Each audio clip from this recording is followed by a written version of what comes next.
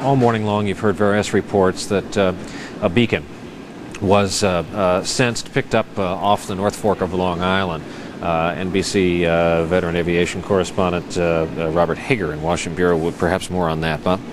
I think the sense we're getting now is that that beacon indeed was picked up early this morning, but that subsequent investigation of it, it turned out that it was not a beacon from a downed plane, and so that is no longer in effect a hot lead. Meantime, there is some new information that would put this plane much closer to the approach to Martha's Vineyard. There are a couple of different sort of fragmentary reports now coming from the Coast Guard, one of which says that the radar of this plane was last seen at 9:39 p.m.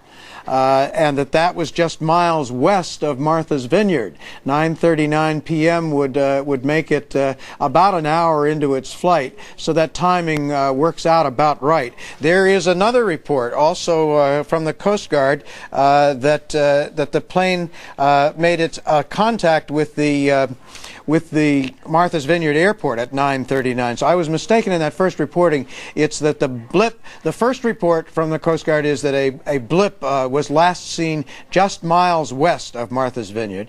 A second separate report is that the plane was last heard from at 9:39 p.m. and the timing of that would suggest that it was up in the Martha's Vineyard area.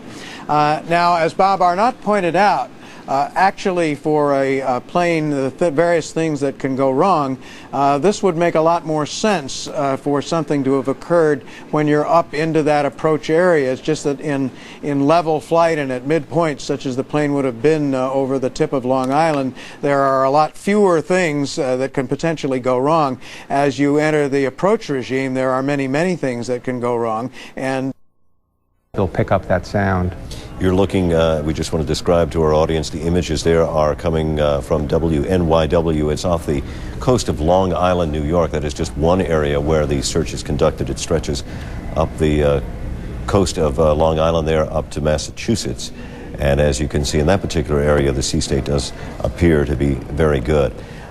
As they try to find this aircraft, Michael, the ELT, we've spoken about it before. This is a device that can go off apparently accidentally, but it is designed to go off in the event of a disaster with the aircraft. Is that right? Right. The Piper is also equipped with transponders used for navigation that communicate with the ground. And in dense airspace, they have to have that on board, but that shouldn't be confused, with the emergency locator, which is only designed to go off upon some degree of impact. I'm not sure what that is, so that it doesn't send a false signal. But let's assume this is a well-working one, and it is going off, and hopefully it'll lead the rescuers. We mentioned the Civil Air Patrol. Tell us a bit about who they are and how important they are in a search of this nature. Well, once again, there's no rules here. This is ad hoc. You cobble together all of your resources, and without regard to necessarily to lines of authority here. So you have the Air Force, probably the Coast. You have the Coast Guard, the Air Force, Civil Air Patrol, voluntary air people from New Jersey, New York, Massachusetts. I mean, everybody who can have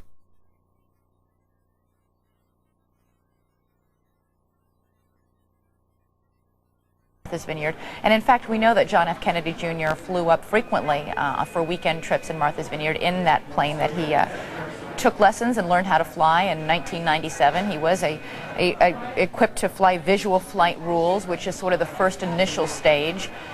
They were flying last night with on that single-engine plane up to Martha's Vineyard with either 3 or 4 people on board. There are conflicting reports, but ABC News sources and Associated Press sources say that John F. Kennedy Jr. and his wife Carolyn Bessette Kennedy and possibly her sister were all on board that plane when it took off shortly after 8:30 last night.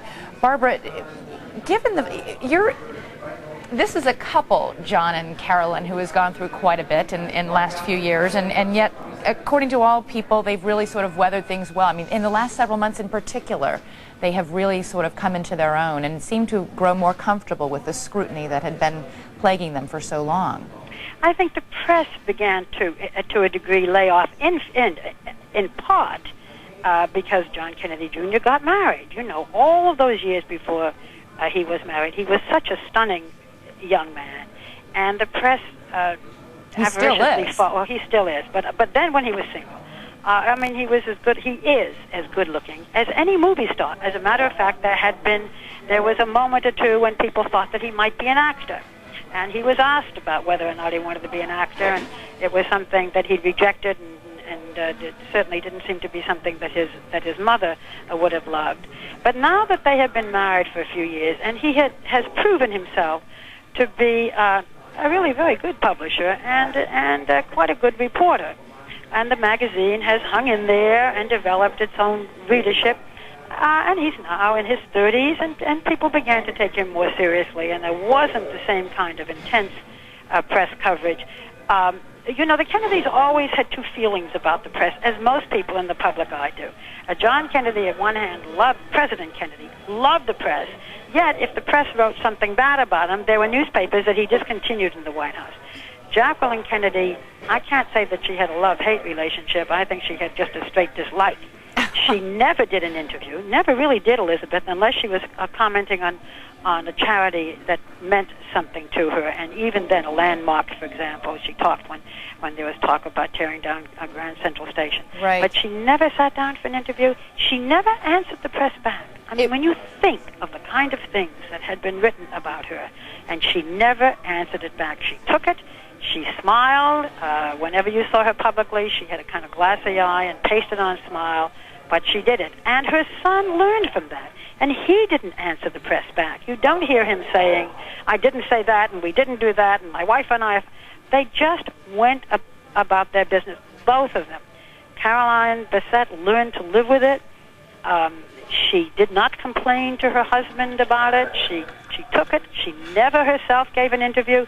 She never answered the press. On the other hand, they never reacted. They never got mad. Absolutely. They never they never hit a camera person or tore a piece of film away. And interesting, Barbara, what Richard Reeves, the Kennedy biographer, just said recently, that he didn't find it so unusual that John Kennedy Jr. would go into journalism, because that was also a love of his father's. Very quickly, I just want to report here that ABC News has learned that the Kennedy family at the compound is planning to hold a mass at the compound, praying for the survival of John Kennedy Jr. and his wife, Caroline, and Caroline's sister, Lauren. The Kennedy family now has a long tradition of holding masses at the compound. When Rose Kennedy was alive, masses were celebrated daily there. Obviously, the family is assembled there for the wedding of Rory Kennedy, which we are told has now been postponed indefinitely. So the family and many of the guests, we're told as many as 275 people already assembled at Hyannisport are gathered there to say a mass, to pray for the safety of John Kennedy Jr. and Caroline. Lisa Stark is in Washington. Lisa, what can you tell me about this? Well, first of all, we spoke a few minutes ago about the fact that this emergency beacon miles west of Martha's Vineyard. Right. I don't know if you're near a map or if you have, but is that in the Martha's Vineyard area, searching for the beacon noise, but searching at random. There's no specific place to go to know that you might be more apt to pick it up there than somewhere else. Bob Hager, thank you. Bob Arnott, who was a pilot frequently on this air route as recently as last night. Bob, let's say you're one of the many pilots coming up the New York to Martha's Vineyard air corridor. What do you do when, say, you're within visual sight of the island? First, when you're probably about 30 miles away, you're going to call what's called Cape Approach on frequency 124.70. They'll then pass you over to the Martha's Vineyard Tower, which is a frequency of 121.4. Is it manned 24 hours a day? These towers tend to close about 10 o'clock at night, these island towers. It's not like LaGuardia or JFK or LAX. We expect them to be open. But if you actually look, and I'm looking at a flight plan route now that would go into Martha's Vineyard, you approach from the west.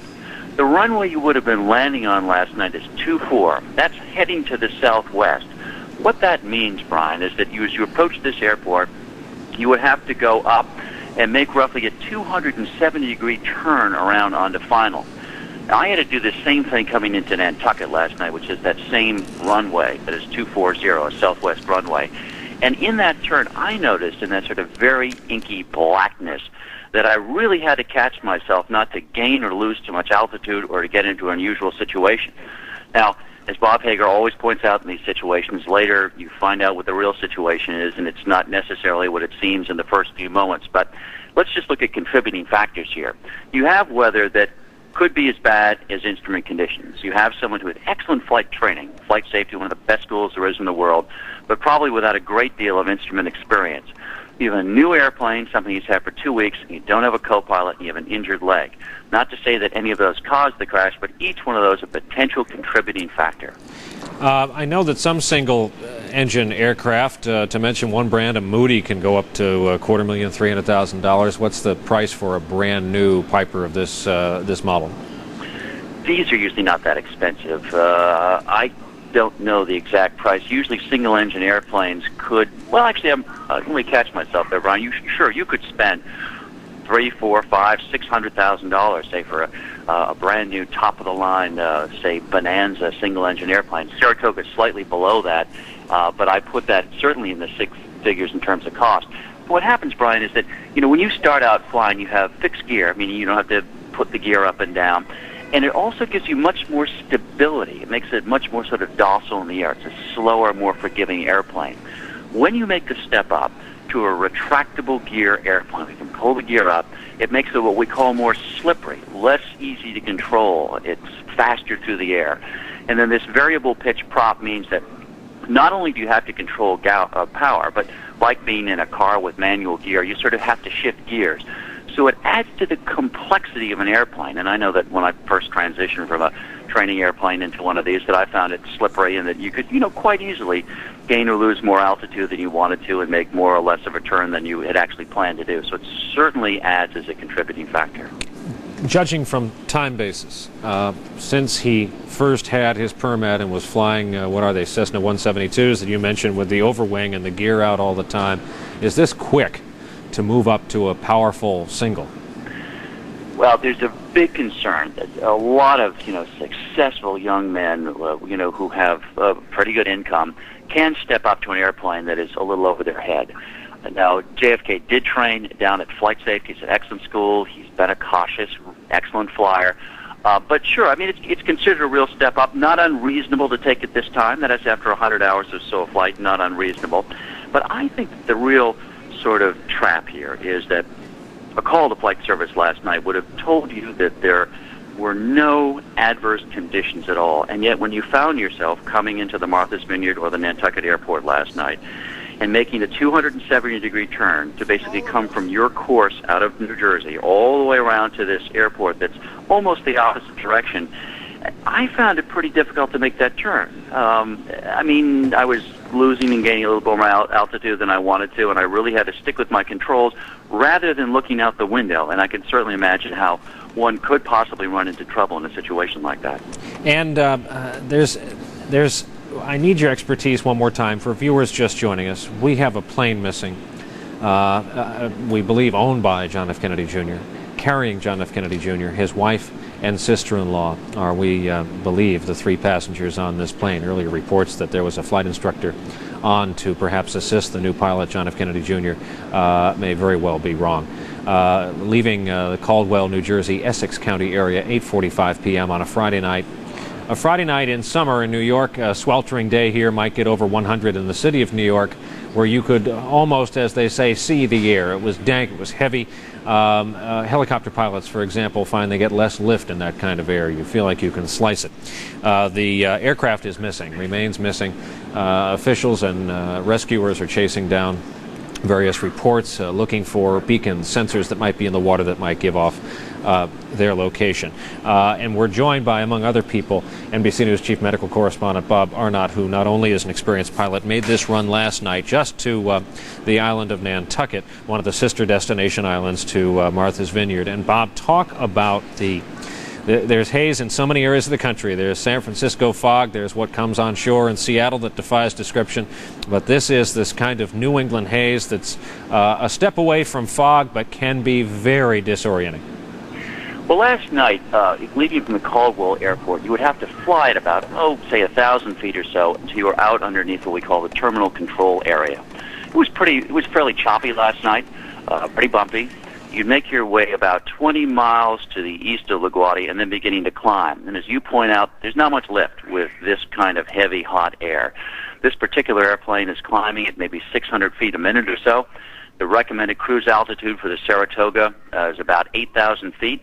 When you're flying eastbound, you have to fly at an odd altitude, say 7,000 feet, plus 500 feet for visual flight rules. So you would imagine you'd be flying 7,500 or 9,500 feet. Now, ordinarily in many parts of the country, you want to get what's called flight following. As soon as you are over water in a single-engine airplane, you have a condition called automatic overwater engine rough, which means that you start to hear things happening to the airplane. It certainly gets your attention, and you usually tune in to one of the frequencies. And it sounds like, from one of the unconfirmed reports, that he in fact was talking to one of these approach frequencies over the water. Now, if you're on an instrument flight plan, you will have a code that you're squawking, say 1356, and they'll see that trace on the radar. However, if your visual flight rules, as he was last night, is one code fits all, 1,200, and there could have been 5 or 10 or 100 planes out there, all with the same code, hard to distinguish one from the other. They would have that on radar and would make it easier for them if, in fact, they're talking to them. They'd have that on the tower tape. They'd have an approach control tape. And they also would be able to look at the actual radar trace to see if, in fact, this plane did disappear. You would call the Martha's Vineyard Tower, and you'd say, this is, say, November 333 X-ray X-ray. I'm 20 miles to the west of Martha's Vineyard. And then they would give you instructions. They'd say, fly course heading 060. They probably made him go a little bit further to the left of his course than he would have. And then he would have been responsible for making the turn back around onto the final approach course. Now, that frequency for the tower there's 121.4, so he would have had to switch frequencies there. He would have been pretty busy in the cockpit, and he would have had some difficulty in actually seeing the airport. And making that transition from being inside the cockpit of the airplane, relying on your instruments and your global positioning satellite system, which is what I'm sure he was using to navigate by, to outside and looking out and seeing where's the island, where's the airport. And last night he would have been looking out and saying, well, gee, I can't see the airport, and maybe I see some lights. And it's quite difficult, even for very experienced pilots, the most experienced pilots or fighter pilots, to basically become quite disoriented as they go from inside the airplane, looking at their flight instruments, to outside, looking out for visual markings such as a runway or lights.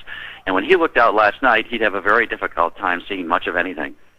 Now, we're watching some of the pictures and from the aerial cameras, and Bob Arnott, if they have to now turn around to search, which we've been led to believe hours ago was 1,200 square miles of water, and as you know, water looks like water out there, and move it up north. Let's assume that something perhaps went wrong on approach to Martha's Vineyard.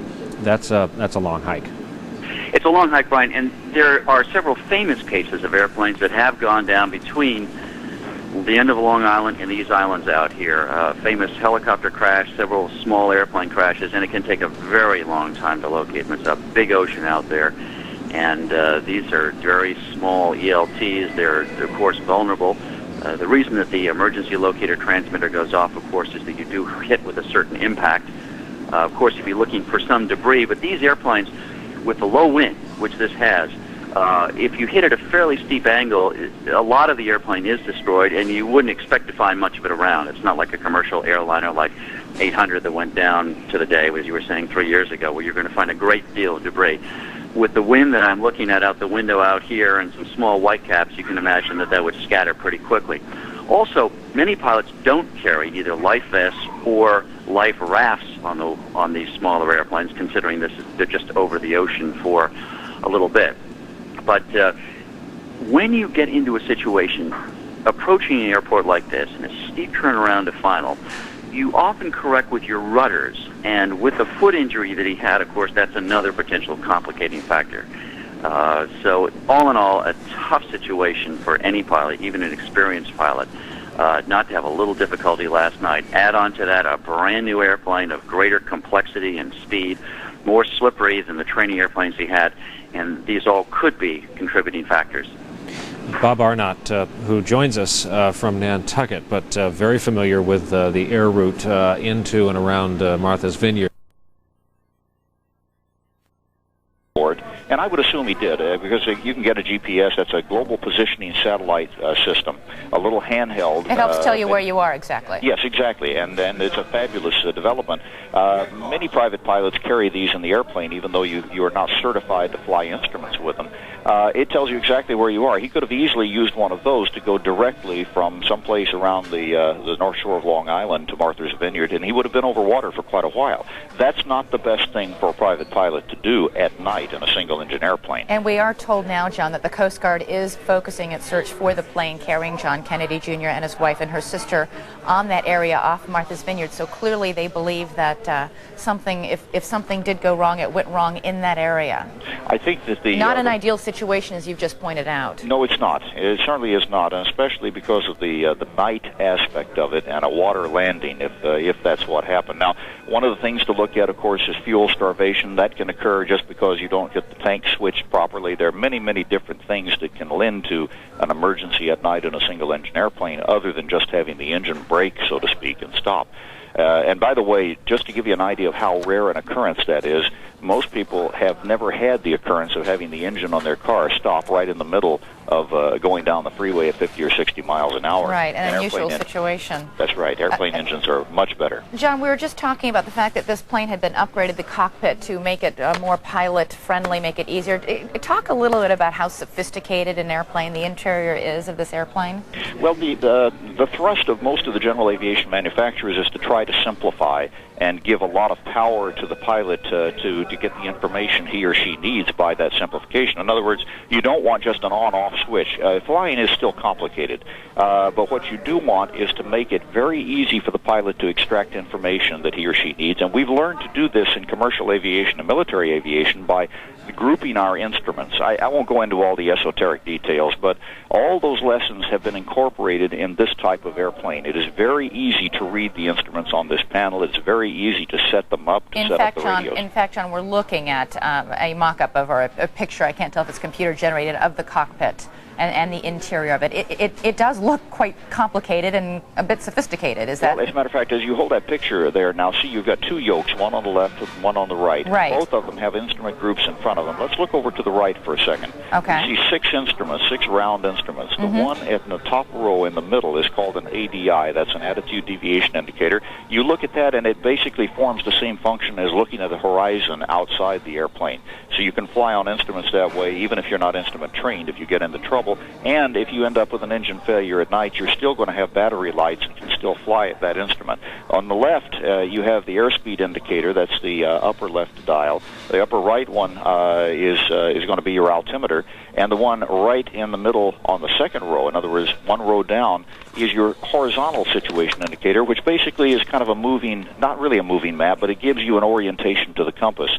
Those two glowing tubes in the middle are electronics that probably include a GPS, and I'm not exactly sure everything I'm looking at here, but it is a very sophisticated state-of-the-art type of panel for a general aviation aircraft. All right, John, stand by for just 1 second. I just need to update viewers who might be joining us right now expecting to see the British Open. We have breaking news this morning. John F. Kennedy Jr. and his wife, Carolyn Bessette Kennedy, and reportedly her sister Lauren, were taking off from an airplane, a small single-engine airplane, shortly after 8:30 last night from an airport in New Jersey, bound for Martha's Vineyard. They never landed. Family members have reported them missing at this hour. The Coast Guard and the Air Force have a massive search underway. They are focusing their search, we are told, on an area near Martha's Vineyard in the water where there are reports of an emergency beacon. At this point, nothing has been found. There is no sign of wreckage. There is no sign of any people in the water, just an emergency beacon, and the fact that this plane has not landed. If you are tuning in to see the British Open, you can tune in on ESPN to watch that. In the meantime, we're continuing with our coverage here. The Kennedys, John F. Kennedy Jr. and his wife, were bound to Martha's Vineyard and then on to Hyannisport, where they were going to attend the wedding of Rory Kennedy. That wedding has been indefinitely postponed right now. The Kennedy family, much of them already assembled for the wedding, is at the family compound in Hyannisport. They have already held a mass where they have prayed for the safety, we are told, of John Kennedy Jr. and his wife. At this point, they are anxiously awaiting any news, as are many others. for hopefully the safety of John Kennedy Jr. and his wife. Let's go back to you, John Nance. You're a pilot yourself. If you run into a problem with a plane like this, what's the first thing you need to do? Maintain aircraft control, and that may sound trite, but you'd be surprised how many people have lost their lives because the first thing they did was lose control of the bird.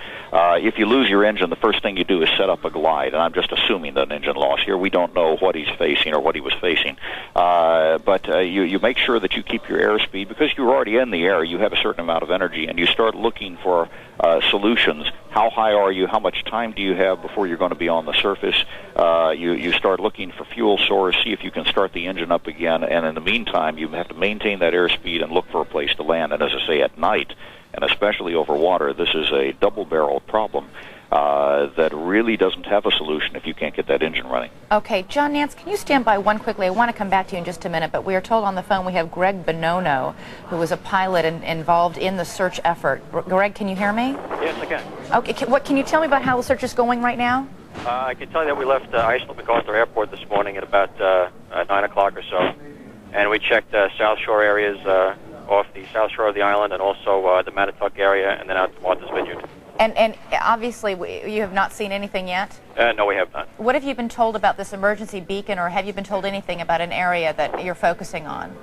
We've been told that there was a signal received on the emergency locator transmitter, but we haven't received that signal ourselves yet. So you would normally be hearing that signal as well? If we were in the area, yes, we would. Okay, but you've been flying in the air and in the area and have not heard that signal? That's correct. So where are the reports coming that, who has heard the signal, in essence? I can't give you that information. I don't know exactly who's been told that. Can you just tell me, like, technically, how is this search being conducted? How are you flying? What are you doing? And how long do you spend up in the air, that sort of thing? We were up about 2 hours this morning. We were attempting to approximate the route taken from, we were told, Colwell, New Jersey, to Martha's Vineyard, and it was a mid-Long Island Sound direct line routing, pretty much. And so you were trying to basically fly the exact same route that he had flown. Are you aware of the exact route? Because we're not aware if he filed flight plans or not. No, this is just an approximation. And on the way, absolutely no sign of anything? No. How many other pilots do they have up in the air doing this kind of searching along with you? We've heard several organizations on the radio. We've heard the Coast Guard, Nassau County's up, Civil Air Patrol is also up. So there are many organizations participating in this. Given that, I'm curious as to, since you've just tried to sort of redo or approximate the flight route that he might have taken, how much of that flight is over water as opposed to land? From what I've been told, most of it is over the Long Island Sound. Most of it is over Long Island Sound? Yes. And the area near Martha's Vineyard, where they're now where we are told they are now focusing this search, is there any land nearby should a pilot run into trouble? There are some small islands between Martha's Vineyard and the Connecticut shoreline, and also between Orient Point on Long Island and Martha's Vineyard. So there are some areas along that routing. I'm just curious, Greg, how unusual is it for you not to be hearing this emergency beacon? Is that something you would fully expect to be hearing? If the beacon is operational, we should hear it. I don't know how long the beacon would have been on, battery condition, for example, on the ELT, but if it was operational, we'd probably hear it. We are told last night that visibility was about 4 to 5 miles, but it was very, very hazy, and obviously it was dark and over water. In those conditions, how difficult is it? I mean, obviously, if something goes wrong, it's how much more difficult does it make it, in essence? I'm not aware of the exact conditions last night. It was very hazy this morning. If it was hazy last night with 4 to 5 miles visibility, it would be difficult at best, I think, to see over water areas. Greg, can you explain why haze poses such a problem? It reduces the visibility. It reduces your forward visibility, and depending on your altitude, could reduce downward visibility as well. Okay, and Greg, what's next? Are you going to go back up and resume searching, or? Yes, we're going to refuel, and we're going to head back toward Long Island and try to parallel this approximate route that he's taken from New Jersey to Martha's Vineyard. So once again, you will try and retrace the route? Yes, that's right. All right, Greg Bono, thanks you so much for joining us. Best of luck with that search. We're going to go now to Kyle Bailey, a pilot we've been talking to. Heavily Irish Catholic areas around Boston who call the Kennedys really family.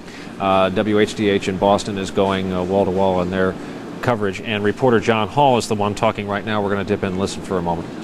State Police is on standby here on the island as we all wait for word. on John F. Kennedy Jr., Randy. All right, Jonathan, hold on there for a minute. I am getting word that the Pentagon will be holding a 1 o'clock, 1 p.m. our time news conference on this matter. Obviously, a couple of branches of the U.S. military are involved, the Coast Guard, and initially the United States Air Force, so we'll be hearing from them in terms of their involvement and what they know. We do also know that the FAA has some information in terms of the final contact last night at 9:39 through the Martha's Vineyard Airport, and we'll be getting an update on all of this information this afternoon, throughout the course of the afternoon. Now, Jonathan, back to you. As you mentioned, so many people there do have a strong feeling for the Kennedy family. They've been residents there and visitors there for many, many years. And obviously this is all very stunning information for the people there. But sure is. We've talked to some people on the ferry coming over here to Vineyard Haven, and they are absolutely stunned. This is a family that has dealt with so much tragedy, beginning with the death of Joseph Kennedy in World War II. His sister Kick also died in a plane crash. Then, of course, the assassinations of JFK, RFK, the death of Michael Kennedy in a skiing accident, the death of David Kennedy in a drug overdose. I mean, it goes on and on and on, and one has to wonder, when is this heartache going to end for the Kennedy family? And those are some of the sentiments that I'm hearing here on the Vineyard. And they do have a strong connection. I mean, it goes back to 1969 with Chappaquiddick, where Ted Kennedy drove off a bridge. I mean, it's a very, very strong connection to Martha's Vineyard and to Cape Cod. Many people stirring about on this, no doubt still steamy there as well, right? I'm sorry, Randy, I didn't catch that. Many people milling about on this steamy Saturday morning? Oh, absolutely. I mean, this is prime season for the Vineyard. There are loads of people here, and people just getting off the ferry, you know, coming over for a nice weekend, and now they're hearing this stunning news. All right, Jonathan Hall will be checking with you a little bit later. Again, Coast Guard is centering their search just off of Martha's Vineyard, looking for the plane that carried the pilot John Kennedy and his wife and her sister. They were to land.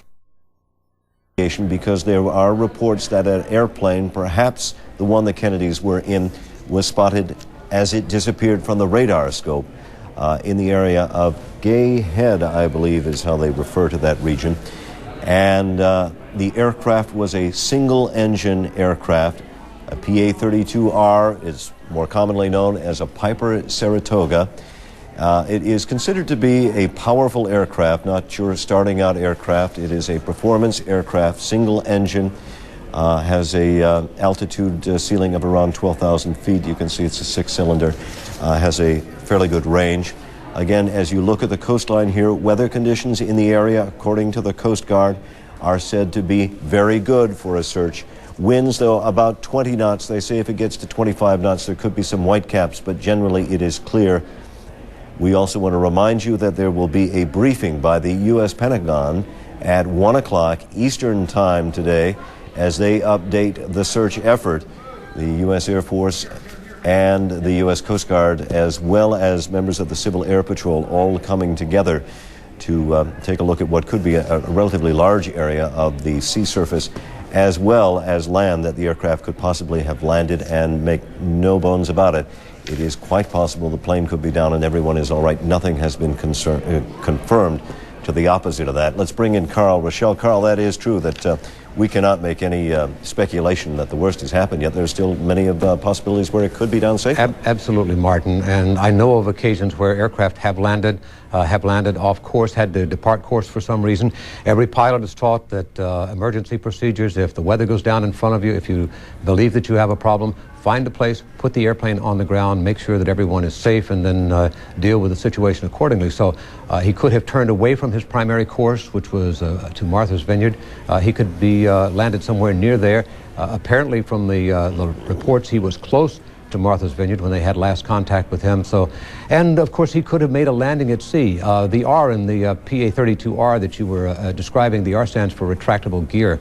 Usually that's the place they put it in the nomenclature for the aircraft. And what that means to you if you're landing at sea is the wheels are now tucked up under the airplane, giving you a smooth surface to put it down on, which makes it quite much easier to land on water If that is in fact what they had to do, then it would be if you had a fixed gear aircraft where you have 2 or 3 landing gear pieces sticking down to hit in the water and trip you. So it would be easier to land the aircraft on water. It probably would not stay afloat for a long period of time, but it could stay afloat for a substantial period of time. And remember, you described it as a powerful airplane. It is a powerful airplane, and it is a good cross-country cruise aircraft.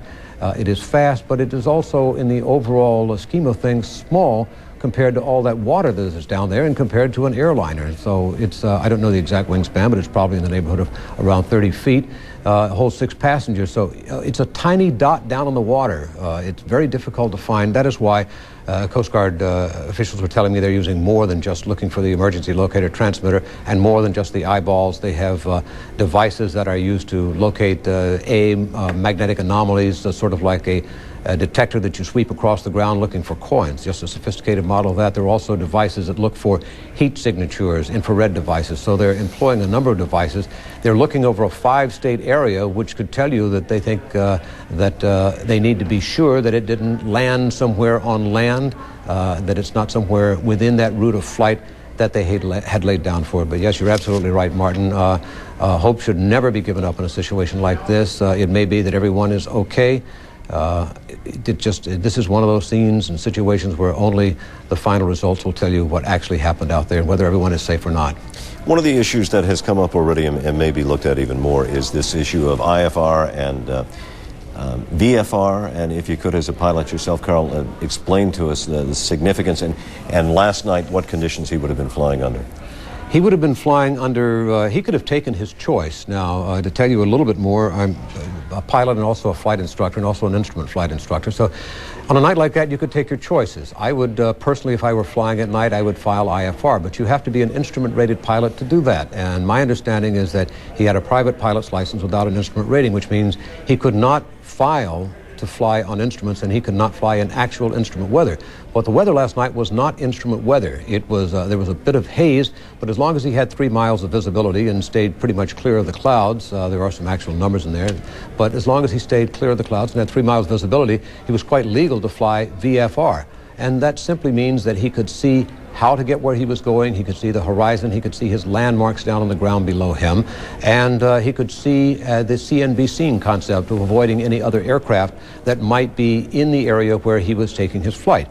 IFR is really not a factor in this, only in the sense that the weather was noted to be VFR, not IFR. If the weather had been instrument flight rules, or IMC, as some of the more sophisticated people call it, for instrument meteorological conditions, what that means is you do not have the visibility, you do not have the ceilings, and there's a very strong probability that you are going to be flying inside of a cloud. And without training in how to fly an aircraft on instruments, it's a very hazardous thing to do. You can lose control of the aircraft very quickly, and that's why it is prohibited. So to have flown under instrument flight rules, he would have had to have A, been qualified, and B, the airplane would have had to have been qualified, and he would have had to. Flight plans are mandatory when you fly under instrument flight rules. So he would have had to file a flight plan, and there would have been one on the record showing his exact departure time and his route of flight and the checkpoints along the route of flight as he checked in and talked to the air traffic controllers, and he would have been on radar the entire time. Now, I understand that the aircraft was identified on radar, but unless you are in a terminal control area and have been assigned a radar, a transponder squawk. Now here I'll throw another factor in here that and I'll try to explain that. Transponder is a device that is on board an aircraft that is interrogated by the radar signal. As the radar signal hits the aircraft, it interrogates the airplane and says, who are you, what are you, where are you, and what's your altitude. Under VFR rules, the airplane sends back a 1200 code, 1200. That's what you have set in the window of the transponder. And it says, I'm a VFR aircraft, and it has altitude readout, so the transponder will tell the radar controller what your altitude is. And beyond that, there is nothing on there. Very often flying under instrument flight rules, the controllers will tell me that I have an unidentified aircraft at such and such an altitude and flying in such and such a direction, and you should keep your eyes out for that, because even though you fly under instrument flight rules, you're not always in the cloud. You can do it on a VFR day, it's fine, and it's good practice. So the transponder would have been in there and would have been squawking 1200, and that would have shown a VFR aircraft flying in that vicinity. It would not have shown an IFR aircraft. But beyond that, the IFR is not a significant factor because the weather was not instrument flight weather. It was VFR, and he was flying VFR, which does not require the filing of a flight plan. It's good practice. It's recommended that you file a VFR flight plan with estimates on your actual departure time, and if he had done that, you would have known the actual departure time, because when he took off, he would have had to open the flight plan from the aircraft. He'd have had to call the controllers and say, this is aircraft such and such with a tail number. Would you open my flight plan to Martha's Vineyard? And he would have had an exact time of takeoff and a time of arrival. And when he didn't show up at Martha's Vineyard within those time parameters, within a half hour to an hour when he was supposed to be there, the FAA would have initiated a search on their own. Martin. Carl, let me interrupt you for a moment as we swing over to Orland Sidney to get her information regarding the weather situation both last night and today. And particularly of interest, Orland, is this question that some have brought up, the issue of haze. Well, as you can see, this picture that we're looking at right now that we just saw, that was a hazy picture. That gives you an idea of what we're talking about. It's kind of, imagine light fog, and I use that really loosely. It's just a little bit of visibility obstruction. It can obstruct your visibility very greatly, down to 4 miles we have seen, but again, as Carl Rochelle pointed out, not down to the instrument levels. So that area we're certainly concerned with as far as the haze. This is another factor that we have thought up here in the Weather Center. We're kind of beating our brains out to figure out what could be going on. Notice that the sunset time for yesterday was pretty much close to what it is today. 8:26 for Caldwell, 8:13 for Martha's Vineyard. When you get close to sunset in the twilight time, the haze can become worse. You can actually see less visibility in those areas. So depending upon the flight time, whether or not he was flying in the daylight, that might have affected visibilities as well. Martin? Orland, thank you very much. Recapping for you now, an intensive air and sea search is underway for the private plane piloted, it's believed, by John F. Kennedy Jr. On board with him is thought to have been his wife and one other person. The plane is overdue, disappeared last night. It was expected in Martha's Vineyard around 10 o'clock. It did not show up, and a search is underway along the Massachusetts and New York coastline. There is no confirmation beyond the fact that the plane is simply overdue. We are going to take a break now. Our coverage will continue with Frank Cisno and Gene Randall in Washington, and Darren Kagan will be joining us from Atlanta. In the meantime, I'm Martin Savage. You're looking at someone who just bought a home. Everyone is waking up and realizing that we are covering a potentially very, very sad and serious story, the missing aircraft of John F. Kennedy Jr. Everybody's heart has to go out to the Kennedy family, whatever political views people have had. This is an elemental event which, in a way, unites us all. We'll end on that. Henry Kissinger, thank you.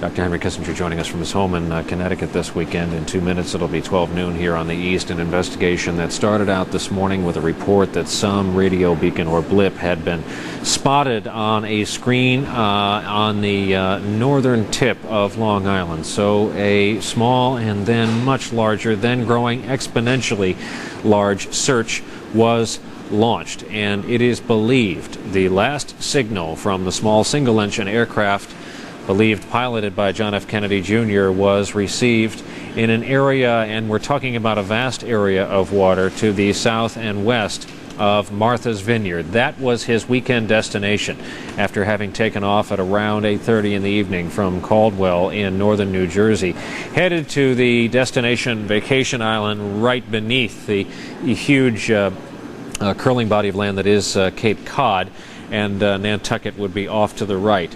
It can be tricky business flying in that portion of the Atlantic Ocean on a very, very superheated hot night, as was last night. Fog was not an issue, apparently, but some of the haze might have been at different levels of the atmosphere, though the night was suitably clear, so that at least one pilot we've been in contact with this morning was told of no obstructions to free and clear flight up to the northeast.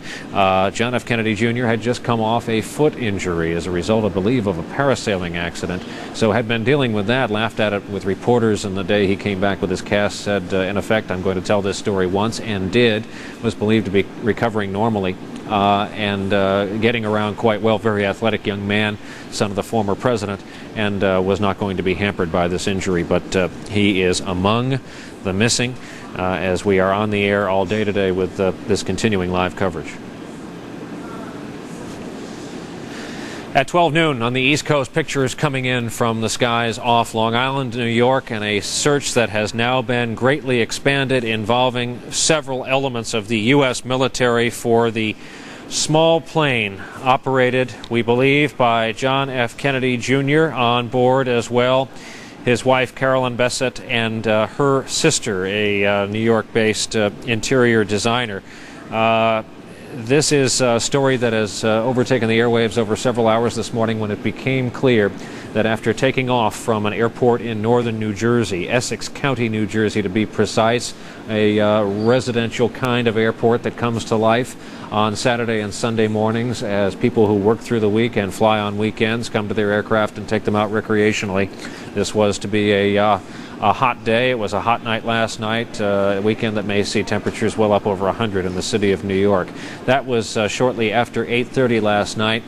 We're told the last signal, and NBC's Robert Hager has advanced this story, the last signal heard or seen from this aircraft was in open waters just beyond what could be called Long Island Sound to the south and west of Martha's Vineyard, the final destination.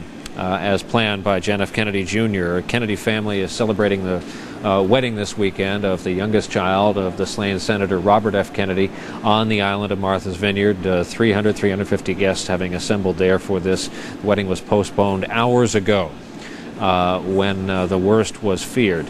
Senator Edward M. Kennedy and his office in Washington and constituent offices in Massachusetts are heading up the family effort to find out more information, and the sea and air effort are being headed really by, as far as we know right now, seemingly two separate locations. One in Boston, Mass, to control the immediate waters around that city and the Cape, and another at Langley Air Force Base in Virginia, where so many elements of the American Armed Forces are involved.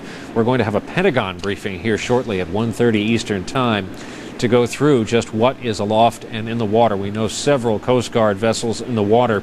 Up above, at least one C-130, a lumbering, propeller-driven cargo aircraft normally that is often used for search purposes. It can flow low and slow over the water at an altitude of about 100 feet if it needs to. Also among jet aircraft, the tri-engine Dassault Falcon, several are owned by the Coast Guard, and of course the always present Coast Guard helicopters up and down the East Coast are joining in this search. It will be very tough to spot wreckage, if that is indeed going to be the outcome of this story, from such a small, relatively small aircraft. We are duty-bound to remind you it was 3 years ago today, to this very date, that off the coast of East Moriches in New York's Long Island, we heard of the downing of TWA 800, a 747 full of passengers bound on an overnight flight for Europe. We have a correspondent station throughout this area of the East Coast waiting on word that the search will perhaps turn up something, and no one is waiting with more anxiousness than members of the Kennedy family. Their compound located in Hyannisport, Massachusetts, nearby town center of Hyannis. NBC News correspondent David Gregory is standing by with an update. David? It has been a very tense morning, and the crowd around Hyannisport and the Kennedy compound continues to grow. People who know the Kennedys in the neighborhood, and of course the media crush continuing to grow as well. Just a short time ago, Brian, about 10 minutes ago, a family mass that was hastily convened about an hour ago on the porch of Ethel Kennedy's home here on the compound concluded. This was a mass that included about 50 family members, as you pointed out, many of whom were gathered here for such a joyous occasion, the wedding tonight of Rory Kennedy, John F. Kennedy Jr.'s cousin and the daughter of the late Robert F. Kennedy. You can see the tent that is in the distance on the compound, right on the water, on what would be a hazy and hot evening. 6 o'clock was the schedule for the wedding. That has, of course, been postponed. Senator Edward Kennedy, as you mentioned, here on the compound, along with Congressman Joe Kennedy as well, other members of the family coordinating. Hey, David, hang on for 1 second. Surely. From Hyannis, we're going to go to Washington, our Washington bureau, and our bureau chief there, Tim Russer. Tim, what do you have of late you can add to this? Brian, a family member has told some friends that the plane was on approach to the Martha's Vineyard Airport when the contact was lost. They believe it was about 10 minutes out from landing. So the search now is very focused on that area. Preliminary reports earlier about beacons off this Long Island Sound and so forth, they now believe, in fact, were erroneous, that their contact was made with the plane as it was on approach to the Martha's Vineyard Airport about 10 minutes out from landing. And that's where the focus is now as we speak. All right, Tim Russert, with that late word, this had been theorized that perhaps the last signal was heard. Aviation maps, and we have one of them here, we'll have a clearer version of it, have radiuses, various radials around the airports. This, I believe, yes, is the Martha's Vineyard Airport, showing various approach patterns we've highlighted and the directions one must come in on final approach. Dr. Robert Arnott, a veteran pilot, said on the air a few minutes ago that the approach last night, given the winds and weather, was from the southwest. That would mean someone coming up the east coast, looping around and landing. So it is then, if it's believed for some reason it was 10 minutes out, airspeed and distance can then be computed so that, and I'll bring Robert Hager in here to prove me right or wrong, so that we can now figure out distance-wise to move this search. Bob Hager, correct? Yeah, well, what's interesting is, I mean, if a Kennedy family member has told friends that, you have to work backwards. That's coming from some bit of positive information. So you have these reports that that radar contact was lost, or the thing I keep hearing is that contact was lost. Now, that may mean that they have the radar blip. It may mean that they were actually in voice contact. We just don't know at this point.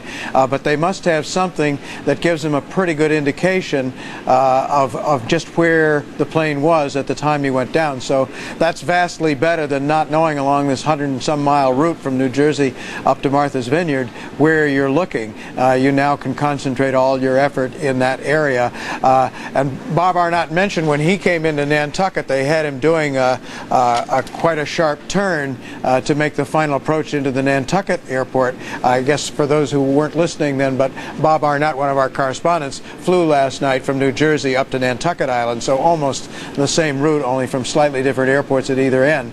And he reported it was very hazy, and he said as he came in, had to do that sharp turn. So if you're doing that sharp turn in the haze, you're in a single engine plane, engine could have quit. I mean, these are just a sort of a laundry list of the kind of things that could go wrong, but it's certainly a lot worse for something to go wrong when you're on final approach and there's not much difference in altitude between you and the sea below. Certainly a much higher chance for some tragedy as though it may have occurred in this case. Bob Hager, perhaps across the way in the Washington Bureau. Tim Russert can put a finer point on this. Tim? Brian, the family, as you might expect, is really despondent. The mass that David Gregory was referring to was said by Father Jerry Creedon, an old family friend, and it was in the tent in the backyard exactly where the wedding party was held last night in anticipation of today's ceremony.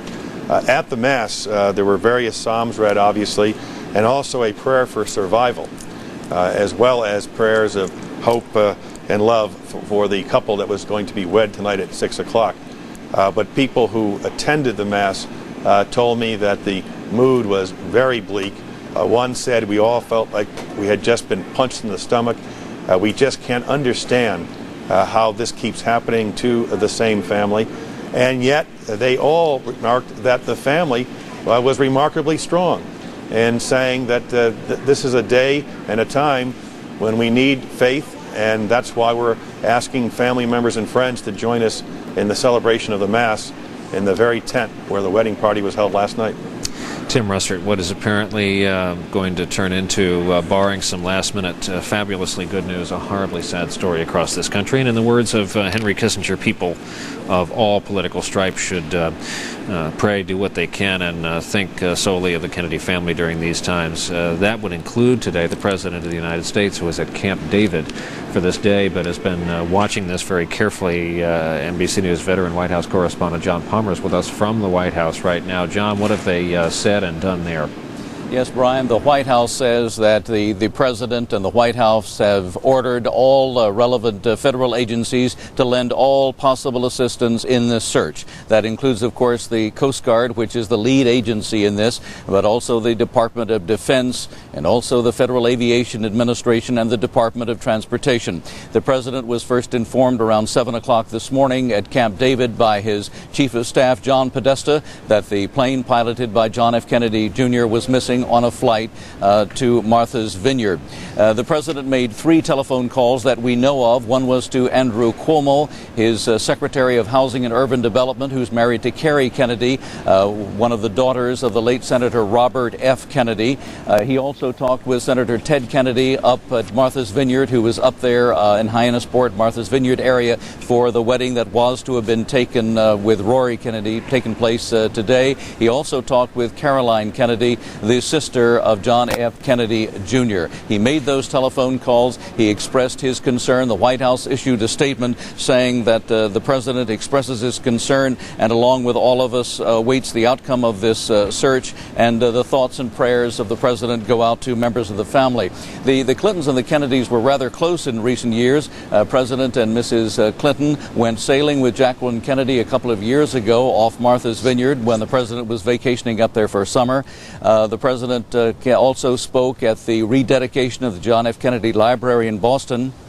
And President Clinton also spoke at the funeral service for the late Jacqueline Kennedy, the mother of John F. Kennedy Jr. So there is a closeness there, and the White House staff is in. The press secretary is in. It is though it is a weekday here at the White House. Everyone quite concerned, knowing what this blow, if it turns out to be the tragedy that some suspect it may be, what this blow means to the country and certainly to the family and to the President personally. So they're following this very, very closely today. Incidentally, a little sidebar here. A short time ago, I was looking into the Oval Office when one of the White House staffers was taking a couple of people, tourists, by to look into the Oval Office, and there was the desk, the famous desk that was used by John F. Kennedy and a number of other presidents, now used by President Clinton, and that was the desk, of course, that John F. Kennedy Jr. was seen as a young boy, three years old or so, peeking out from under while his father smiled and was working there at the desk, and John F. Kennedy Jr. was a young son of the President. So a lot of feelings about that here at the White House today. Brian? John, thank you. On a hot and sad Saturday morning at the White House. And what John says about the complete White House payroll showing up for work today underscores this nation's relationship with the Kennedy family. This is a potential tragedy from sea to sea and coast to coast, and will get worldwide attention, has so far, even since we are in the middle of a vast search. NBC News veteran aviation correspondent Bob Hager in the Washington Bureau. Bob, what new developments have you? Well, one thing, I just made a quick little map here because I haven't got the graphic, but if this is Martha's Vineyard, and it's best known for Vineyard Haven here where the ships come in and all. The search, we're told, is concentrated down here in this area of a Gay Head. It's best known to tourists for a really outstanding lighthouse that's there. So that would indicate that perhaps the plane was on its approach in here. The airport is here about in the middle of the island. There's one other piece of information. I always wondered why, if this wedding was at Hyannisport, the landing point was on Martha's Vineyard, but apparently what that was is that they were going to drop off John F. Kennedy Jr.'s wife Carolyn's sister Lauren. That was the third passenger in the plane. There was John F. Kennedy Jr., his wife Carolyn, and then her sister Lauren was along. Lauren was to be dropped off at the Martha's Vineyard airport, and then the plan was, Coast Guard confirms this, for the plane to take right back off immediately and then hop on over to the mainland, to the Hyannis airport, to be near Hyannis Port. All right, we're learning a lot more. That confirms a lot of what people have been speculating, Bob, and thanks that this was a waypoint, a drop-off for New York-based interior designer Lauren Bessette, the sister of the wife of John F. Kennedy Jr., Carolyn. Interestingly, Carolyn Bessette's income for the past few years has come from the Calvin Klein company. She was hired to handle, and there are many of them in the city of New York, they're big-ticket, so-called fashion clients.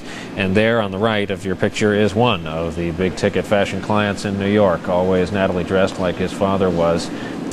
He asked any American woman or any reader of People magazine, he seldom looked bad. as he came of age as a young man and was, of course, voted routinely one of the most handsome figures in the United States, sexiest man alive by People magazine at least once. Few people got the press coverage John F. Kennedy Jr. has received over the past few years. We are also dealing with, as Bob Hager reports these new details, and we here look at aviation maps. Let's go to Bob Arnott, a neighboring island in Nantucket. Bob, you made the flight last night. If these reports of the last report from this aircraft 10 minutes away by air in nautical miles to Martha's Vineyard, where would that put it? Is there any way of calculating airspeed and distance together like that? Sure. Brian, if you look at the flight plan route, most of these modern airplanes, including the Saratoga, have a GPS, a global positioning satellite system. Out of the Caldwell, New Jersey airport, they would have to go just slightly dogleg to the north to get around the Teterboro airport. And then going GPS direct, as Bob Hager pointed out, this goes right dead on over Gay Head. And Gay Head, of course, is the western part of Martha's Vineyard Island. Now, on your flight map there, if you look, you'll see that the Martha's Vineyard Airport has two runways. They have one that runs 2406. That is basically you could land either northeast or southwest. That's the bigger runway. That's the way the winds were running last night. There's a smaller runway, 1533. The winds would have been opposite direction. In all likelihood, they would not have used that. So the question is, from Gay Head, what would have happened? Would you have gone to the northern part of the island, that is up over Vineyard Haven, and then down and around making that 270-degree turn, or would you have gone along the south coast, then made what we call a left downwind, that is you're paralleling runway 24 and make a run and in. Now, what complicates this, Brian, is that Martha's Vineyard and Nantucket have fairly strict noise requirement rules. They don't want you flying over the island if at all possible. So to set up for this runway, the additional complication in terms of a search pattern would be that you would have to guess whether he then went from Gay Head north up over the water and then circle around 270 degrees to flight runway 24, or whether he made the easier turn along the south coast. So basically that search pattern then would take you from off of Gay Head, which would have been the direct route, to either a left turn over the north coast of Martha's Vineyard or a right turn along the south coast.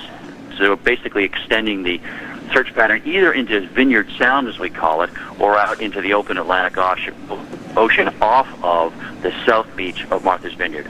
Bob, tell us how big an airport this is. Can it handle jets? Is there a terminal per se, baggage return, all of that?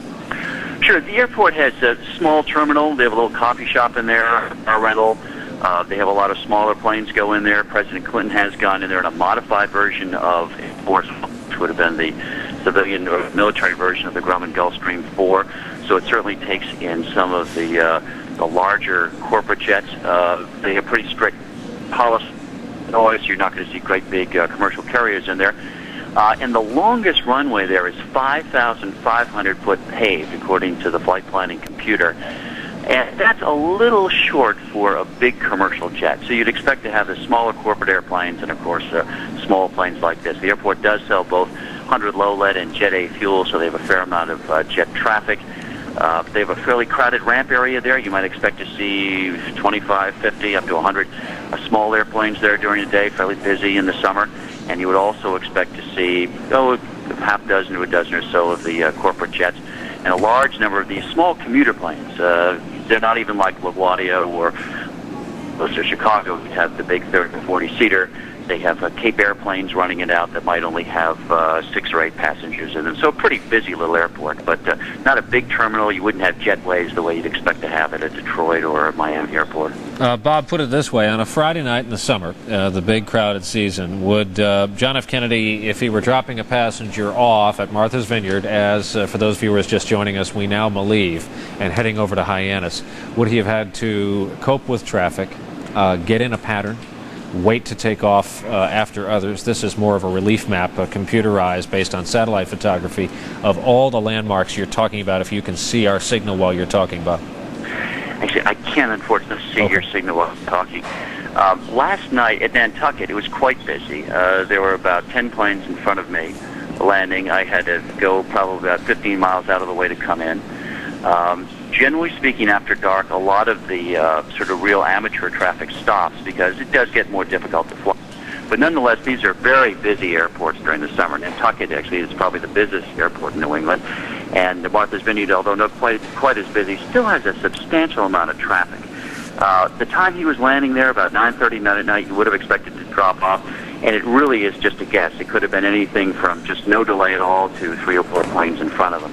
But not a substantial delay and no holding, as you might expect coming into a large New York airport. Right. Bob, hang on a second. We're joined by a former head of the NTSB from the great state of Arkansas, Jim Burnett, who obviously is an aviation expert of some note. Mr. Burnett, thank you as always for coming on the air with us. Good to be with you, Brian, except under these circumstances. Absolutely, and sadly it seems like that's the only reason we ever discuss anything on the air, and based on these readings we're getting, that perhaps the last signal from the aircraft was 10 minutes out as they were latching on to final approach. How would you conduct this search? You've got a lot of equipment and aircraft now down south, tip of Long Island, that need to be diverted, correct? I would think so, unless that's already in process. Unfortunately, 10 minutes out can still give a very large search area. However, being able to exclude the southern end of this route certainly helps a lot, and knowing that an approximate location, even though it's 10 minutes out with a half circle, for instance, is a lot of territory to cover. Now, on this particular aircraft, the Saratoga, and people will forgive me if we talk about wreckage here for a moment. We have no confirmation of anything at all that either did or did not happen to this aircraft, but what kind of a wreckage field are you talking about if it goes in? Well, that depends on the angle of impact to some degree. If control was lost and it went in a steep approach to the water, then you might have a lot of breakup, but you'd have floating debris which you could spot. If it goes in at a very low angle, it could basically land and sink, and then you may have a different pattern altogether. So, and all of that, of course, is speculative, but the only good news is that we've had is that they had some communication and are able to reduce the search area. At that time of night, if you want to talk to somebody, an official in a tower, and even if the towers aren't up and running for 24 hours a day, who do you reach from that location? Is it, we've gone over this, but some of our viewers may not know, is it Boston Center? Is it some of the more regional towers? Well, I'm not familiar with operations in and out of Martha's Vineyard, so I wouldn't want to say. I got the description there from your NBC correspondent, who apparently is familiar with it, but beyond that, I wouldn't be able to add anything. And Mr. Burnett, finally, as small aircraft go, this is certainly airworthy. They have a lot of miles on them. You see them all over the country. They do fly commercial flights. Some small so-called puddle jumper airlines do use these to get people from point to point. Are you familiar at all, and can you tell our viewers what happens when, as a pilot, you are confronted by the kind of thick haze that a July night in the New York area can produce?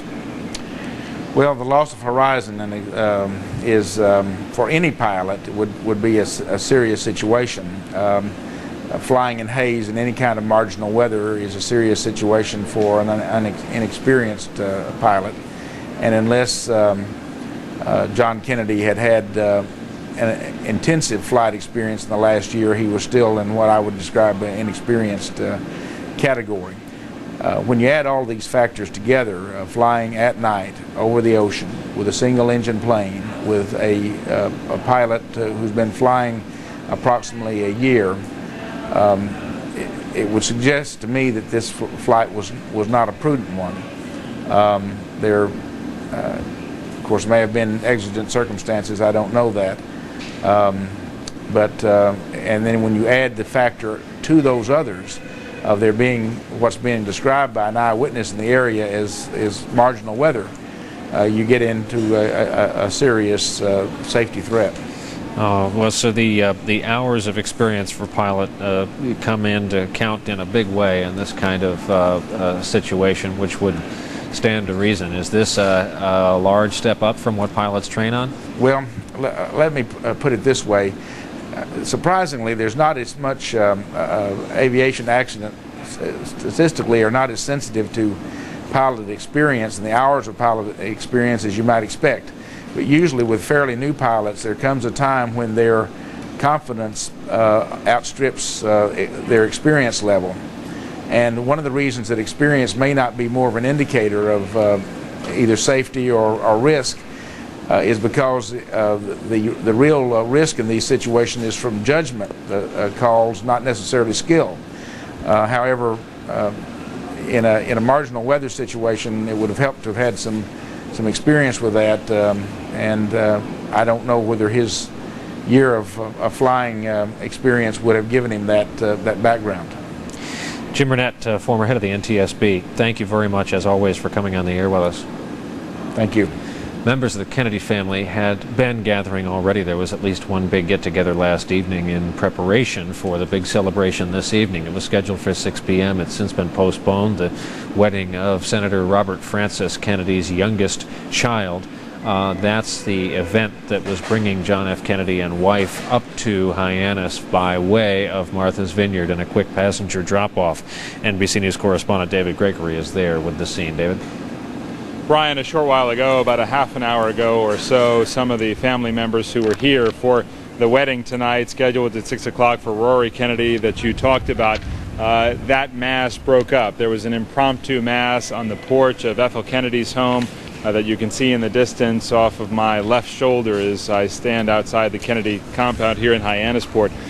This was a mass that was put together because the family members who have been so concerned all morning long since Senator Edward Kennedy first learned about the flight, the plane being missing, and the wee hours of the morning. Everyone sort of congregated here.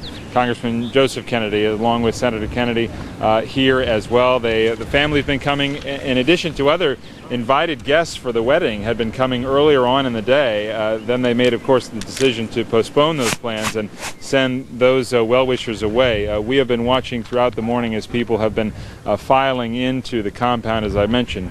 Mass and prayer, private prayer throughout the morning, now breaking up a little bit as they stand by and wait for more word. Brian, I can no longer hear you, but that's our latest report from here. No, I can't hear you. Go ahead. Okay, David Gregory from Hyannis, thank you. And we have this being attributed to friends and colleagues here as we come up on 12:30 Eastern Time. John F. Kennedy Jr., who had sustained a foot injury and was wearing a cane for some time here lately because of a kind of a parasailing event that he suffered. He was using a cane lately, thought to have just had his cast removed. He had told colleagues on Friday, presumably at the office in his publishing house in New York, that he was making the trip this weekend up for the wedding, and that he mentioned wanting to fly with an instructor because of his foot.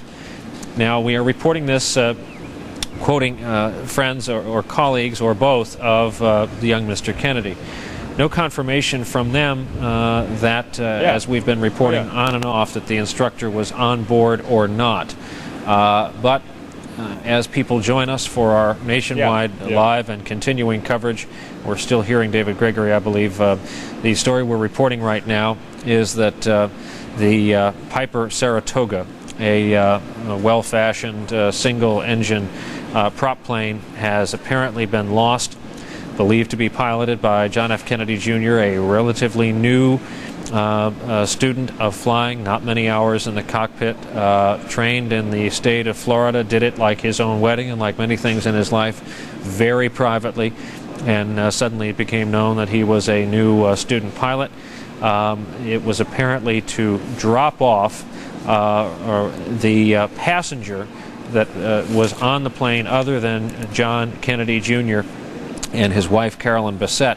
Lauren Bessette of New York, was being dropped off, interior designer by trade in New York, being dropped off at Martha's Vineyard for the weekend. The Kennedy party of two was going on up to Hyannis, the family compound, and the location of tonight's planned wedding of Rory Kennedy.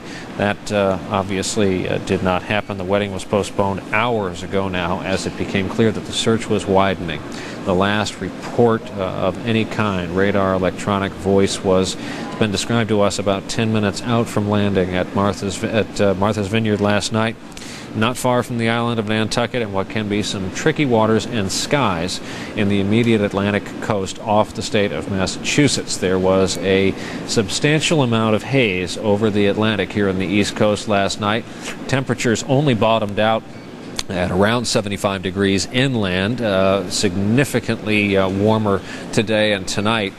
You could almost see the air, as I'm sure many can identify with, in the metropolitan area last night. Add to that a sea temperature of about 70, and again, we're approximating about a 5 difference sea to air temperature ratio, and some of the haze that hung around at a certain altitude, it has been theorized already this morning, could have been a factor in this approach. We have aerial pictures as shot by our NBC station WHDH of what Martha's Vineyard looks like, and you can see there. This was what the hours that could still be called this morning.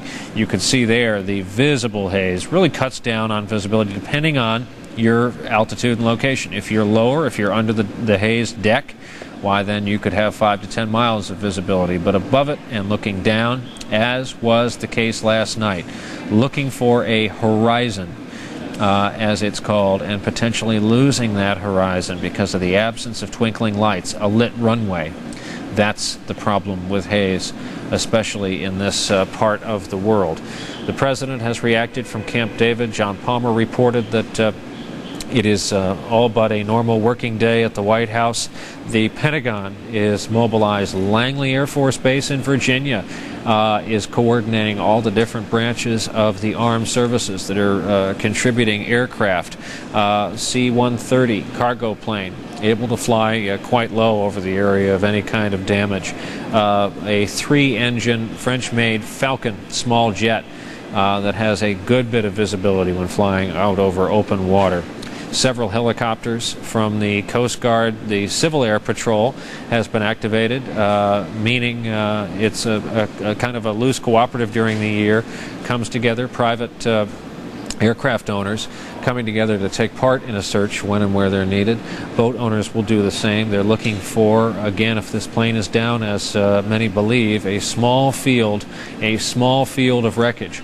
On this, the 3rd anniversary to the day of the startling and frightening pictures that came into this newsroom 3 years ago tonight of the burning wreckage of TWA Flight 800 off East Moriches on the lower coast, southern coast of New York's Long Island. John F. Kennedy Jr. has attracted a stunning amount of attention in this country. Every move he makes, he has become used to in his private life, dealing with the paparazzi, the tabloid media. The moments recorded on film, moving and still, include fights with girlfriends over the years, and even a mundane trip shopping or a bicycle trip through New York. Usually there is someone trailing John F. Kennedy Jr. Privacy comes at a huge, huge price to this young man, the scion of the John F. Kennedy political legacy.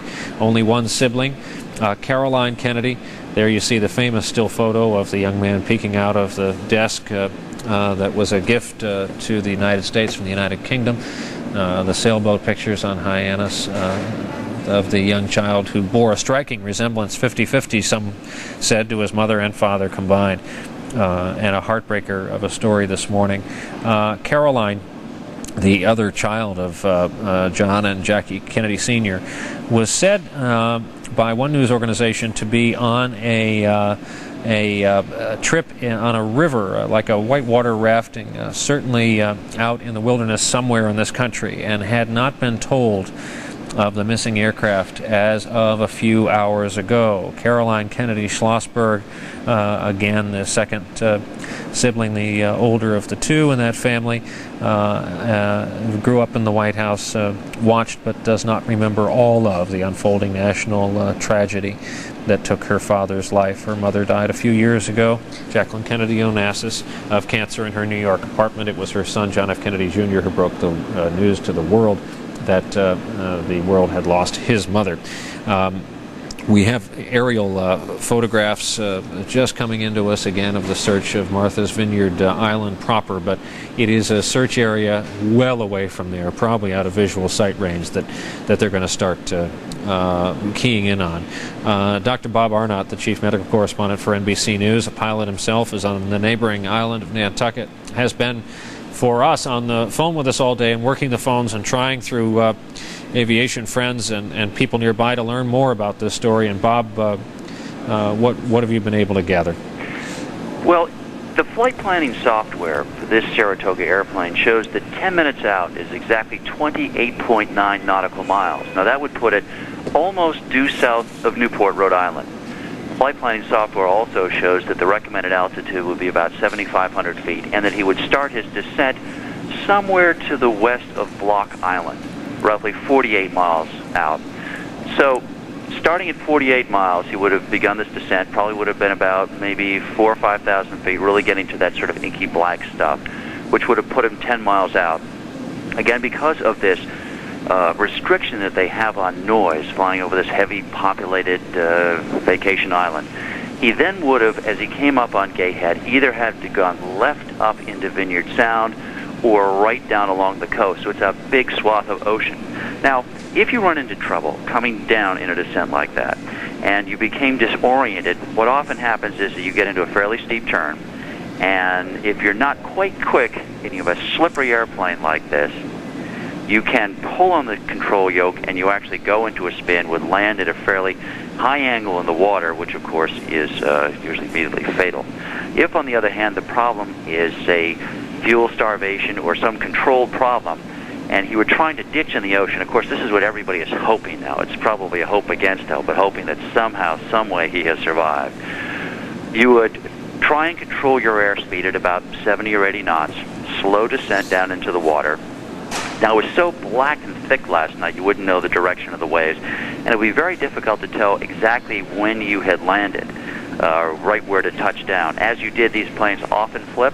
They will stay up for a period of several minutes. You're fumbling around trying to find a door. There's water pressure against it, and one would hope, I guess against hope, that he did survive and was able to pull himself out of the airplane. In this very, very unlikely scenario, he would have to open up the cockpit door of the airplane and then get himself out into the water. And of course, at 72 degrees, it is survivable overnight, although it's unlikely he would have gotten to any life gear. Again, an unlikely scenario, but it's really one of two at this point that we're looking at. Worth repeating, Bob, but if we were to draw a circle putting Martha's Vineyard in the center of it, and you just gave us the stat, how many nautical miles in a circle around Martha's Vineyard, and we know the flight path, so it doesn't, a real circle into the Atlantic doesn't count, was this aircraft?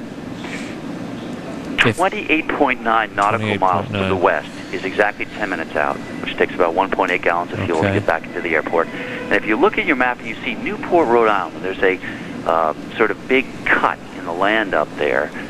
You'll see Newport on a little sort of peninsula. And if you come due south from that, that would be the beginning of the search area, assuming you're 10 minutes out. Then as you go out towards the vineyard, you would have to then split the search area both to the northern and the southern edges of the island, and probably out 5 or 10 miles from shore, assuming that you wanted to practice good noise abatement, as we call it. So it basically would be an area from, I would think, Falmouth, Massachusetts, down all the way across the vineyard, out into the ocean, probably the length of the vineyard, and then coming all the way back to Newport, Rhode Island.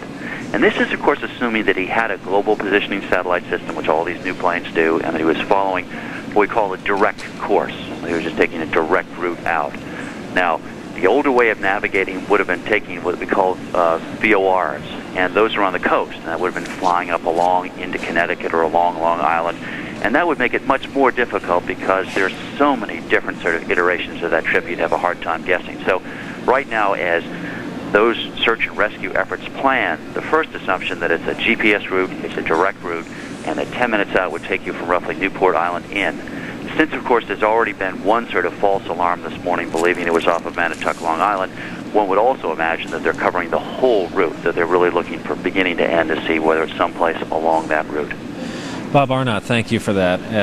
Helpful to us as well to narrow our conversation here to what is likely. What perhaps they will find, as the hopes of many people are the following, that perhaps an aircraft intact with 3 intact passengers, including one pilot named John F. Kennedy Jr., will somehow be found in the next few hours somewhere along a route that would have taken him from northern New Jersey to his eventual landing point of Hyannis by way of Martha's Vineyard, where he planned to drop off a passenger, Lauren Bassett, the sister of his new wife, Caroline Bassett Kennedy.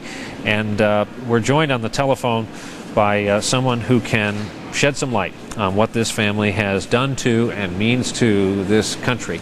That is presidential historian, author Doris Kearns Goodwin, who has written extensively, including one of her many books about the Kennedy family. And Doris, I'm curious as to how your thoughts have been running this morning. Oh, it's just such a sadly familiar story. You know, that sense of hearing it and thinking, how many times are we going to keep hearing it about this family? You know, it goes even further back, of course, than John Kennedy's assassination to his 2 older siblings. I mean, Joe Jr. dying in a plane crash in World War II, and Kathleen, the favorite daughter, in a private plane in 1948 when she was only 28 years old. And then, of course, Jack and Bobby by assassin's bullets. It just seems a never-ending thing. Every time you talk about it, it sounds so trite to talk about how can this family endure so much, and then you hear one more thing, if this is true. That's right. It becomes a kind of set of national talking points. And I was reminded earlier, let's not forget Edward Kennedy's crash in the woods of Massachusetts. And Ethel Kennedy lost several members of her family in a private plane, and of course Michael Kennedy's skiing accident. You know, I remember once talking to Rose Kennedy when she was about 90 years old, and she said she was absolutely convinced that if her children could come back, that even though they had these shortened lives by such tragedies, they would still choose to be who they were because of the adventure and the excitement and the hugeness of the lives they had lived. And I remember thinking, I don't think I could ever choose that for myself, knowing that it would mean never watching your own kids grow up. If this is true for John Jr., never having children. And yet the adventure and celebrity at Rose's 90-year-old age seemed to make up for the shortness of the years. As we look at pictures of the landing strip, the runway that Dr. Bob Arnott was talking about there at Martha's Vineyard, the intended first stop on what was apparently a 2-hop flight last night in the private single-engine plane. Doris, we're going to go to a briefing at Hyannisport that's going on outside. Let's hold and listen in. I'm really not at liberty to get into all of those. Frank, did you find out if there were 4 people, if there was a flight? There's no further information beyond what I provided earlier in my earlier statement. What about the latest report, Brian, that in fact the final communication came on approach to Martha's Vineyard? As I said, I can't provide any further information on the status of the search or contacts. I'm Brian, sorry. Is Caroline here, or do you know where she is, or if she's coming? As far as I know, Caroline is not here, and I don't have any details about the comings or goings of particular family members here. Do you know if she was going to be here for the wedding? Family members are here. There's always a danger of going into a list because you'll leave someone overlooked, but suffice to say that Mrs. Kennedy's children are here, their spouses, grandchildren. Senator Kennedy is here, much of his family as well. Is it still believed that there were just the 3 people on the plane? Is there any update on that? As I said, no, there's no update on that, not beyond what I said earlier today. Has the president called the senator? I don't have any information on that. Was Caroline supposed to be here for the wedding? I don't have a final invitation list from a family members, so I have nothing to say about Are that. any family members going to go to the vineyard this morning? I'm sorry? Any family members planning to go over the vineyard? I don't have any information about travel plans. I'm sorry, I just don't have much to add beyond what I said earlier. So what are people doing right now? Australian television. I was wondering if you could just repeat what any statement that the family has made. If you No, I'm sorry. I'll as I get an update, and I'll try to give you. There's just very little information right now. Can you so there's explain not. the mood in the compound for us, please? We just got here. I'll come out and make another statement later when I have any further information. I'm sorry, I don't have much to add. I know you've all been very patient, and as soon as I get solid information, I'll try to provide it to you, but I can't give you any prediction of when that will be, Brian, because we're all just waiting. Was there a party or some kind of event here last night in which John Kennedy was trying to get to? There was a rehearsal. There was a rehearsal dinner, but I'm not sure where it was held. When did family first have concern? In the area I don't know. Pardon me? When did family first have concern, and when did things really start getting trouble? Well, I don't have chapter and verse on that. I know that calls were made beginning at least very early this morning. So I'm sorry, I don't have anything else to add. I'll keep checking. Have any of the family moved from here over to Martha's Vineyard with it? I don't have any information about Brian, that. was the plan for John to drop Carolyn's sister off at the vineyard and then come here? That's information we were given earlier and that I provided earlier. I don't have anything to add to that. Is Caroline Kennedy here?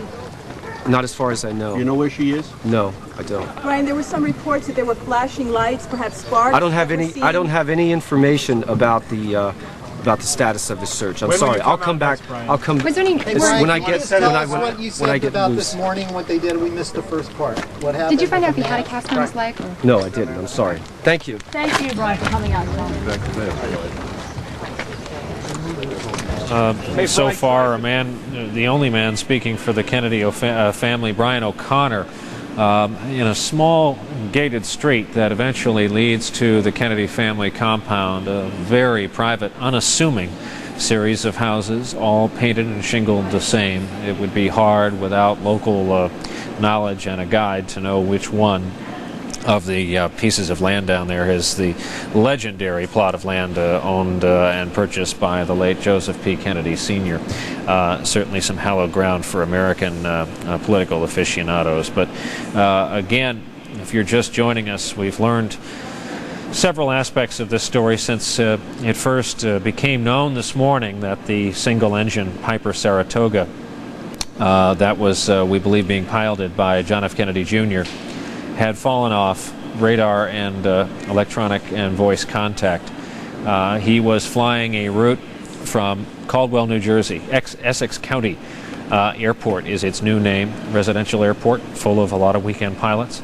Up Long Island Sound, this bit of water that separates New York's Long Island from the coast of Connecticut and Rhode Island. Up a very standard route at a standard altitude, apparently right up to Martha's Vineyard, where he was going to drop off his sister-in-law, Lauren Bissett, of New York City, and then continue on, presumably, to Hyannis with his wife, Carolyn Bissett, his relatively new wife, John F. Kennedy, enjoying his relatively new hobby of piloting an aircraft. NBC News correspondent Robert Hager with us from our Washington Bureau. Bob? Brian, the position at which we have the reported last contact from this plane, if it was indeed 10 minutes from the runway at Martha's Vineyard Airport, that might put it about 15 miles southwest of the airport, and that we're told by sources would be a logical place for him to make his contact with the Martha's Vineyard Tower, announce his presence, reel off the call identification of the airplane, and tell him where he is 15 miles southwest of the airport reporting in.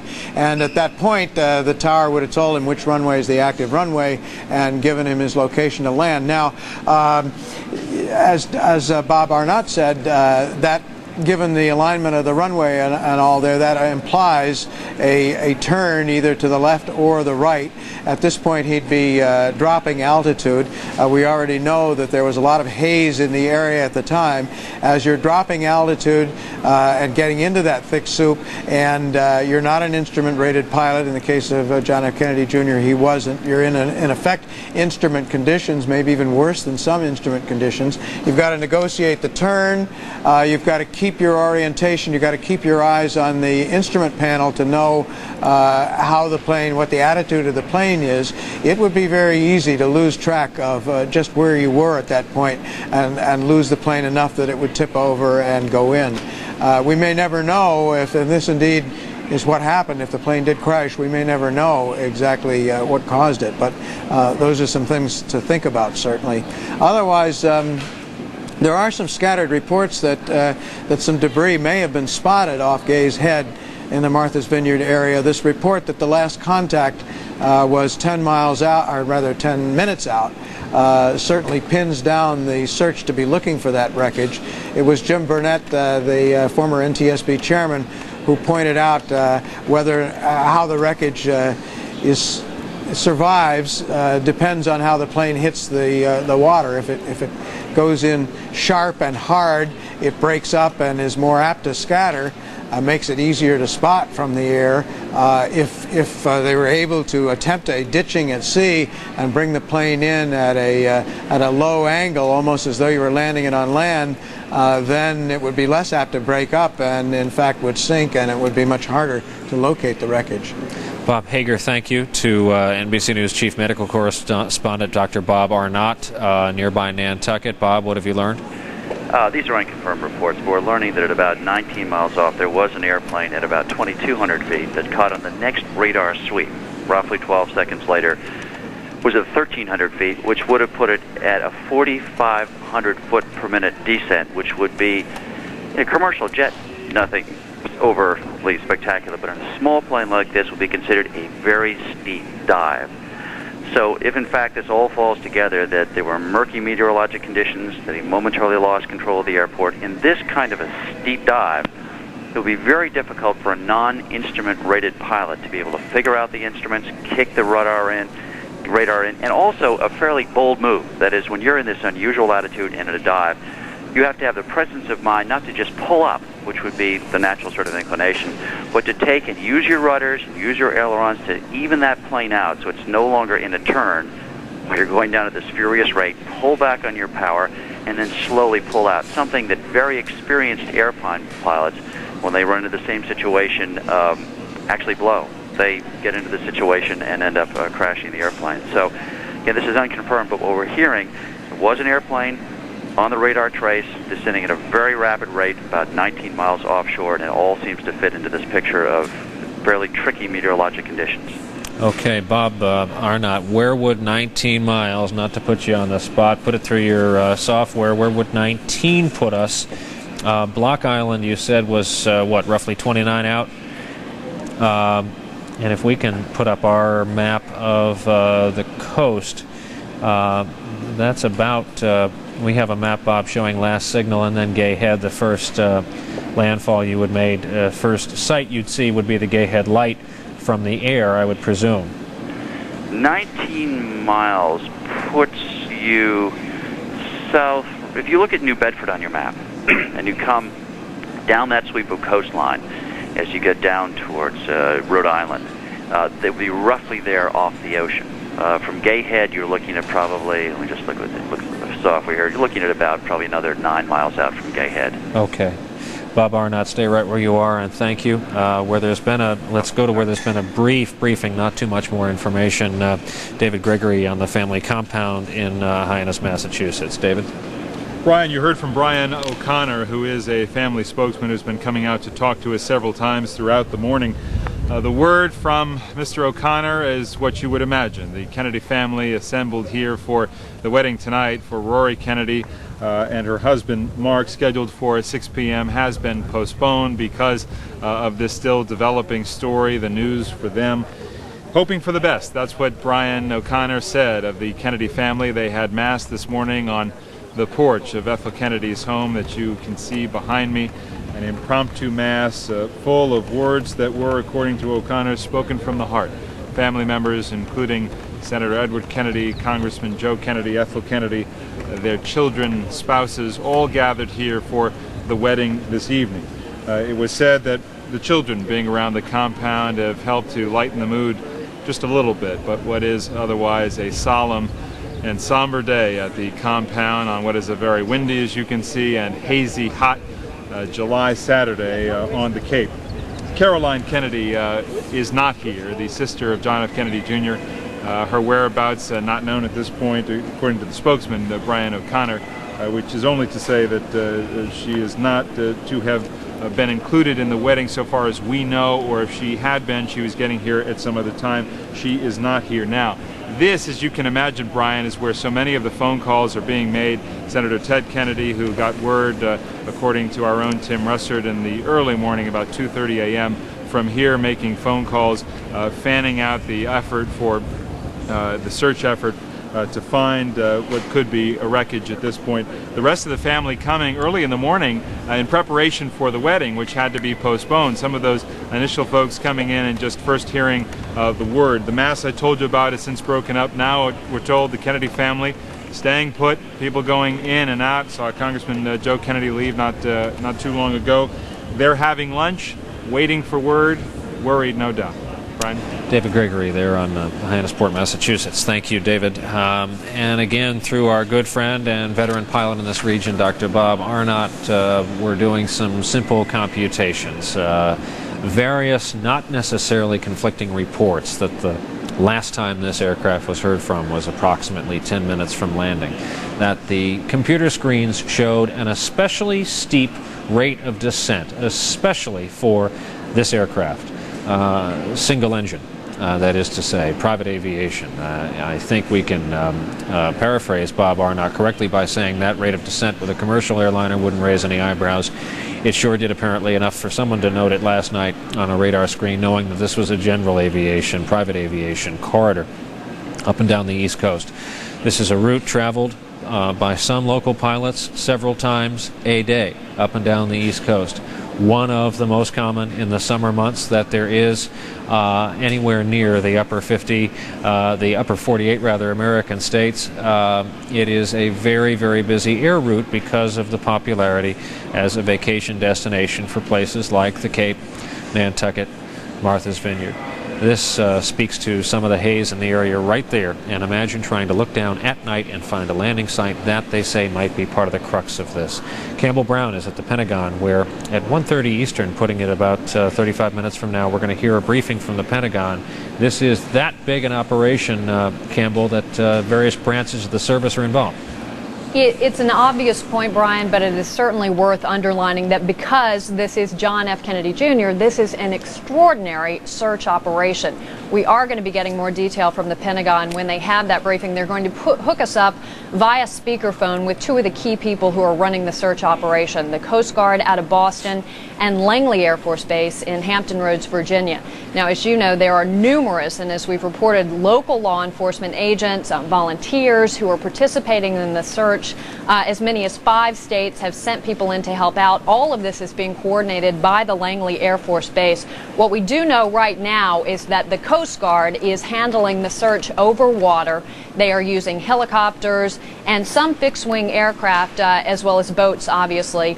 For the search over land, the Air Force is handling that. We don't know at this point, that the plane did go down in the water, if it went down at all. There are a lot of questions. So they are doing an additional search over land, and they have brought in some Air National Guard C-130s to help out with that search. And I think, Brian, it's absolutely clear that the quick response we are getting from the Pentagon is sending the message that they will spare no resource with regard to this search. That is clear. Campbell Brown at the Pentagon. A brief program note here to NBC television stations across the country. Some of you will be leaving this part of our continuing coverage and joining a network special report with my colleague Tom Brokaw out of New York. NBC News coverage will continue, however, all day long and into the evening here on MSNBC for others. Again, the analogy might be trying to look for something on the bottom of a pool where the water is cloudy. That is a very accurate picture of how hazy the air is here in the Northeast, where inner city temperatures go up to and over 100 degrees, where you can see the air and it looks like you ought to be able to slice right through it. That was the conditions, as close as we can find out last night, when a new rookie pilot, John F. Kennedy Jr., was trying to land a plane apparently on Martha's Vineyard, one hop over to Hyannis for a wedding with his wife and sister-in-law, the hop on Martha's Vineyard to drop off a passenger, his sister-in-law. And it's been speculated and testified to by veteran pilots that to try to find landing lights down there in the midst of that kind of haze, especially with a non-instrument trained pilot, and that's a whole different category of flying an aircraft. There's visual and there's instruments. Would have been very dicey. We've had various reports of a very quick rate of descent, various reports of a last electronic contact about what has been said almost generically 10 minutes from landing at Martha's Vineyard. That figure can vary. There's 10 minutes and there's 10 minutes depending on airspeed, but most of these are pretty much in a known corridor, known to all surrounding pilots.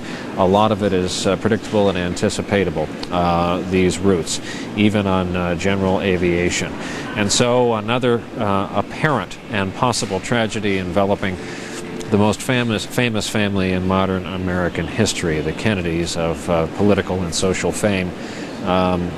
The scion of the John F. Kennedy wing of the family, his existence is now threatened and some danger today as we're talking here about a search and rescue effort for what would hopefully be an intact fuselage. What would the horrible outcome of this would be wreckage on the surface of the water from the small plane, but Americans will not soon forget, those of a certain age, the enchanting young lad who grew up in the White House and grew up to be a magazine publisher and all kinds of other things later on in life. We've been joined by a number of guests on standby in our various studios as we cover this story across the country. Jim Burnett is a former head of the National Transportation Safety Board. He hails from the state of Arkansas, is everybody's favorite expert in times like this on the recovery from an apparent crash, which is what we're talking about here. And Mr. Burnett, talk us through the make and model, Piper Saratoga. People hear the word Piper, they conjure up usually a very tiny image of an aircraft. This one is not so tiny as single props go, correct? Well, yes, that's true. It's a fairly advanced airplane for a single-engine propeller plane. Many of them are also equipped with inflatable life rafts, and I don't know whether this one was. I think it's probably likely that it was, given the area of the country it was operating in. We're going to pause. We always are doing this morning, going right to WHDH, the NBC station in Boston, for some development they have right now. Being checked on by state police as we speak. Chief, what other developments do you have? Was there a distress signal about 20 miles off the coast?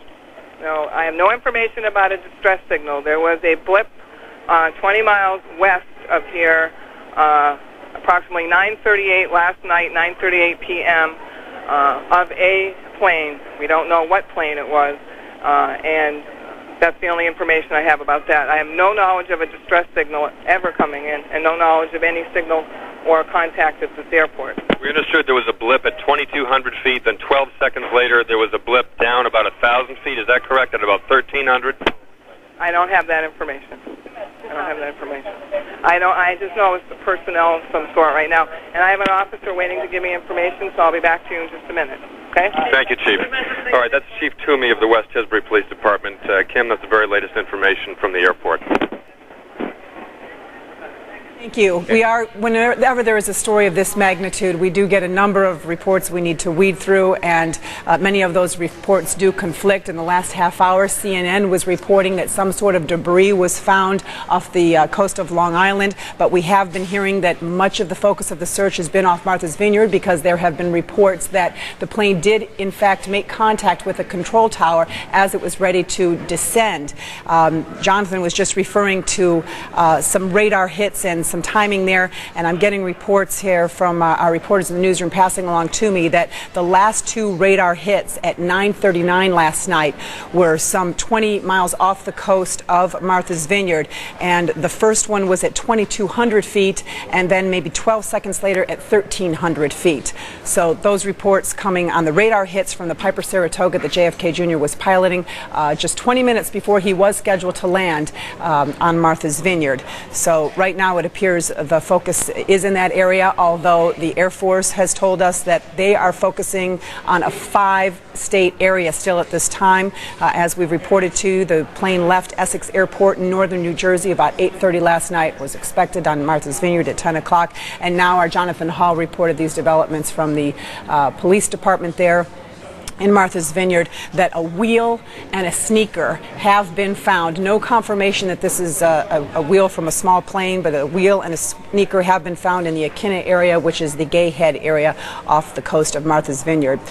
We are planning on joining NBC or MSNBC for a Pentagon briefing that is due to happen any time, and I think we're going to join that as we speak and see if. All right, our NBC station, WHDH in Boston, repeating and reporting details that we were aware of and chose not to, lacking confirmation. Some stray reports of generic wreckage, some of it specific, but all of it needs to be looked at suspiciously because of, A, what we're learning about this flight path apparently in what could be the closing moments of John F. Kennedy's attempted flight from northern Jersey to Martha's Vineyard, and B, just that all kinds of things are heard, said, spotted in this kind of highly charged atmosphere. There has been an apparent tragedy in the skies and perhaps in the open ocean that separates Long Island and the outer islands of the recreational area of Massachusetts with the eastern seaboard. A small plane being piloted by a new and rookie pilot, John F. Kennedy Jr., on board his new wife, Carolyn Bessette, her sister, Lauren Bessette. A drop-off for the sister at Martha's Vineyard so she could go on about her weekend, and then the Kennedy couple planned to go right on over a very, very short flight, about 8 minutes in the air, over to Hyannis. The aircraft, the Saratoga, made by Piper, a very, as one pilot put it this morning, forgiving aircraft, has a good tolerance. You see the engine cowling up there. This is coming off the internet where a lot of information on this make and model is available. The wings come out from under the aircraft as opposed to a lot of the starter aircraft that have the wings on the roof. That is the gear right there, notably on this aircraft, retractable gear that just means more speed and stability in flight. Once up, of course, a gear button is depressed. The gear are confirmed up by a light on the dash. There are pictures of John F. Kennedy's one of his walkthroughs around his new Saratoga. The tail number on his specific aircraft indicates his initials. He was very proud of his new pilot's license, thought it a great hobby for him, a great use of his time. He got his license originally, got his training at Flight Safety International. No reason to think that firm is anything but living up to its name. It's got a fabulous record of the training of pilots, private and commercial, down in Florida. He took off and snuck away down to Florida to get his license, and then it became known when he came back that he had gone on to another calling. Still, all the while, was a magazine publisher of the new venture, George, a journal of political zeitgeist, criticism, guest columnists, several notable by-name staff columnists. Did not get the early readership or ad pages. I think it's fair to say that parent company and publishers and journalists working on it truly want it in their heart of hearts. But several people depend on it monthly as kind of a good read in the city of Washington. Certainly an interesting look at the kind of celebrity that Washington can give to lawyers and lawmakers. So he was enjoying that career, and rumors that he'd been approached for many, many political offices, most of them in New York State, and had turned them all down roundly, but hadn't said no, flat no, to the idea of entering politics later in his life, joining all the legendary members of his family. This is a videotape that was actually funny. He had come back from treatment of a broken foot, was showing up at work one day, expected all of these reporters and photographers, and made a joke about his injury. He'd been, I think, parasailing is the correct way to describe it, and really banged up his foot. It was in a cast for some time. Just prior to this weekend, an acquaintance of the family tells NBC News the cast came off. He was walking with the assistance of a cane. Talked about this weekend trip, this weekend flight, again quoting an acquaintance, and perhaps having an instructor along. We have since verified here this morning that when an instructor is in the front row with a designated pilot, even if it's a low cockpit hours trainee pilot, the person in the left seat, traditionally the pilot's, the driver's seat, is in control of the ship. You can pass control if there is a redundant set of controls on the right. That is not true with every aircraft. But John F. Kennedy, had he been flying with a flight instructor, would have been flying this plane in every sense. The rumors that an instructor was on board, rumors that started circulating this morning, have been all but totally knocked down, and we're down to thinking this was a flight of 3 passengers. John F. Kennedy Jr., Caroline Bessette, and Lauren Bessette.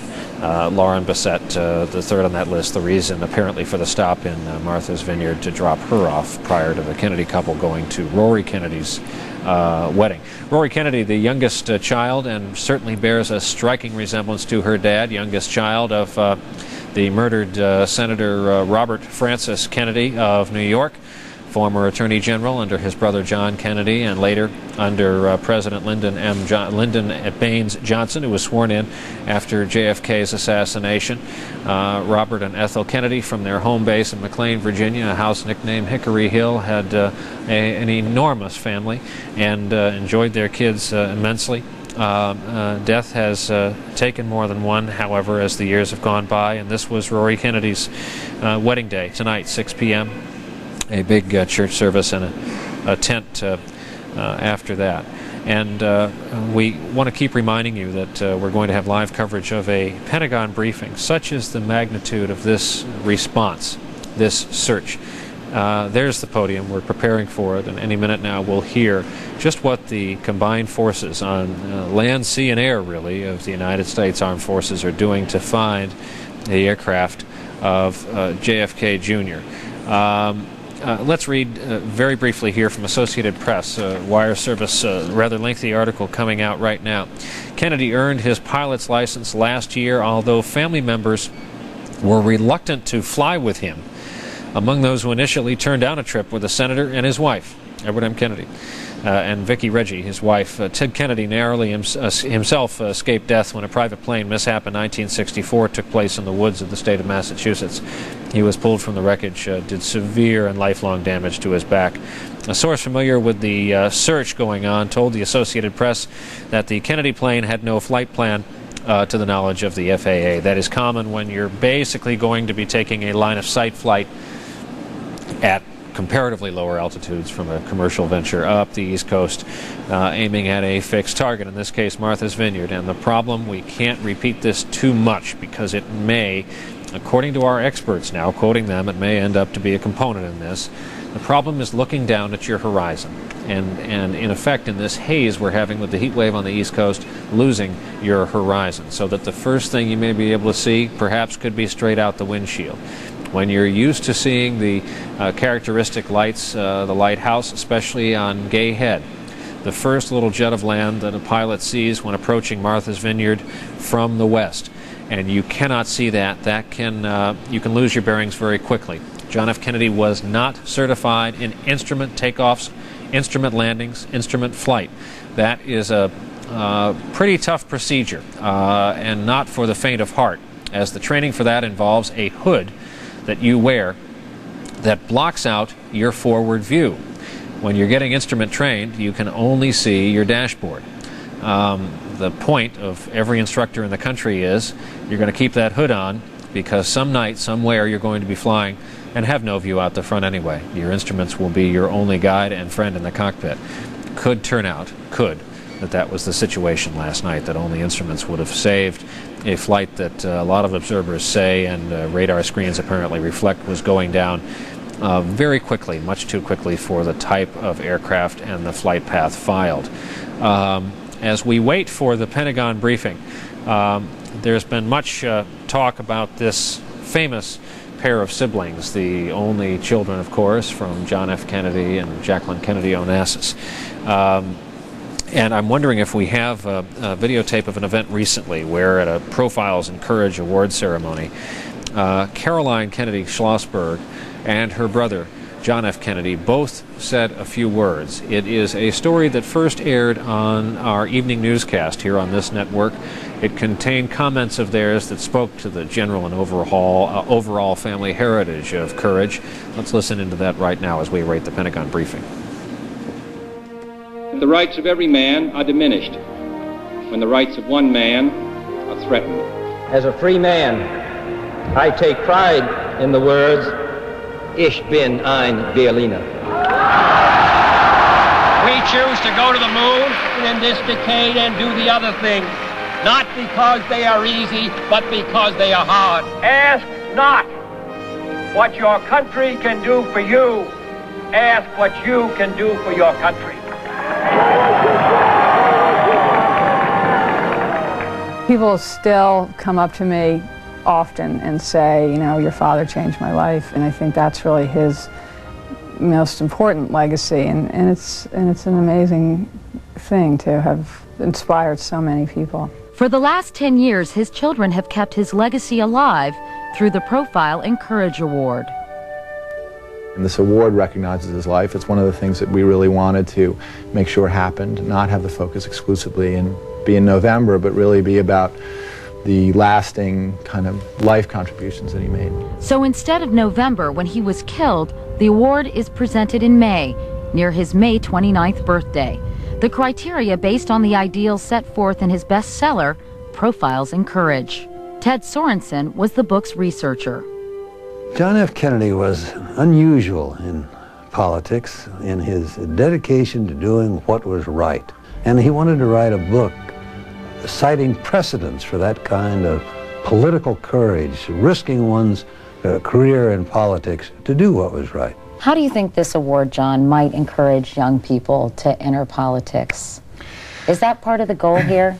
Well, one of the things that you hear and you read is how uninterested young people are in politics and how they don't feel that the political process speaks to them. But as you know, the process itself intimidates and frightens many people away. They think, oh my gosh, every skeleton in my closet is going to be unearthed or exposed. I can't possibly meet expectations of perfection. Well, I mean, I'd like to be able to disagree with you, but certainly a lot of those factors are things that I have considered. I think, though, the example of the last year is that you can take incredible hits and still remain standing, as President Clinton has, and still carry out the duties of your office, and have a fair amount of public, if not sympathy, a certain amount of public understanding about the conditions under which he works. We appreciate those who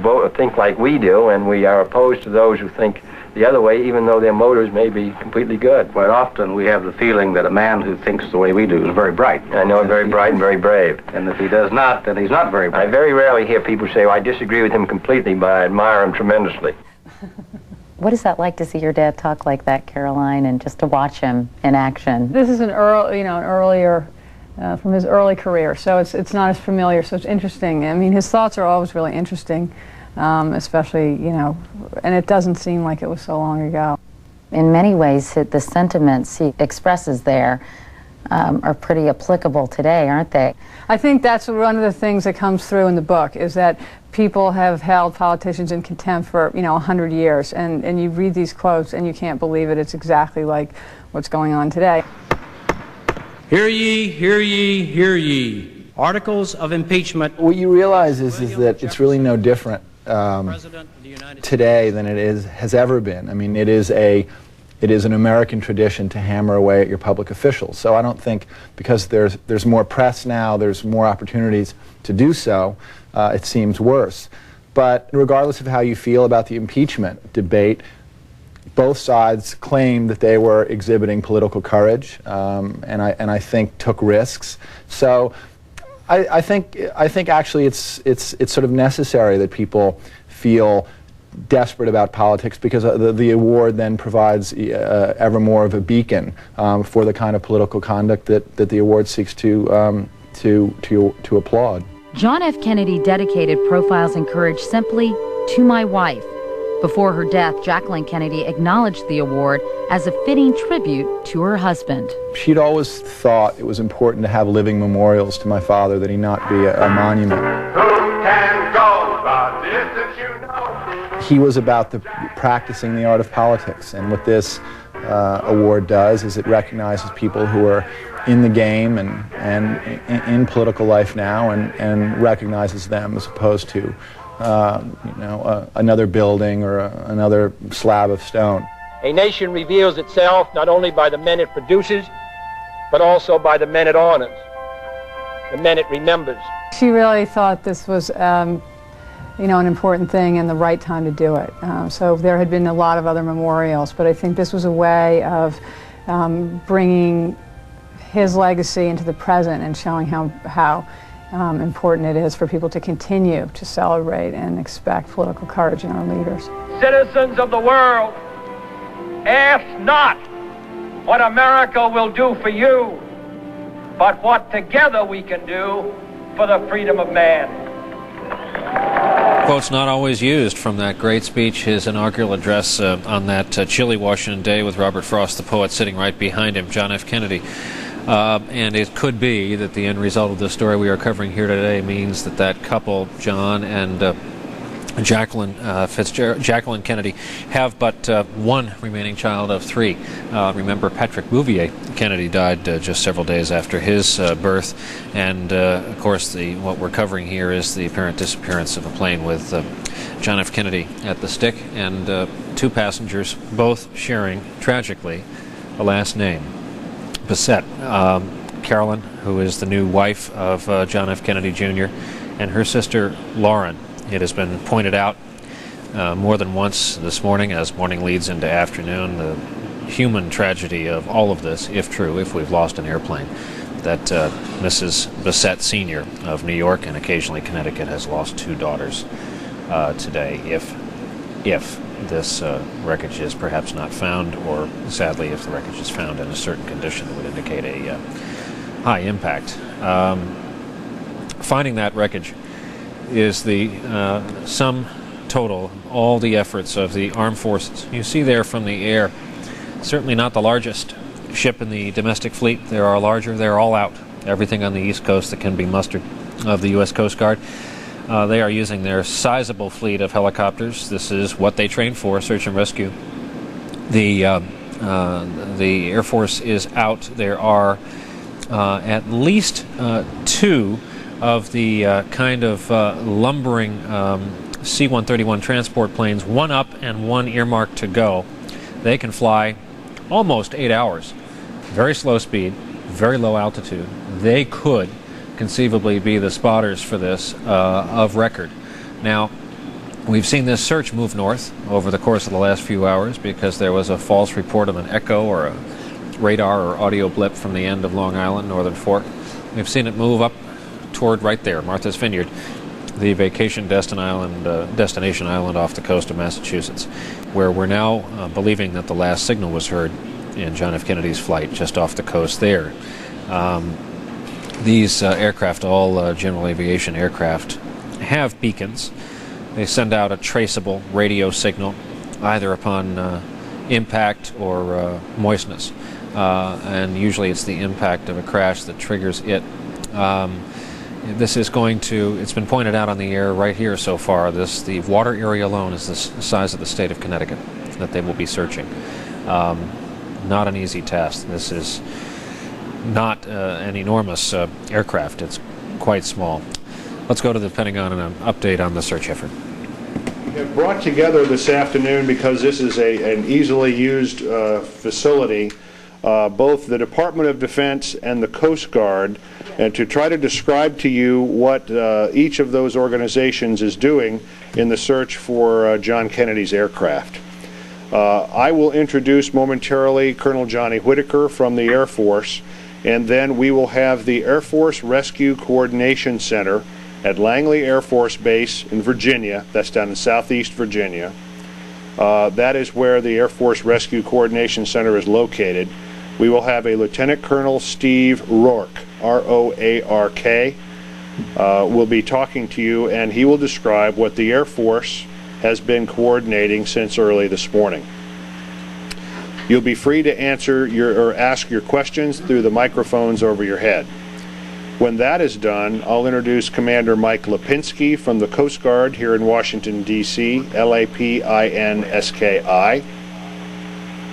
And we'll have, again on the phone, the 1st Coast Guard District Headquarters in Boston, Rear Admiral Richard Larrabee. Larrabee. He is the commander of the 1st Coast Guard District up there in Boston. And again, you'll have the opportunity to answer or to ask questions. You'll hear it coming through the speakers on the overhead. So that's our intention this afternoon, okay? Any questions on mechanics before we get started? Richard. Conventional spelling. Rear Admiral Craig Quigley. Craigquigley. Department of Defense, Public Affairs. Ken Bacon's deputy. Okay. Colonel Johnny Whitaker is the Deputy Director of Air Force Public Affairs here in the Pentagon, and we'll start with him. What we've got, just some basic background, and when we get Lieutenant Colonel Rourke on the phone here, he can fill in the details. The Air Force was notified. The Air Force Rescue Coordination Center is the official name of the organization at Langley Air Force Base. It's actually in Hampton, Virginia, which is just north of Norfolk in the Tidewater area. Received a call through the FAA around 3 o'clock this morning that Mr. Kennedy's aircraft was overdue, and they began their search and rescue efforts. And again, I'll let Colonel Rourke explain in detail what that will be. They're searching along the presumed flight path between Essex County Airport near Caldwell, New Jersey, and Martha's Vineyard. They're also looking around Martha's Vineyard, Long Island Sound, and the South Shore of Long Island. Right now, the Air Force has involved an HC-130 aircraft, which is we use for search and rescue. It's an Air National Guard aircraft out of Gabreski Field in New York, and it is acting as the airborne air traffic control aircraft, coordinating the efforts of 15 Civil Air Patrol aircraft, which are the Civil Air Patrol is the official civilian auxiliary of the United States Air Force. It's a volunteer organization that participates in some 80% of search and rescue type of operations, mostly the search portion of the operations that occur in the United States today. With those 15 aircraft are approximately 156 Civil Air Patrol personnel. They're conducting searches from the air, over land, and along the shorelines. They're usually single-engine Cessna, Piper type aircraft. General aviation. I'm sorry. Some are owned by the Air Force, some are privately owned. They're looking for a Piper Saratoga, which is the type of aircraft that Mr. Kennedy was flying. It's a 6-seat monoplane, low wing, single engine with retractable landing gear. No, I don't. That's pretty much it. This is a normal procedure. The Air Force Rescue Coordination Center. The mission of that organization, it's the single agency responsible for federal search and rescue in the 48 contiguous United States. Generally, we do these in conjunction with other agencies, in this case the Coast Guard. We also will assist with search and rescue efforts in Canada and Mexico if needed, and they are involved in another search effort currently, which is a mountain climber in Oregon. There's a missing climber in Oregon. So it's not just downed aircraft. They look for lost people, lost aircraft. They're a very busy 24-hour operation. Yes, Colonel, this is a very widespread area you're going around. There's reports, ABC is reporting that the plane possibly went into a dive about 19 miles off the coast of Martha's Vineyard. Does that mean you'll start pulling away from other areas if in fact you're getting those same reports? Let me let Colonel Rourke address that, because he's the expert in that. In fact, let me go ahead and get him on. Lieutenant Colonel Steve Rourke, R-O-A-R-K. He's currently the director of the U.S. Air Force's National Search and Rescue School, which is at the U.S. Coast Guard Station in Yorktown, Virginia. He is the former director of the Air Force Rescue Coordination Center. He is physically in the Rescue Coordination Center right now. Colonel Rourke is a HH-53 helicopter pilot. He's personally been involved in over 1,000 rescues, search and rescue operations in his career. And Steve, are you there? Yes, sir, I am here.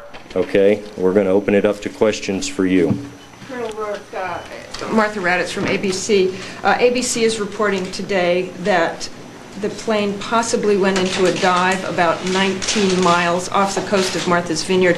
Does that mean the search will start focusing right there and you will pull away from, say, Long Island or other areas you're searching, or will you pretty much go about what you're doing? We'll continue on the same track that we're on, which is to search the entire area. We have nothing that absolutely pinpoints one area as opposed to another, so we can't rule out the entire flight. Are you hearing those reports at all about 19 miles off Martha's Vineyard? The radar... I'm sorry, go ahead. The radar indicated that at some point that the plane may have gone into a dive? The radar position is just a last possible position, and it's can't even be confirmed that it's the aircraft we're looking for. So, again, we can't rule out any other areas. Colonel Rourke, Campbell Brown with NBC News. There have been reports coming from the area that possibly a shoe or some wreckage may have been found already. Can you confirm or deny those reports? I have no knowledge of that. Chris? That's actually, I was going to ask about the wreckage myself. But, Colonel, the radar signatures, we've heard a number of reports, as ABC mentioned, about the plane disappearing from radar. Can you say where this evidence is coming from? Is that from local radar? Is that from an area radar? Is that satellite imagery that we're talking about? Now, how exactly do you track when a plane leaves the radar? Well, we work very closely with the Federal Aviation Administration and their en route traffic control centers. And these centers are primarily concerned with aircraft on IFR flight plans. However, they do have the ability to track almost any aircraft that's out there. However, they are limited by altitudes. So an aircraft going off the radar could simply have been descending to shoot an approach at an airfield, and that may be why it went off radar. Colonel Rourke, this is Admiral Quigley here from the Pentagon again. Could you start off, please, with a description of what assets are involved and what areas you have them deployed in, and kind of as a scene setter here? Yes, sir. Currently, we have, as Colonel Whitaker mentioned, we have 15 aircraft from 5 different Civil Air Patrol wings in the Northeast region. They are primarily, because they are single-engine light aircraft, sticking over the land and very close to the land, looking over shorelines and those types of areas. We have 2 helicopters, HH-60 helicopters from the 106th Rescue Wing that are over the water. Since they are twin-engine aircraft, we feel safer using them over the water. And they are searching those areas along with the HC-130, which is providing command and control and also doing some searching. That's Air Force. And then we have 2 helicopters from the Coast Guard also providing overwater search, along with, my understanding is at this time, 2 boats from the Coast Guard out in that area. Could you please specify exactly when the U.S. government was notified of the lost plane, and how long it took for the first planes to be out searching, and what were they, and how this search differs from a search of somebody who isn't a celebrity? Well, we treat all searches the same. There is no difference between celebrity or non-celebrity. Our job is for all the citizens of the United States. And I believe it was approximately 3 a.m. local time that we got the information from the FAA that the aircraft was overdue. They had received word from family members. Our routine at that point is to start investigating, because a large proportion of these overdue aircraft do turn up simply at an airport somewhere. So we started our investigation, which turned up no results. We started working very closely with the Coast Guard at that time because of the water involvement. And I believe the Coast Guard was the first agency to launch aircraft at around 7:30 to 7:55 this morning. And then we've added aircraft as the day wore on. Lieutenant Colonel Wilkes, can you talk about the beacon and when that went off and actually how it works and why we would hear it at a certain time and not others? Certainly, all general aviation or most general aviation aircraft are required to carry emergency locator transmitters, which are built to be crash activated. So if the airplane actually did impact somewhere, the ELT is supposed to go off. And then we have the ability through both satellite technology and from other aircraft that are flying to hear the beacon and try and locate it. My understanding was that there was a very short beacon heard sometime this morning, but we've heard no more about that and haven't been able to pinpoint any activity or even be assured that it's associated with the missing aircraft. What would water do to a beacon? Well, the depth of the water would certainly make it harder to transmit. They are built to be somewhat water resistant, but I don't have all the details on that. But at certain depths, they're not going to be able to transmit. Colonel, Linda Killian from People magazine. I just wonder if there's any information about why, when the plane was expected in about 9:30, if there's any idea why you were not notified until 3 in the morning, and how important those hours were in terms of actually finding the plane now. Well, again, we get our notifications of overdue and missing aircraft from the Federal Aviation Administration. The only way they learned about it, since there was no flight plan filed, was through the family reporting the overdue. And as soon as they got that information, we started working it. Would it have made any difference? I don't think so, because of the night and our standard research procedures. How long does what was the reason for the 4-hour delay between when you first learned of the missing plane and when the first plane went out looking for it? And am I right in understanding what you said before, that there are no additional planes searching for this particular lost plane than there would be if John Kennedy was a completely unknown person? I've had experience in several of these searches, and it's not unusual to have dozens of aircraft searching for anybody that's missing. So this is not unusual. What about the situation in Oregon? Are dozens of planes and helicopters looking for that person? Actually, that person is a known location. It's a climber that was injured on a mountain up there. He has some internal injuries, and we're using, again, an Air Force reserve unit out of Portland to go pick that person up because the capabilities of the aircraft. How long are you planning to continue this search? I can't speculate on that right now. I had one other question that wasn't answered before about what the reason was for the delay between notification at 3 a.m. and starting the search 4.5 or 5 hours later. Again, I wasn't here at that time frame, but I know it does take time to research. We look at possible other landing sites and just try to gather information. Rather than just sending aircraft out willy-nilly, we do try to look at and do investigation and come up with a good plan rather than just sending them out helter-skelter. Yeah, Colonel, back on assets, is that C-130 out of West Hampton Beach, the Air National Guard, up on this one? Yes. That's the same crew that went up in search of TWA 800, right?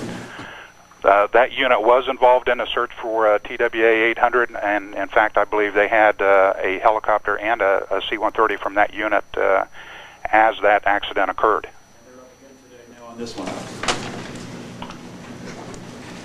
The same unit. Same unit's up again today on this one. Tony? Colonel, what technology is being used to actually pick up the beacon signal? You'd mentioned satellites and other types of equipment that could pick it up. Do the Civil Air Patrol planes actually have transponders that could pick up the beacon, or are you using any even intelligence or satellite assets for that? Well, there are two ways to do this. All of the aircraft involved in the search, the Air Force, the Coast Guard, and the Civil Air Patrol aircraft, have direction finding equipment. This beacon is a very simple, puts out a signal on a specified frequency, and anybody monitoring that frequency could hear it. However, all of the aircraft involved in the search have the ability to direction find to that signal if there was one. Now, the other part of the system is a system that's been in use internationally for coming up on 20 years now, and that's called the Search and Rescue Satellite-Aided Tracking System, which also monitors for these signals and has the ability to determine a location if the signal is heard for a long enough time.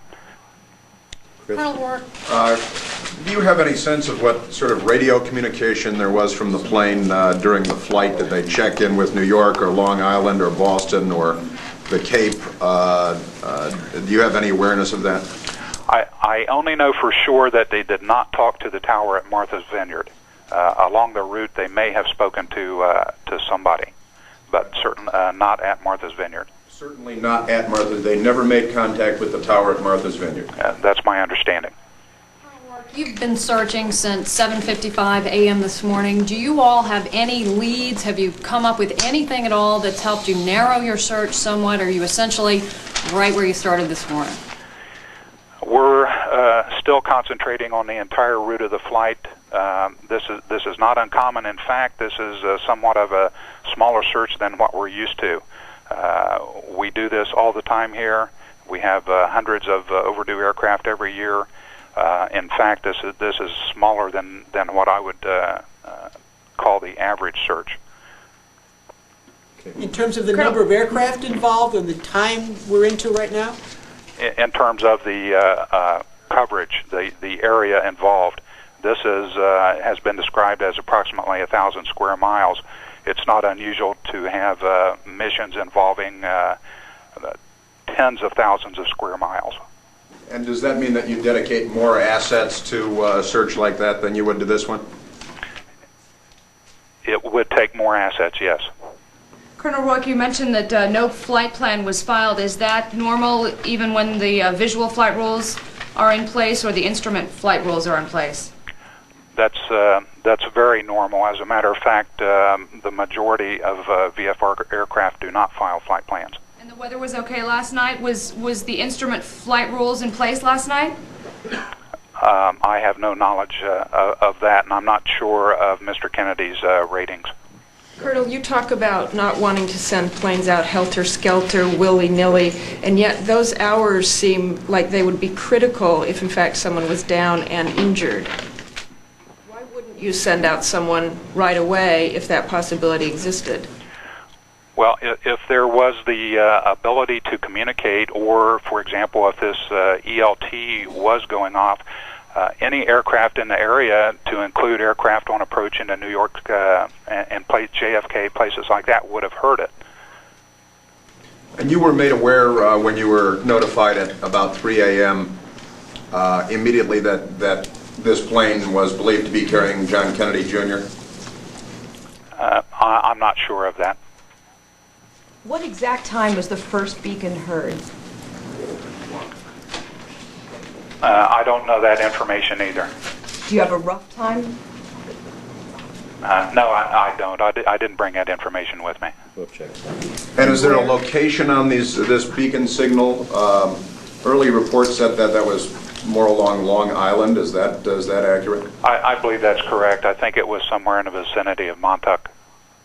Colonel Rourke, one of our correspondents was flying in the area that night, and whilst he said initial reports that conditions were good, it was visual flight rules, but he found that when he was in the air that it was actually very hazy and not as clear as the earlier weather reports. Do you have any indication, or have you talked to other pilots who were perhaps flying at the time, that perhaps the weather was not as good as it was originally reported? No, I have not done that. I haven't spoken to anybody else about the weather. Steve, if you'll stay on the line, we want to get the Coast Guard up here, and we may come back to you in a few minutes. Yeah, but you won't hear from the speakers because we'll need to put the Coast Guard up on this same set of speakers. Okay. Okay. Just stay on the line. Okay, thanks, Sean. Okay, the next person that I'd like to address, let me address one thing first. Lots of questions on weather and other things. these are the folks that are doing the search, okay, as opposed to the weather over the flight path last night.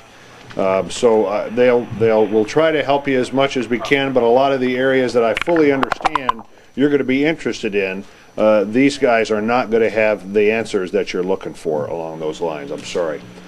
Commander Mike Lipinski is with the Coast Guard here at Coast Guard headquarters in Washington, D.C., and he will be followed again by Rear Admiral Larrabee from Coast Guard District headquarters up in Boston, 1st District. Go ahead, Mike. Good afternoon. I wanted to let you know that I would be available afterward to talk about Coast Guard policy and to line you up with additional Coast Guard spokesmen in the field. The Coast Guard is responsible for maritime search and rescue throughout the United States, maritime regions, and typically conducts up to 50,000 search and rescue missions in a typical year. Admiral Larrabee, as Admiral Quigley pointed out, will be on the phone shortly to take some of your questions and to provide you with some information.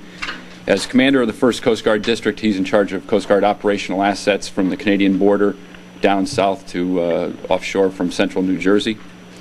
He controls all Coast Guard air and sea surface assets in that region, and the folks that work and answer directly to him are the search and rescue coordinators up in Boston that are managing the maritime aspects of this particular case. Admiral Larrabee, are you there?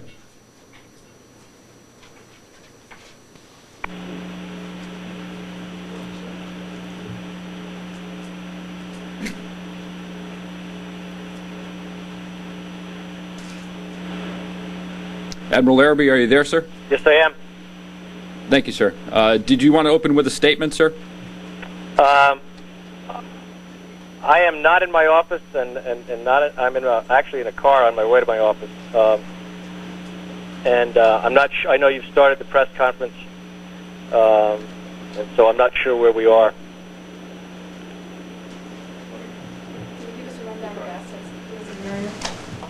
Admiral Larrabee, this is Admiral Quigley. Could you start with a scene setter, if you could, of what Coast Guard assets are involved and some of the coordination efforts in your area of responsibility since notification this morning? General, we were notified by a friend of the Kennedys at about 02:15 this morning that he was overdue, and with that notification, we immediately contacted the FAA, who put out a search for the aircraft. We had gotten a report from the Air Force that a satellite hit occurred on an ELT, an emergency locator beacon, off the tip of Orient Point, Long Island. That indication was that it was over land, but we also sent out a vessel, searched the area pretty thoroughly, and couldn't pick up any debris or any indication of a problem. Since then, we have launched Coast Guard aviation assets, 2 H-60s, searching the area from Martha's Vineyard to the tip of Long Island, a Coast Guard jet, HU-25, searching Long Island, and in coordination with an Air Force C-130 searching the South Shore of Long Island. Since that time, we have gotten better information from both the Air Force and the FAA through radar analysis of a better location, better possible location, and we are now centering our search about 17 miles west of Martha's Vineyard, the approach to Martha's Vineyard Airport. Indications are that we may have found some debris, and that's being investigated right now. Could you describe the debris that you found and give us more detail on specifically what it was, how much, whether it may have been part of a plane? I'm sorry, I could not hear that question. Can you elaborate a little bit on the debris that you all may have found? Listen to this. It's about debris that might have been found. I got, which is just come in and needs to be confirmed, though, is that we found a piece of luggage, and we're trying to confirm that now. What time did you first find the debris? It's just been in the last couple of minutes that I got notification of it. Sir, can you tell us the water depths in this area? I can't give you that information. What about the temperature? I can get it to you, but I don't have that with me.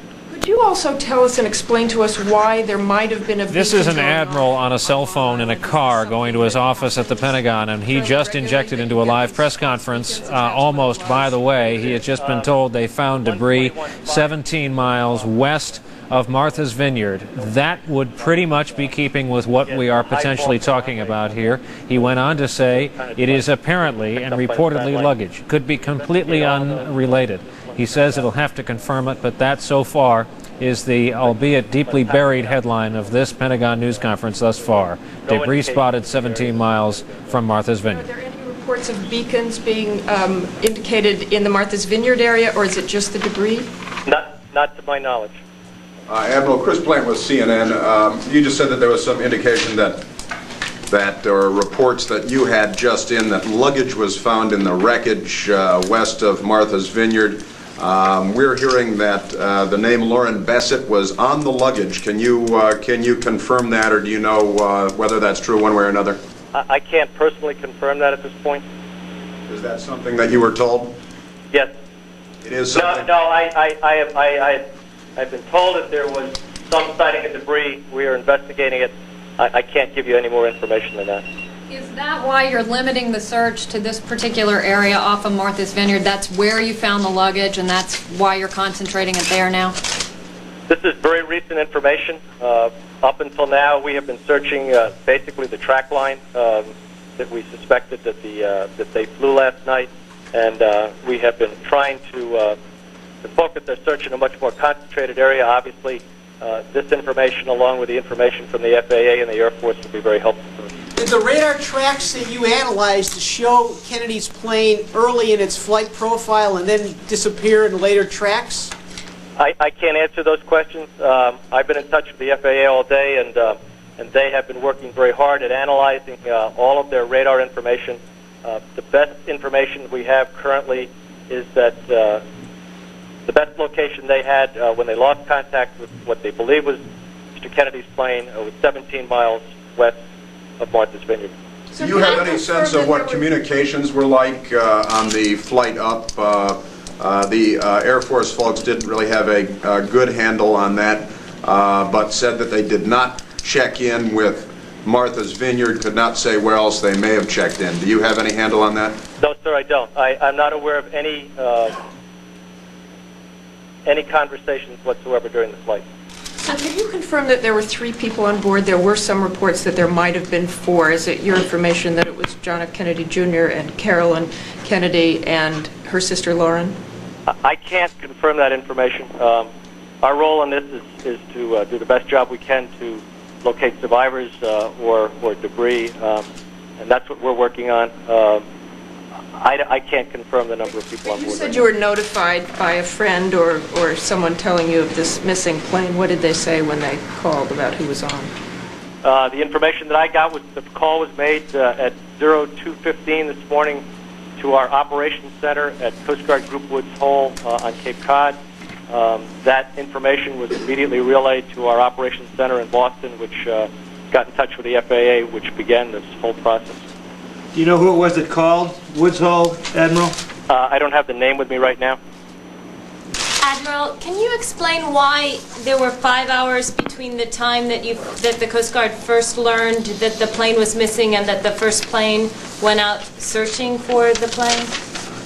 Are you talking about the time between about 3 o'clock in the morning and 7:30? Exactly. Once we notify the FAA, they go through a very detailed effort to a communications check, check of airfields, check of their information as far as flight plans are concerned to determine whether or not there was in fact a flight and what their plan was. That was the process that was underway. We did get a call at about 03:30 this morning from the Air Force Rescue Coordination Center, who said that they did have an ELT go off, as I mentioned earlier, on Long Island, on land, and asked us to see if we could just, from a precautionary standpoint, check out the area along the shoreline there. We did that, and those things were going on until about 7:30 when we decided to launch Coast Guard aircraft. Now, it's my understanding that prior to that, the Air Force had launched Civil Air Patrol aircraft doing shoreline search in 5 of the states that potentially this aircraft could have been in. Can you describe a little bit what that area 17 miles west of Martha's Vineyard is like, and how the luggage was found? Was it just bobbing in the water and people spotted it, or? I wish I could give you some more details, but I simply can't. Sir, Can I interject here? Okay. All of a sudden, the wreckage that's been cited has magically become luggage, okay? Those are not Admiral Larrabee's words. Please understand, okay, that there's been wreckage cited, okay? Okay, Admiral Larrabee... Yeah, no, you're absolutely right. I can't confirm that it's luggage. The only information I have, and we're working on that now, is that there was some debris cited, and we're investigating that. Okay, as I must remind you, first reports are often wrong. Please, let's just say that we found something, and we'll figure it out as quickly as we can. Sir, if I could, if in fact this is an area where the plane went down, would it be routine to try to recover that aircraft no matter the depth of the water? Right now we're trying to locate survivors. That would be the next phase of it. We have asked NOAA with one of their research vessels to potentially get involved in this case, and at some point we may ask them to do some subsurface investigation for us. But at this point, we're still very hopeful that we're going to find survivors. Admiral, because they did not file a flight plan, did that take longer or make it more difficult to initiate the search? I think you'd have to ask the FAA that question. That's the role that they play in this, along with the Air Force Search and Rescue Center. We were supporting this operation until about 12:45 today, at which time Major General McKee and I agreed that because the search was now beginning to focus over the water primarily, that it would be appropriate for the Coast Guard to take over what we call the SAR mission coordinator, the Search and Rescue mission coordinator.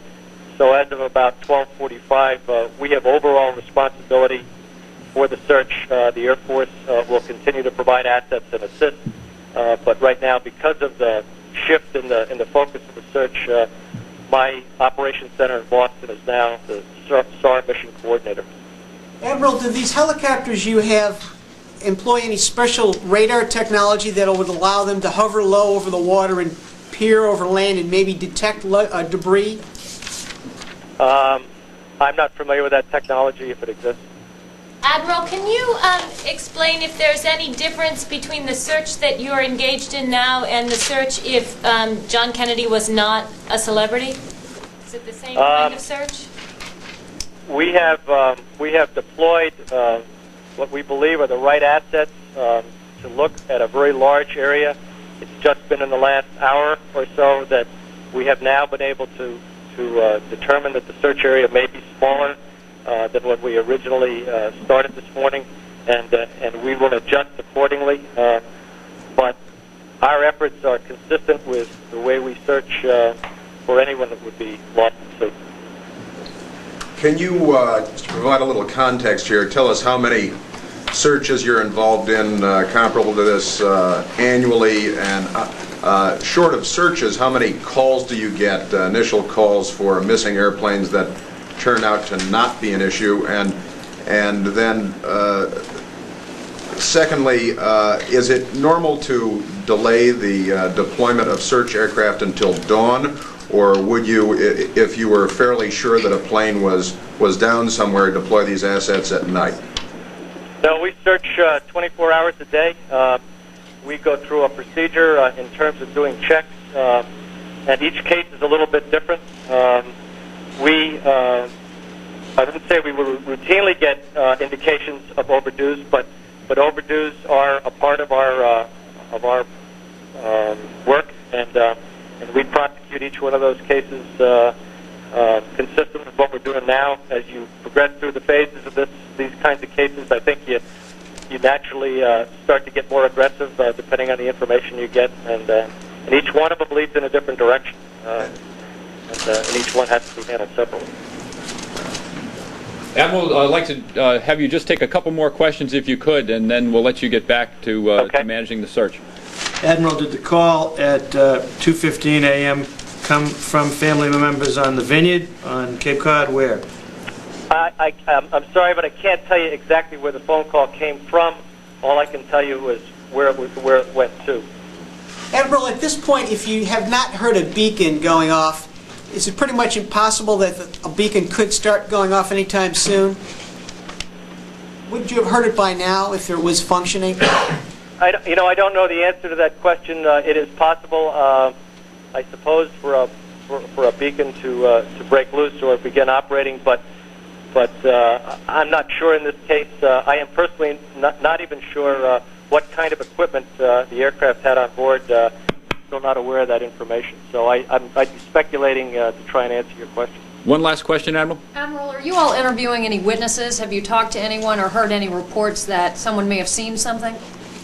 There has been a tremendous amount of information provided on the TV and radio, and I suspect that anybody that might have had any information, as they did during TWA 800 and as they do during most of our search and rescue cases, quickly volunteer that information. I am not aware of anyone providing any amplifying information on this case.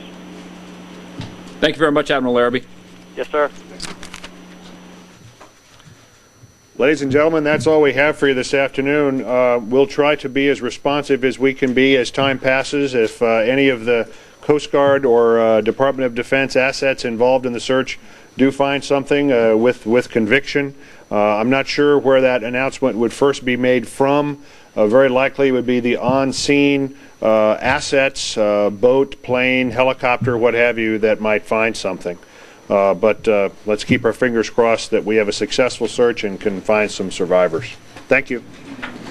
So the news of the briefing, the first word of debris, some sort of debris. You can see how quickly, though rumors escalate, someone is already reporting on near that the debris is of a certain type, in this case luggage. And all the while we've been watching these live aerial photos from the helicopter of WHDH television, the NBC station in Boston, that heightens the anxiety that something is being zeroed in on. The initial report was that debris had been spotted in the water, and there are a lot of things in the Atlantic Ocean, 17 miles west of Martha's Vineyard. What gave that a certain credence was that would almost put it where there have been theories about what went wrong on this flight going wrong at exactly that location. So we are still where we were this morning, though with details filled in. John F. Kennedy Jr., Carolyn Bessette, Lauren Bessette, feared down in a small plane somewhere between the New York metropolitan area, and for aviation purposes that extends quite far outside of the city, and Martha's Vineyard. It was a one-stop in Martha's Vineyard on to Hyannis for a wedding trip on a summer Friday night. And it's been missing. I guess the Coast Guard confirmed their first call was somewhere in the 3 a.m. area. But they talked about an overdue. That's a term of art in their business when a small plane doesn't get in on time. You start asking a series of questions. You start checking in with the airport of origin. There's a series of things you do, and when you are in the search and rescue business and you have an overdue that is measured in several hours and not minutes, that's when nerves start to increase, and that's when a search and rescue effort can be launched. As you see, it's an otherwise very hot, sunny summer day. Those bathers on the coast of Martha's Vineyard may not even know why there is so much activity in the water and overhead, as the Coast Guard chopper, one of many deployed to this huge area of water, is circling over and very near the beach. So that was the major advance in the information we've been dealing with. We have not, no one has had aerial photos of this alleged location of the discovery debris 17 miles out, if indeed it is that far. It is often true that reporters are on to one single germ of a story that turns out to be right, in part but not in full. There could be debris on the beach and not in the open ocean. This is a very aggressively covered local news story up in Boston. Obviously a beloved family in that part of the world as well. Let's go to WHDH and listen to some of their coverage.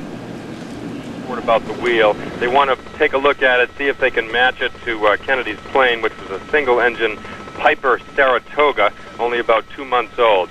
And they'll check out to see if that wheel matches, to see if indeed it is an aircraft wheel. And they'll also be checking with the Kennedy family to find out what type of clothing these people might have been wearing. Again, on board the aircraft, John F. Kennedy Jr., 38 years old, the head of the magazine George, his wife Carolyn Bessette, her sister Lauren, who were headed down to the Cape and the Islands for a wedding for his cousin Rory Kennedy, which was to have taken place tonight. There was a reception planned at the Kennedy compound in Hyannisport. There are white tents posted there. Of course, that has been postponed as the family deals with another apparent tragedy. The Kennedys were coming here often, almost every weekend it seemed. Just last weekend they were on the island and spotted right in Vineyard Haven buying books. John F. Kennedy was limping. He was on crutches. His foot was in a cast following some sort of an accident a couple of months ago.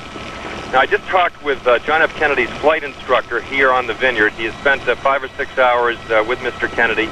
Says he is an excellent pilot, despite reports that he had only about 100 hours in the sky. This gentleman says that's not true, that he has been flying on and off since his days at Brown. He says Kennedy got his license within the past 2 years, and he considers him to be a pretty good pilot. He says now the haze in the area can be very, very difficult for a relatively inexperienced pilot, so it would not surprise him if Mr. Kennedy had some difficulty in that regard. But again, Sky 7 up over Philbin Beach, where they are looking now for luggage that might have been spotted, for a wheel that might have been spotted, and also for a sneaker. All of this unconfirmed at this point. Reports subject to change. Reporting live at the airport in West Tisbury, I'm Jonathan Hall, and then back to you guys. Jonathan, thank you very much. Jonathan, again, talking about... So WHDH in Boston, what we have here is a television helicopter orbiting above a Coast Guard helicopter, taking pictures of what the Coast Guard helicopter seems to be, if anything, zeroing in on. Rough conditions, by the way, air-wise for a chopper to fly today. The air very heavy. Lift is a problem. And you've, of course, got the same crosswinds as you would on any beach.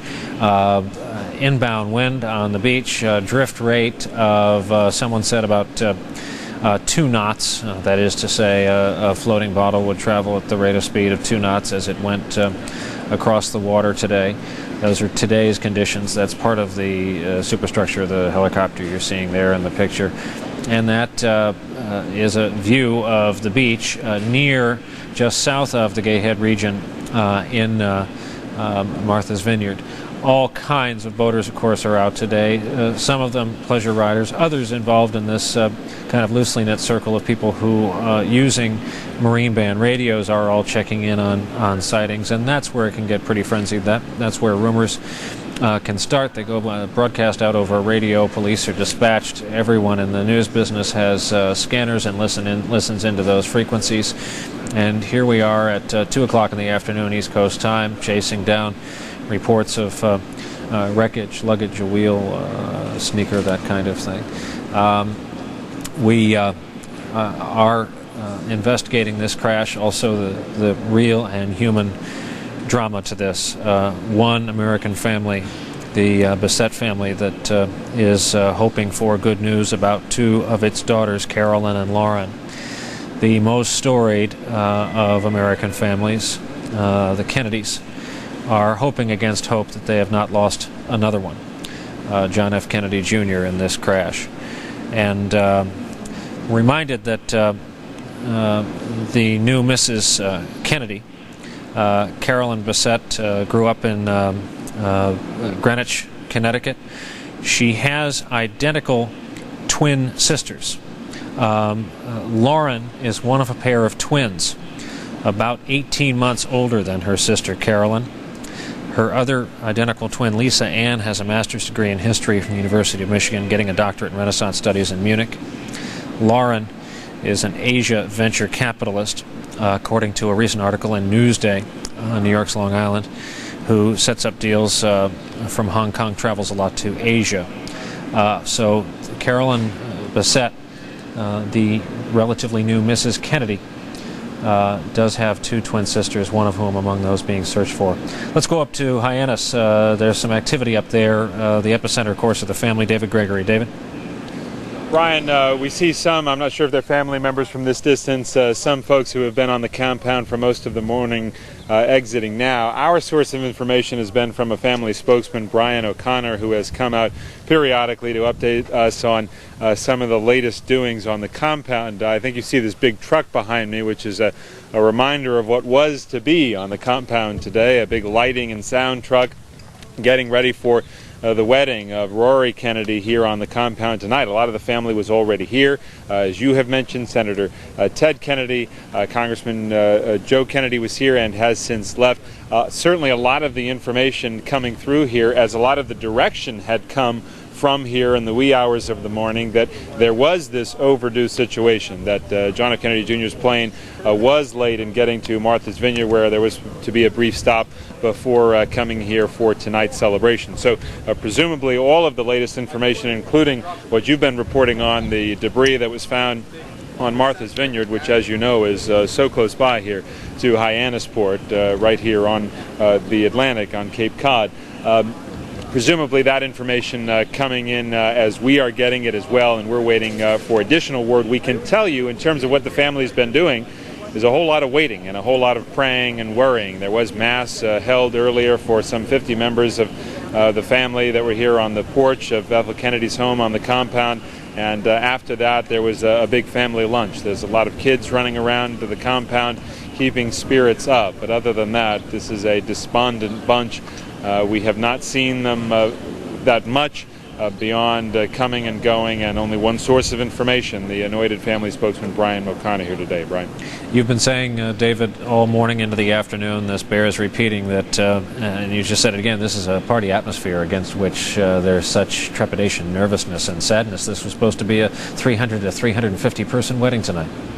It was a joyous occasion which brought everybody together, brought most of the family together, and was bringing presumably John F. Kennedy Jr. Not presumably, we know that along with Carolyn Bessette that they were to be here as well. So the family was all gathered as they do for big celebrations held here on the Cape or on the Vineyard or Nantucket.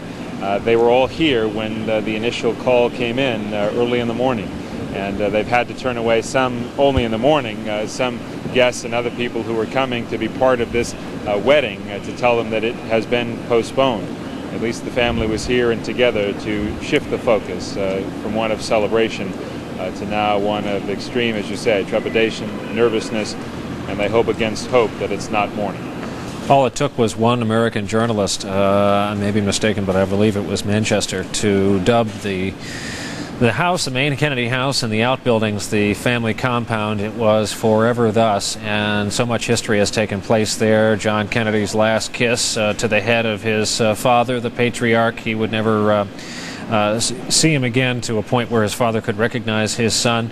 The horrible news of so many deaths in the family arriving at the Kennedy family's attention there. They lived in Bronxville, New York for a certain number of years before calling this and Palm Beach their homes. And the beach at Hyannis, the outlying waters, the sailing really was the lifeblood of the former president, John F. Kennedy. He defined it as home. It's much of what he could think about in the armed forces, and so it's really a storied location in American political and otherwise folklore. We continue to look live at these WHDH aerial photos of all that's in the frame is one Coast Guard helicopter. They're chasing down all these reports in a glittering, sun-drenched sea. It is so hard to get an angle or perspective where you can avoid reflection and try to cross-cut the polarization that happens in the light. Try to look down below the first few feet. Someone used the hackneyed expression, needle in a haystack. It happens, as someone else said this morning, to be perfectly accurate in this case, looking for the wreckage of a single Piper. Bob Arnott is a veteran pilot. He happens to be NBC's chief medical correspondent. He's a veteran of these air routes. And Bob, I'm curious, you've been fact gathering all morning and afternoon. Is there anything new you can add? Hello? Bob, it's Brian. Hi, Brian. Go ahead. Well, it certainly sounds like a pretty tragic story at this point. What is interesting is that it looks like this was a sort of straight and level descent at this particular point towards the island. And you wonder what the other complication factors are. That is, when they eventually do pull this plane up, if in fact there was a vacuum pump failure, which would take out his primary instruments, whether there's an electrical failure of some kind. But what does happen is that in this descent that has been seen, of course, as an unconfirmed report on radar, at that very vigorous rate of 4,500 feet per minute, it takes a very sort of brave man and a lot of training to be able to take it out of a turn, level the airplane, and then bring it back up. The tendency is to fight it if you're in any kind of a turn and descending at that rate, and to pull up. And what that does is it pulls a tighter and tighter spiral. And then that, of course, puts you into more of a dive where you're more likely to hit the water at quite a speed. The big question that seems to be coming up is, why was it the search wasn't begun earlier? Two things could have begun this earlier. One, if he had that VFR flight plan filed when he didn't show up, there would have been a lot more activity. They wouldn't have necessarily gotten planes up right away. They would have checked many other airports to find out if he'd gone to New Bedford or Hyannis or Nantucket or some other place. But failing that, then, it is considered an established procedure when you're flying over water like this to call what's called Cape Approach.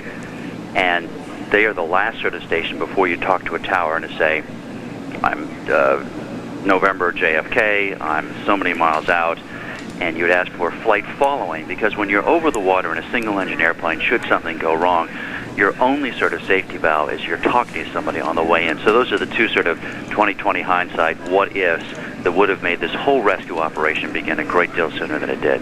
Bob, a very basic question that you can answer easily that's been asked of me several times. Why would anyone, when a twin engine is available, a person of means who can afford an aircraft, afford to lease one, why would they get a single engine aircraft? In terms of training, traditionally you want at least 500 to 1,000 hours before you transition from a single to a twin. Interestingly, even though we as commercial airline passengers tend to think that a twin engine airplane is safer, all of the statistics show that for amateur pilots or for pilots flying small airplanes, they're actually safer in the single-engine airplane. And the reason is when you lose an engine in a twin-engine airplane, and this has happened to me 3 different times, unless you're absolutely right on the mark, that airplane is likely to spin over onto its back, and the fatality rate is actually higher in a twin.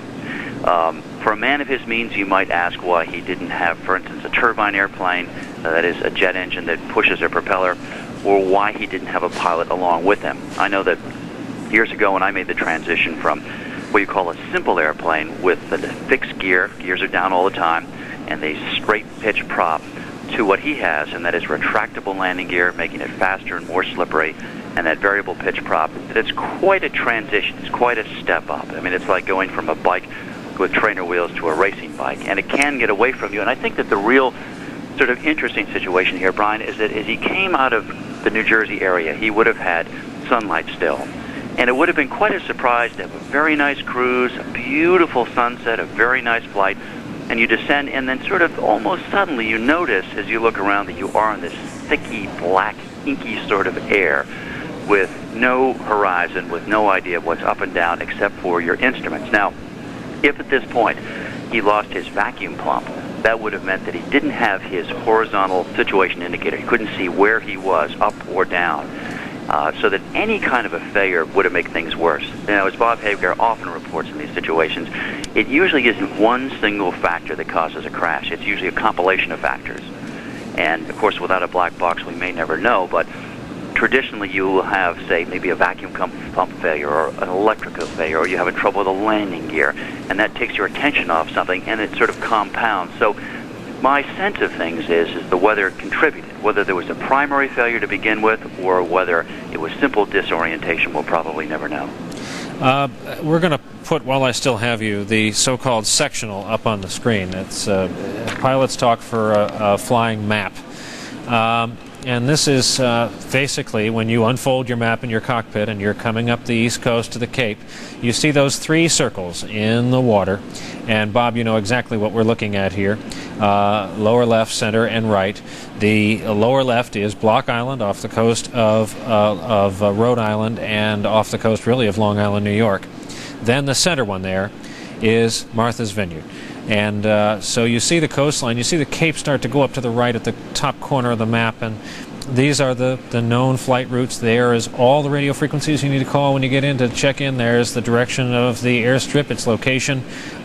There's the noise abatement rules. There's an area where they don't allow flight.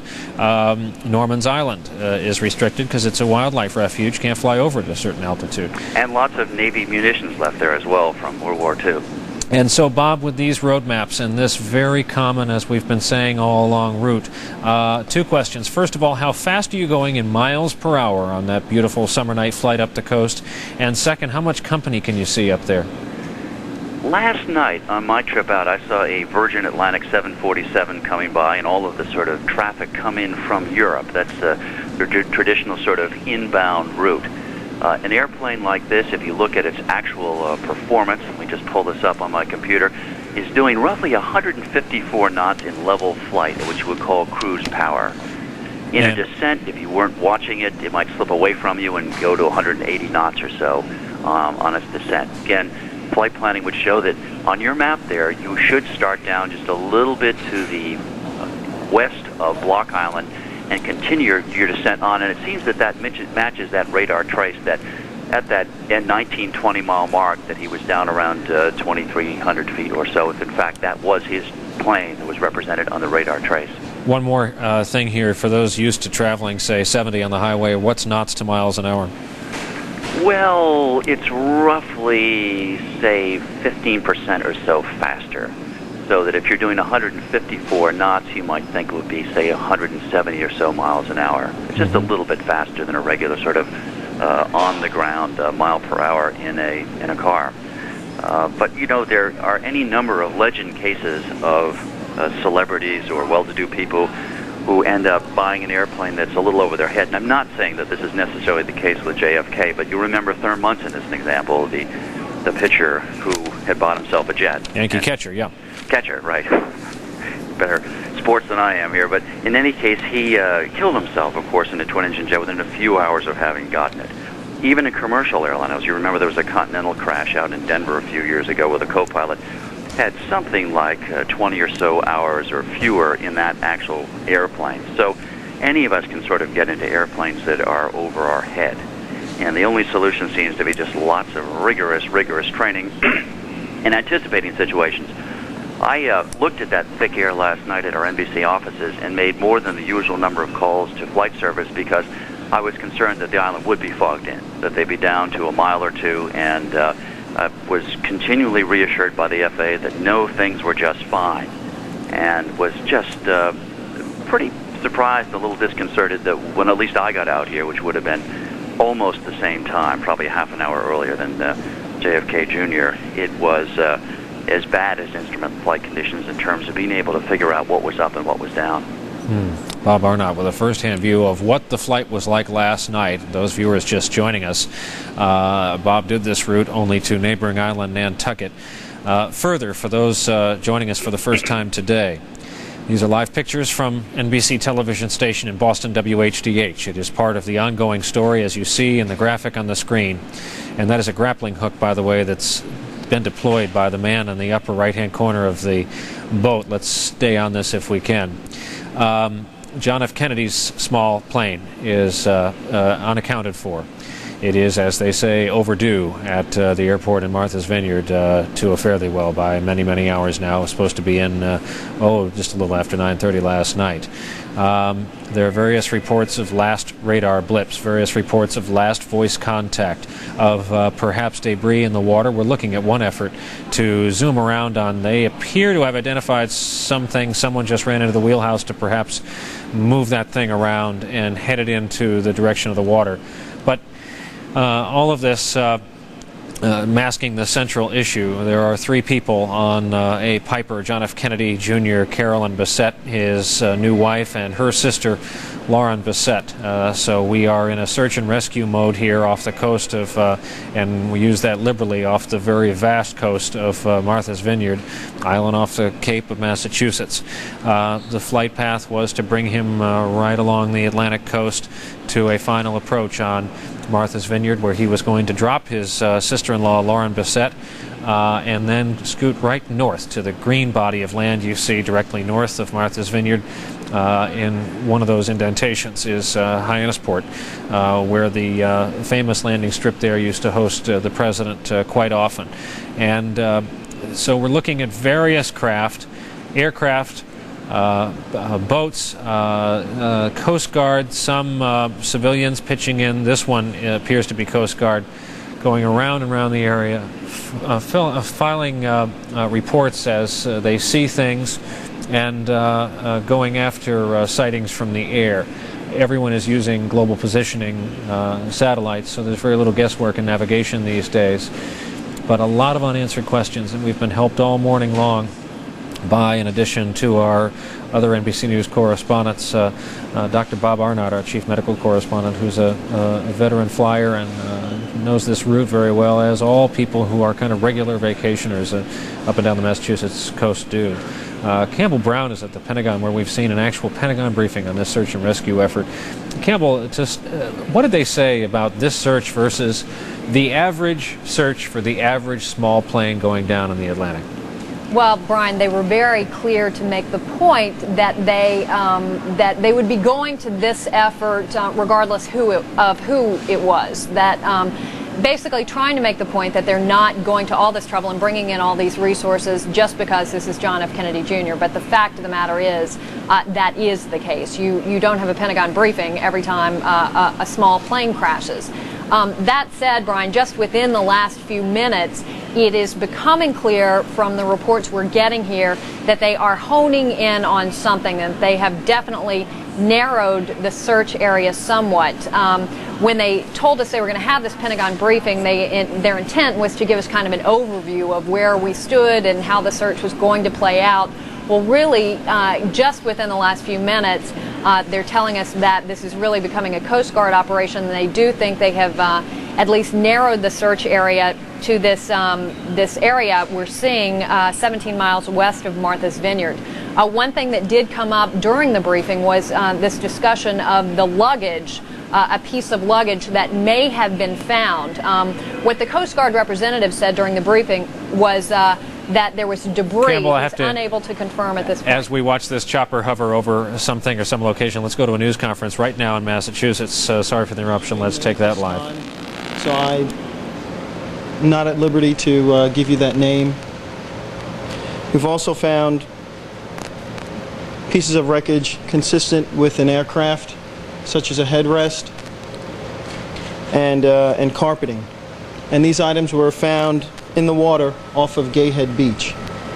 Lieutenant, when you say the family members are being notified, are you saying at this point that all 3 members of that plane are presumed to be dead, or just the one that you have the luggage identification from? All I'm saying is that the baggage to whom that person belonged to, every effort is being made to notify the family that a piece of baggage with the name of that individual has been found. Now, sir, that we know that the search is concentrated in this area, that the crash apparently happened a few miles off the coast of Martha's Vineyard, who has jurisdictional control over the search at this point, and what are your efforts? The Coast Guard is still very much in charge of the search. The Coast Guard will continue to search at this point. It doesn't sound like only no hope that anyone survives. There is always hope, but unfortunately, when you find certain pieces of evidence, you have to be prepared for anything that happens. Given the location of the debris that you found in the luggage, do you have a pinpoint as to where the plane may be now? No, I do not. The best that I can tell you is where the actual luggage and some of the other debris was found off of Gayhead Beach. How far from the beach was it found? Excuse me? How far off the coast was it found? It was found Approximately 100 yards off the beach. Was it just the Coast Guard that found these items, or were there other people? We have heard reports of the fishermen or something who found these items. It was found by a Coast Guard crew. Lieutenant, on our air right now, we're looking at live pictures of a Coast Guard helicopter and a Coast Guard search boat in that area just off the beach. Can you confirm that that search is in that area at this point and what they're doing exactly there? That is correct. There's a Coast Guard H-60 helicopter and a Coast Guard rigid hull inflatable boat, which is in the process of executing this search. Do you know how deep the water? Of the fact that there were in fact articles from this plane on this beach. Were these beachgoers that brought this to your attention, or did your personnel find wreckage in the sea first? How did this process happen? I was informed that the pieces of debris and the luggage were picked up out of the water by a Coast Guard crew. Lieutenant, do you know any more about the final moments of the plane, or of any conversation the flight members may have had with the FAA? No, I do not. Are you aware of any mechanical problems the plane may have had? No, I am not. Can you tell us how deep the water is out in that area and what these searchers are up against? Again, as we're listening to this live news conference from the Command Center, the Coast Guard Command Center here in Boston, our live picture is from Sky 7 off of Martha's Vineyard. You are seeing Coast Guard members there retrieving debris, some kind of debris, in addition to what we've been talking about, from the water. Let's continue to listen to the news conference. That is correct. Small pieces of debris. Would the Coast Guard be able to mount a recovery effort if the main body or major parts of the plane are detected underneath the surface of the water? I think other assets would be brought in. The Coast Guard's mission is search and rescue. If there was a recovery operation, I think another organization or another agency would be involved with that in support of the Coast Guard providing the appropriate security of the area. Would the Coast Guard be able to detect anything below the surface through any sort of radar or sonar or inspection of any? Are you conducting a sonar sweep right now? I do not have information to that effect. Lieutenant, is the fact that you have debris that's coming close enough to the beach that some people apparently have seen debris on the beach and that your men have been able to find it in the water, does that give you any indication, if you look at drift rate or whatever, as to how far offshore this plane might have crashed? Again, I don't have any information as to where the aircraft, if the aircraft had impacted somewhere. I don't have any information on that.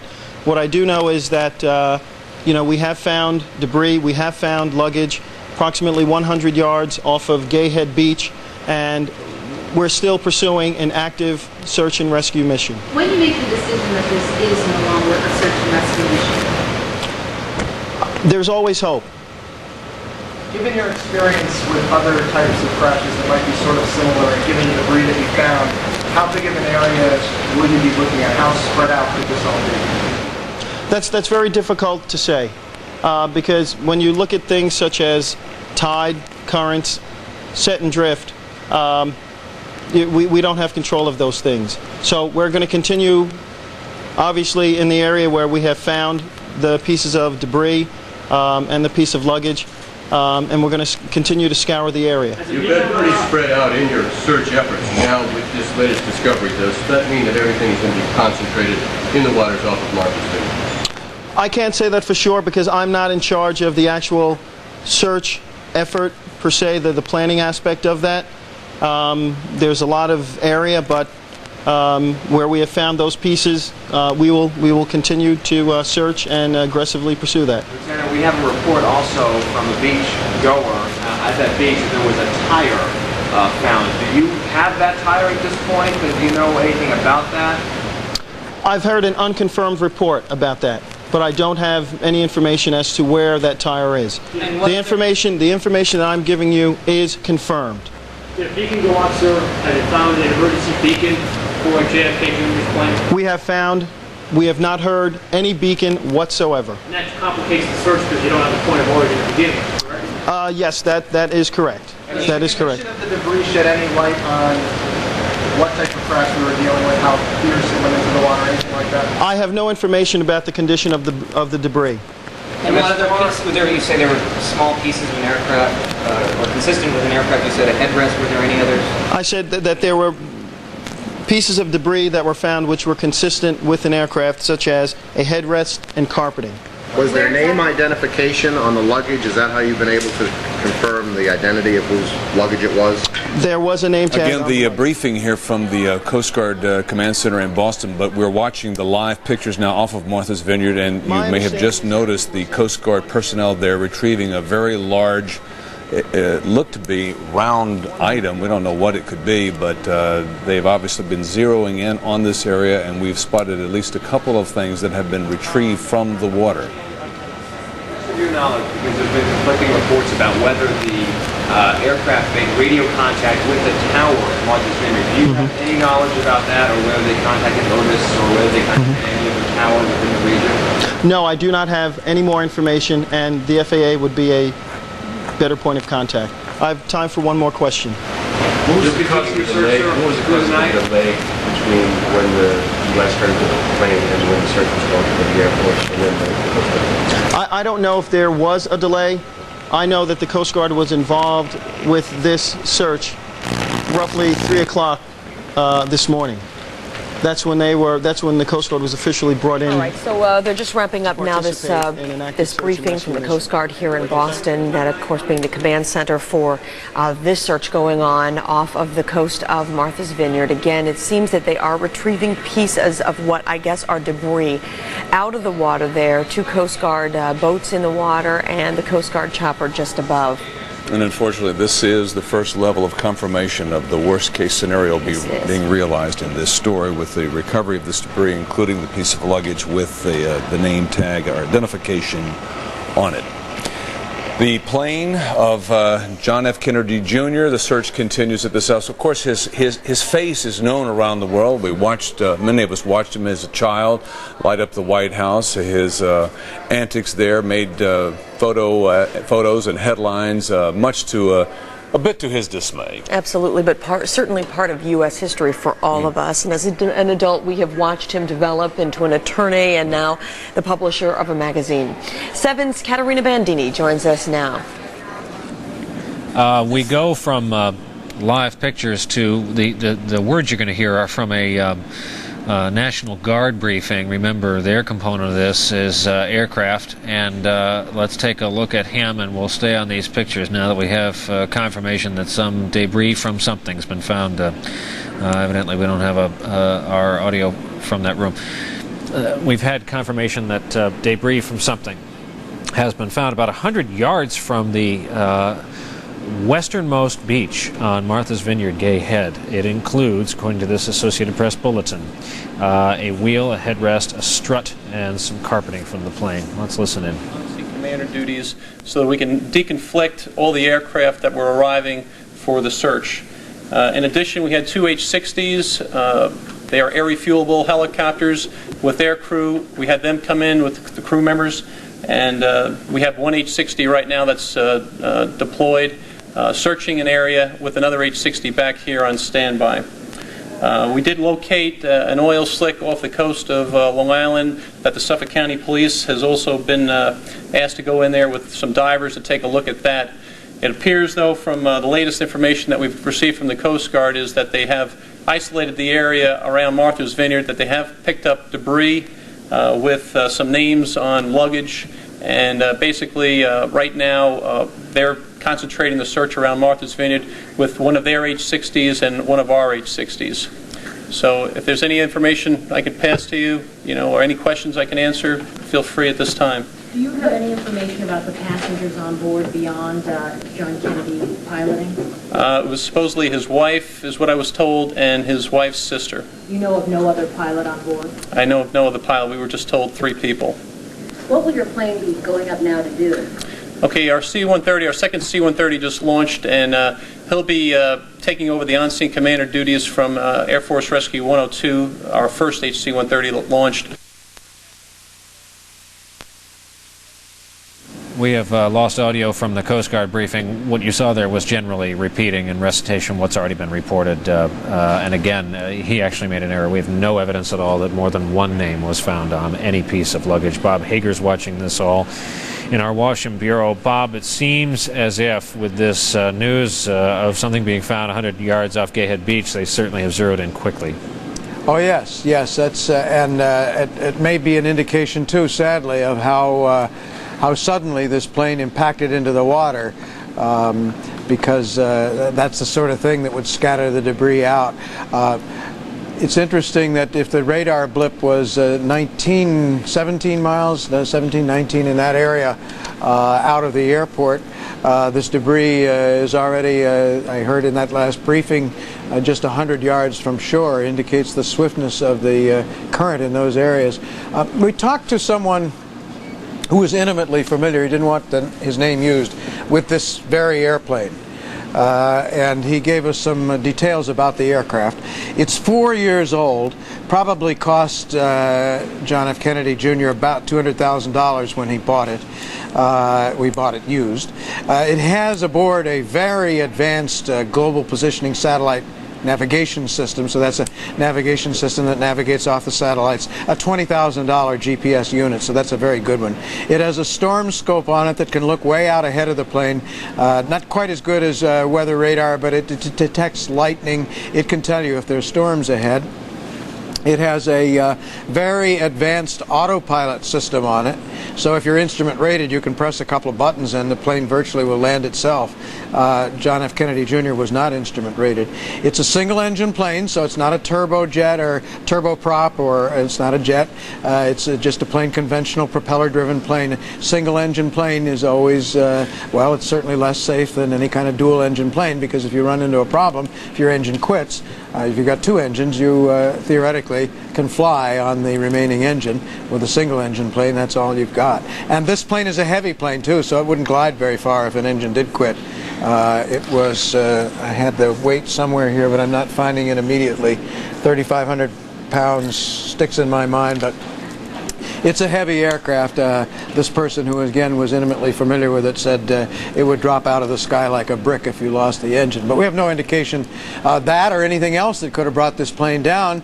We do have that report that the two blips that were seen at the end, unconfirmed report, that they show the plane at 2,200 feet and then suddenly much lower, so much lower that it would indicate that the plane was in a dive.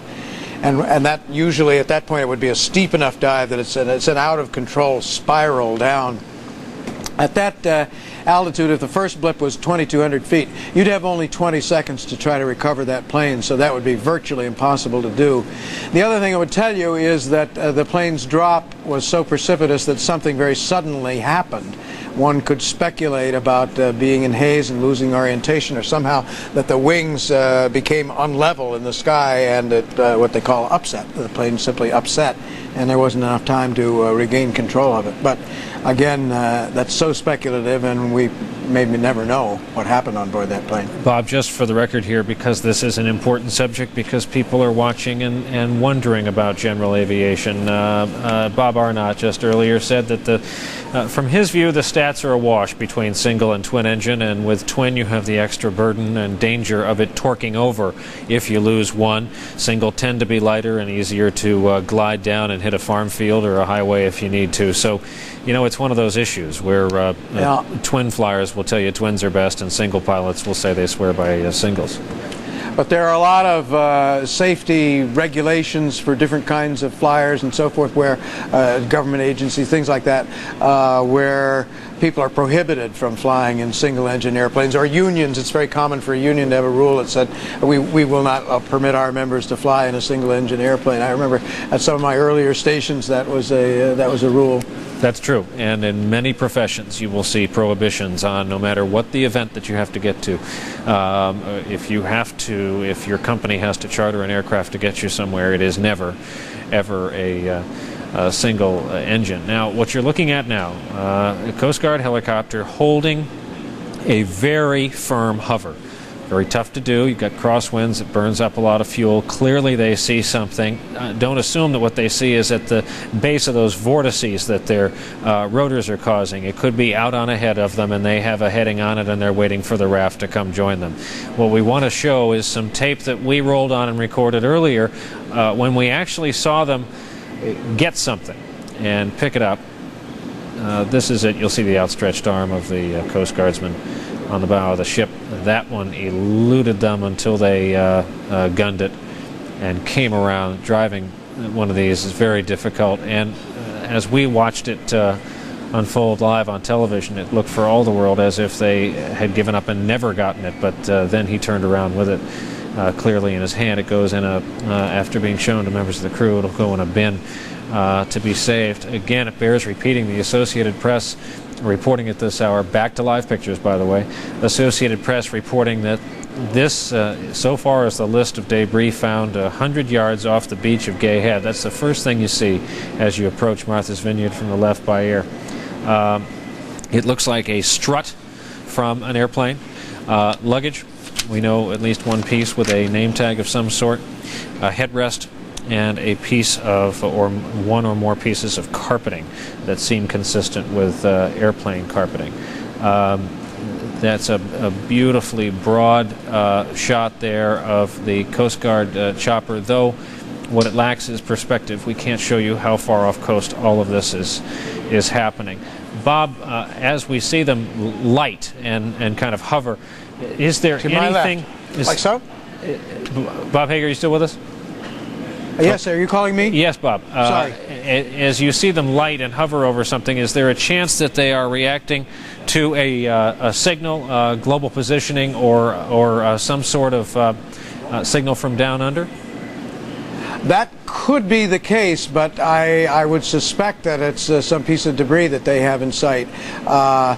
The positioning emergency beacon locator will fire from underwater from some depths. Doesn't always fire, so you can't rule it out. But I think it would be much more likely to be debris in light of these reports that that debris has been found in the area. Robert Hager in Washington, thanks. We'll stay on these pictures. WHDH, our NBC station, is providing these through their very, very steady gyro bracketed helicopter, and WNBC in New York, I should add, both of which will have to break off and land for fuel at some point. This is tape of the grappling hook out just a little while earlier as they spotted something or things in the water. Very difficult if you spend any time on the ocean to spot anything amid the whitecaps of today and the rustling seas. Carl Anthony's with us, who many of a certain generation currently know as a contributor in the pages of George magazine, as we talk about the potential loss here of Carolyn Bessette, Lauren Bessette, and among them their pilot on this flight, John F. Kennedy. Carl, let's talk about John F. Kennedy, the magazine publisher. Tell me what people need to know about him in business. Well, I think that the most important thing is that in terms of, and this is even truer for those editors and staff who worked with him every day in the offices there on Broadway, he was a real hands-on editor from the very big picture in terms of sort of dictating what the theme of the month of each month's magazine was going to be, who was going to be on the cover, what the theme was, to the small, tiny details. I mean, just this week I had a piece submitted and working with another editor, and John read it and asked a really tiny, specific question about Mary Lincoln. So he was and is an extraordinarily hands-on editor from the big to the small. The other thing that I think is very interesting is his ability to be able to separate his own personal political point of view, as a liberal Democrat, and kind of really being very firm about the magazine having the fullest and widest array of political perspective. And I think that is interesting in that it may be a key to certainly his ability to balance this notion, this schizophrenic notion of having been such an icon as a child and leading just a really normal everyday life. I don't think we always are conscious of the fact that takes a lot of thought. And while I think, Brian, certainly not to in any way take away from the great influence of his mother, you got to give him a lot of credit for his own character and for his own ability to make his way. Mm-hmm. So that, by dropping the F and the junior in one way, by insisting on normalcy, whether it's rollerblades or a bike trip or canoeing or parasailing, normalcy is of his own design is what kept his feet down. Yeah, and I think also just he really has a warmth, a real warmth where at a couple of these dinners that I've been to, and you just see that people sort of be hesitant about coming up to him, and he's I don't understand this ability never really to tire, at least never to show that you're tired of this constantly being stopped on the street when maybe you're just going to get a hamburger on the corner. And he has that ability. Someone probably calling you to tell you you're on television. And as we talk about this second half of his life, did he seem immersed? He was in it for the long haul. Was he at all tempted by the political offers that came in? Oh, that I don't know. Although I will tell you this. I mean, I think his interest in politics was all inclusive. He and his sister helped. They created the Profiles in Courage Award every year that's given out on President Kennedy's birthday. And last year, not this year, but in '98, for the first time they gave out an award to some political figures who were still in office. And before that, they had really just given it to people who were sort of no longer active in politics. And he and I had briefly talked about that at one point, and he thought it gave it a little bit more of an edge, a little bit more of a currency. That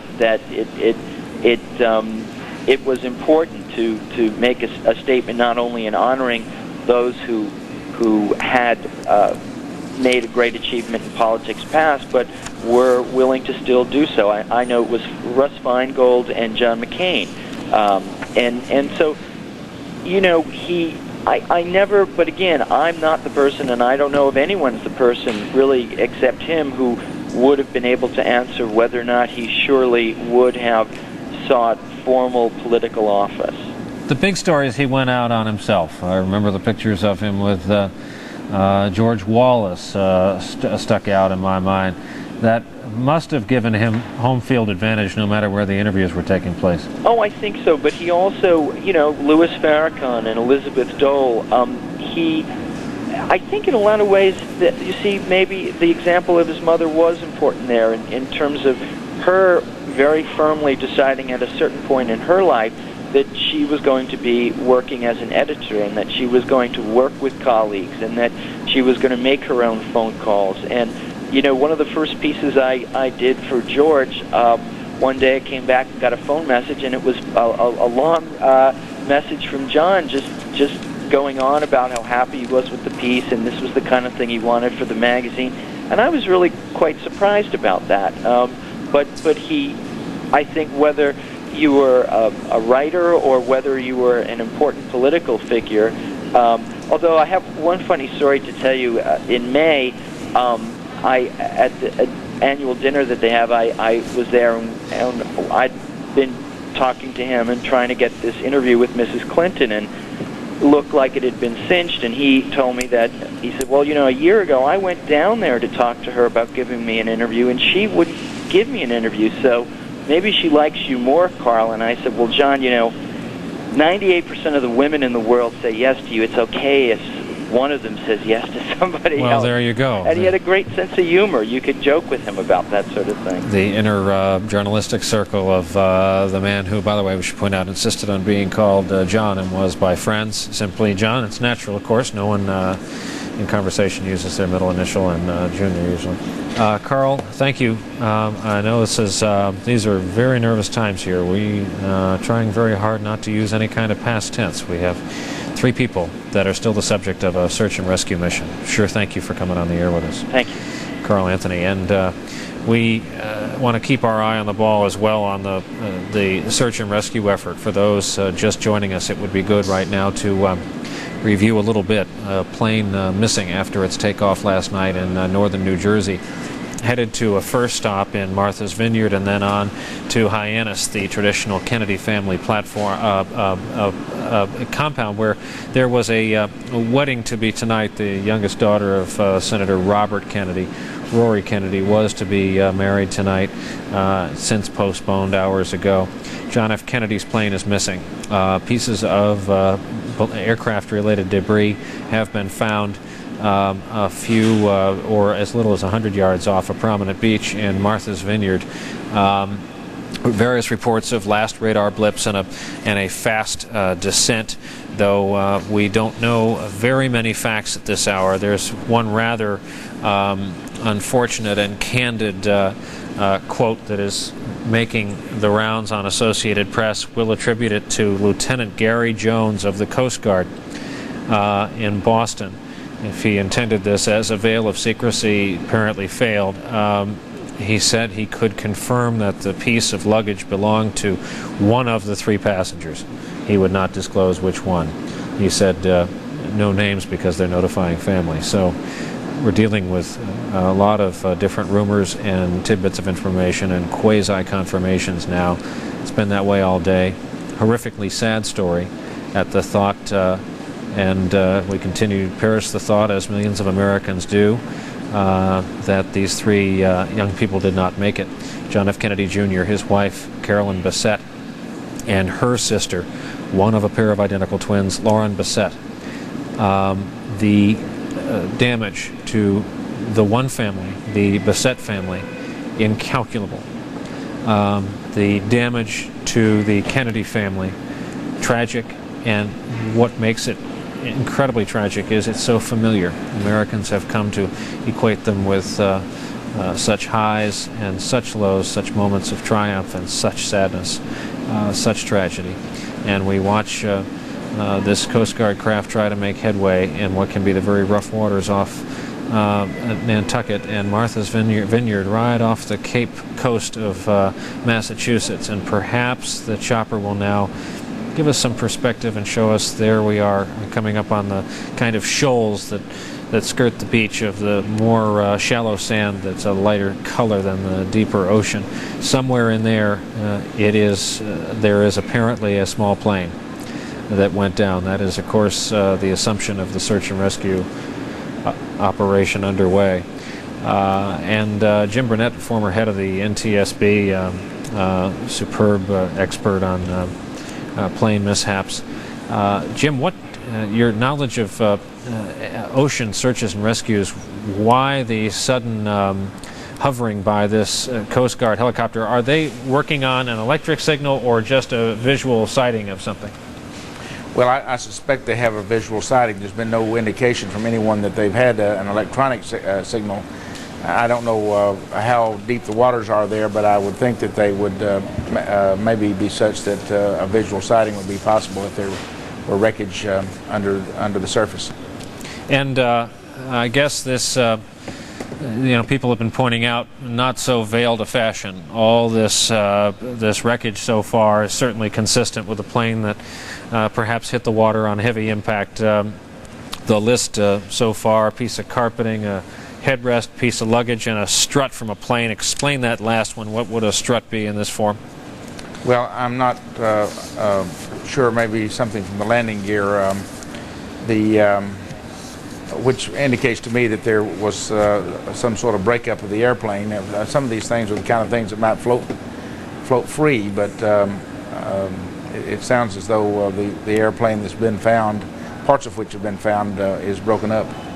U.S. Coast Guard, one of their public affairs officers, using the quote that everyone has been paraphrasing all day, saying there is always hope. And Mr. Burnett, let me get you on the record on the subject of single engine versus twin engine. As you know, there are 2 distinct camps among aviators on the best and safest. Do you have a position on single engine versus twin? Well, I agree with my friends. There's points on both sides. In terms of twin engine operations, of course, you have redundancy in engines, and if you can maintain control with a twin engine plane with the loss of one engine, you have the chance of being able to fly to a destination rather than having to glide into some place. But there is the danger if you don't have an experienced a pilot who's experienced in operating a single with one engine on a twin-engine airplane, the danger of losing control, which often is a much more serious situation. So there's not I think it's not clear that in all situations that a twin engine is safer overall than single engine. I, however, don't believe that I would want to be making an oversea flight at night in a single engine airplane. Interesting. Those who prefer singles say they can glide to touchdown. Those who prefer twins say it's nice to have backup power. We should explain what we're seeing here. We could perhaps drop that veil for a moment. It's a four-wheel drive recreational vehicle, and on it are gentlemen who appear to be police officers. The reason perhaps we have no direct witnesses to anything last night while they're joined by a second vehicle. These are some of the desolate beaches on Martha's Vineyard. They're not necessarily accessible by dependable paths through the dunes. You can see the road's not far away, but it's hard at night to get down there, and so they're not very highly populated. Some of the property, though not on Gay Head where we're talking about, is privately held as well. And then you see the boats offshore, and it's Gay Head, the westernmost beach on Martha's Vineyard. As you're flying up the eastern seaboard, the lighthouse there is really the first thing you see when you're looking to get a fix on Martha's Vineyard. You will normally have just flown over Block Island, a smaller island south of Rhode Island, and then you see on the right Nantucket, straight ahead Martha's Vineyard, on the left Cape Cod, which then swoops around the state of Massachusetts.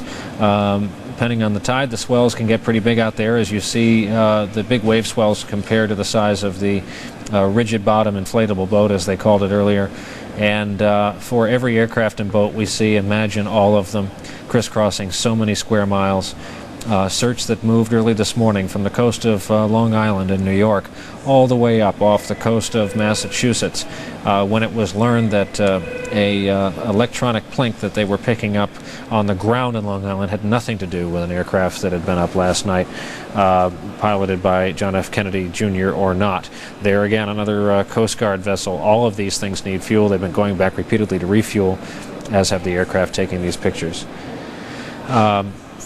We continue to cover this story as details come to us, and viewers are coming to us every hour, having learned on this Saturday that there is a horrible story being covered live on television all day. Perhaps we'll choose this moment to recap. It is having just turned 3 o'clock on the East Coast, 12 noon in Los Angeles. We are covering and will continue to cover all day and evening the loss of John F. Kennedy Jr.'s small plane. Also on board with him, his wife, Carolyn Bessette, and her sister, Lauren Bessette.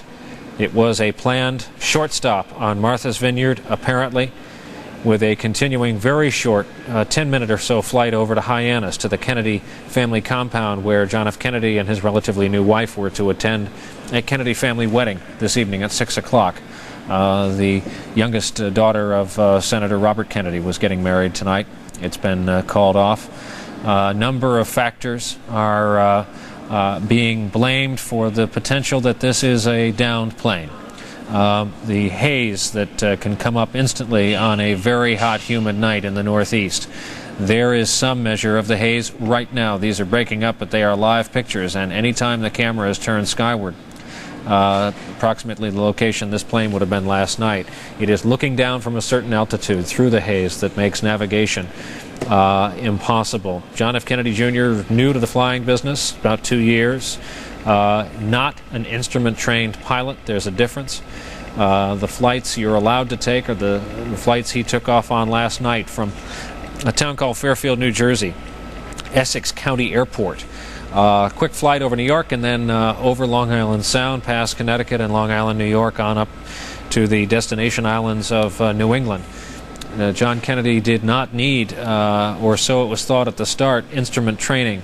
It was, pilots were being told it was a clear night. Unlimited visibility in some spots. That was, of course, we now know, underneath a layer of haze.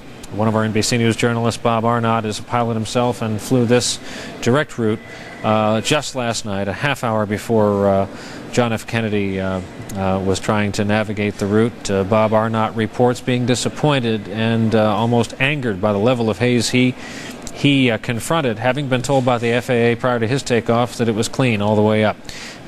He said it can be a dark, inky air that you find yourself in, and suddenly your landmarks on the surface, twinkling lights that are familiar to you, lighthouses that you've seen for years are invisible. And without instruments, you lose your bearing very quickly, especially inexperienced pilots. That is one of the assumptions today. For now, we have 3 people missing on a single-engine plane, and it is a huge and sweeping, at least 1,200 square mile rescue effort involving several branches of the United States Armed Services. They have collected, we should point out very quickly, pieces of debris, including but not limited to seatbacks, carpeting, a strut from an aircraft, and luggage with a tag and with a name. They are notifying families, so we cannot know the name on the tag. David Gregory is our correspondent at the Kennedy family compound in Massachusetts, rapidly becoming a very sad place. David? It absolutely is, Brian. We've seen some additional deliveries here today that were destined for another occasion, and that was the wedding of Roy Kennedy tonight, flowers and a big lighting and sound truck that was here. What we're seeing in greater numbers here is really members of the media and others, either family or friends who have gone in or out of the compound. We're waiting this afternoon for the latest word. The reporting that we've been doing is certainly going into the compound, and any details that we have, presumably they had them first in terms of any kind of identification, any sort of confirmation. The line of the day, which was keeping any sort of hope alive, you have to think is quickly diminishing. There was mass here, an impromptu, informal mass on the porch of Ethel Kennedy's home on the compound, lunch that followed with the Kennedy family, and then a whole lot of waiting as the family keeps vigil here. The marriage, the wedding postponed, as you know, for 6 o'clock this evening. This has become a much more somber and solemn scene at the Kennedy compound now, Brian. John F. Kennedy, as we look at tapes with Carolyn Bessette, the successful publisher of an editor of a new magazine, George, a chronicle of political and media goings-on, centered in Washington. George Washington, its founding father. There was a splashy debut news conference.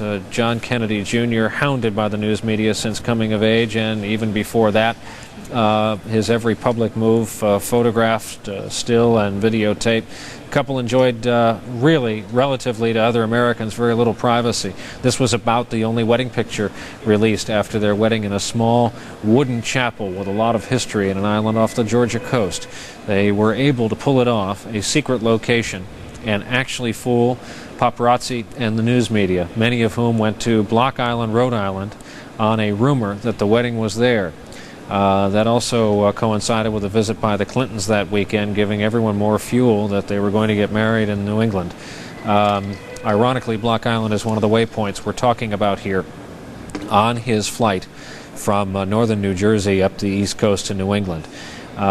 We also are duty-bound to point out that 3 years ago today, we received the first news that TWA 800 had exploded in midair over the southern coast of New York's Long Island, killing all aboard. The waters are again the scene of a very tragic, very sad search and rescue effort. America looks at the very real chance it has lost yet another Kennedy, the latest, perhaps most dynamic of this generation, Kennedy, the namesake of the fallen former president. And John Kennedy, known as John among many Americans, though not in that family, we should point out, that he was dubbed that by the news media, has held a special place in Americans' hearts for many years.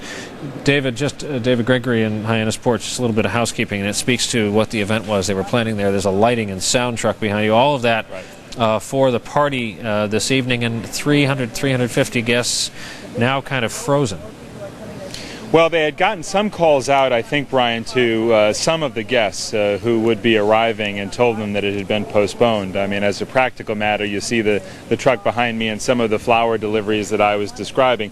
Those calls presumably did not get made. But by and large, it was just the family that had been congregated here, and many of the guests I'm sure they'd be preparing to direct traffic in this area on this road, as they have now done for a much different reason, and that is to accommodate the crush of photographers and reporters that have now descended on the compound. But all of this in preparation for the wedding. They had such advance notice as it came early this morning that this flight was missing, the plane was missing, and John F. Kennedy Jr. and the others on board were missing, that they made other arrangements. And as I say, the only activity that we have seen here today is some of the family coming in and out, some of the other guests on the compound going in and out. But even that movement has been relatively limited, Brian.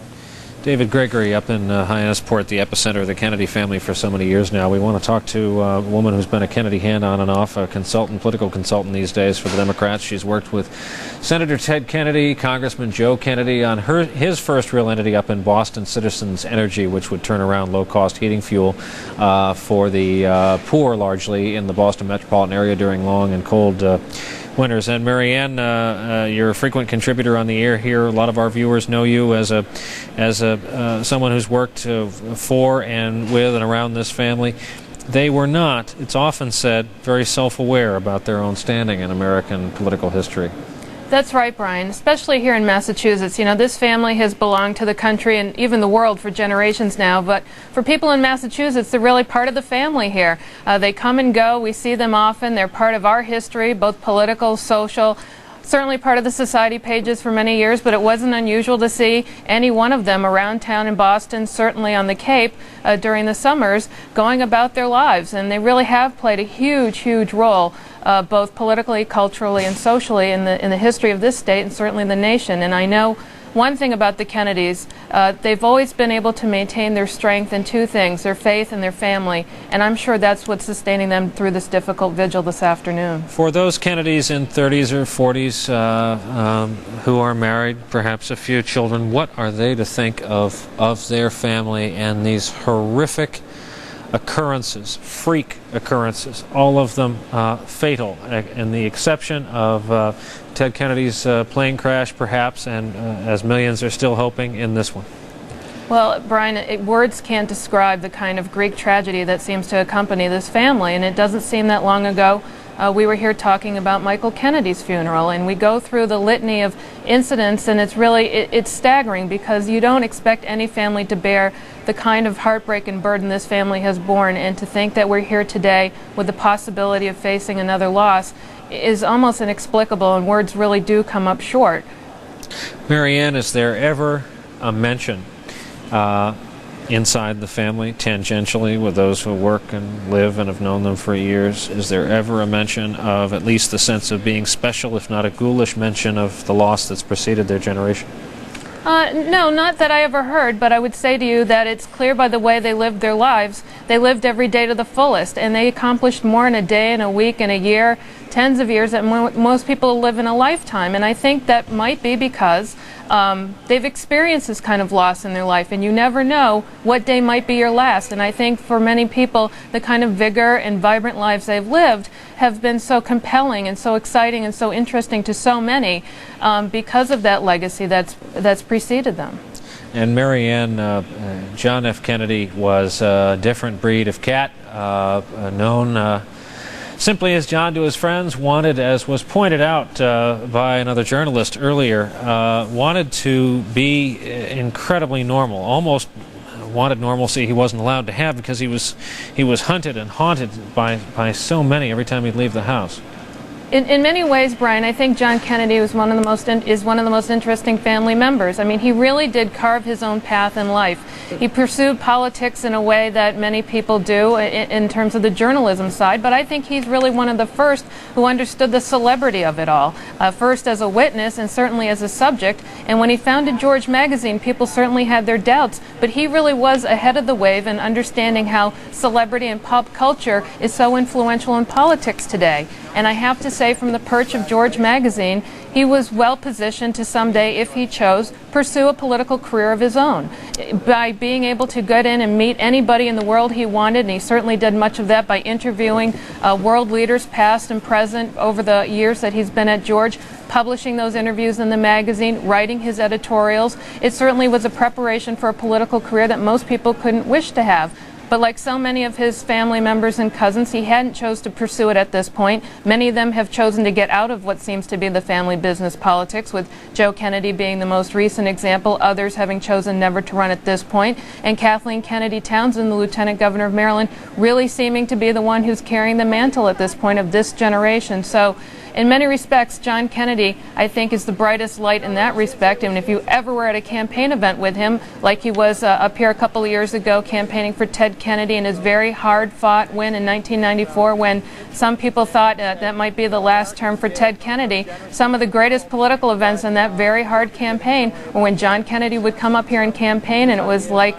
a rock star had come into town. They gathered the kinds of crowds you couldn't imagine, and he really had a nice word for everybody, a handshake for all, and really knew what he was talking about, and it was always a delight to see. And we owe a final word to not only the families who have chosen to enter the Kennedy family through marriage, but this family, the Bissett family, has, if there are no recoveries from this search and rescue operation, suffered an incalculable loss of two young women, Carolyn and Lauren. Lauren, a set of identical twins. We erroneously mentioned her occupation correctly earlier. She's in the Lauren is in the investment banking business. But imagine the sadness in that family. It's hard to imagine, Brian, that any family can go through anything like this, and the Kennedys have so many times. The Bissetts maintaining the same vigil the Kennedy family is this afternoon, not knowing what the outcome of this is, though I know our thoughts and prayers are with all of them, and we're all hoping for the best. It's hard to imagine to go through this privately. It's very difficult to imagine to go through something this difficult publicly. I want to thank you very much for coming on, Marianne Marsh, no stranger to viewers here, and certainly to members of the Kennedy family politically. She's been talking about them as a clan, as a group in Massachusetts. Thank you.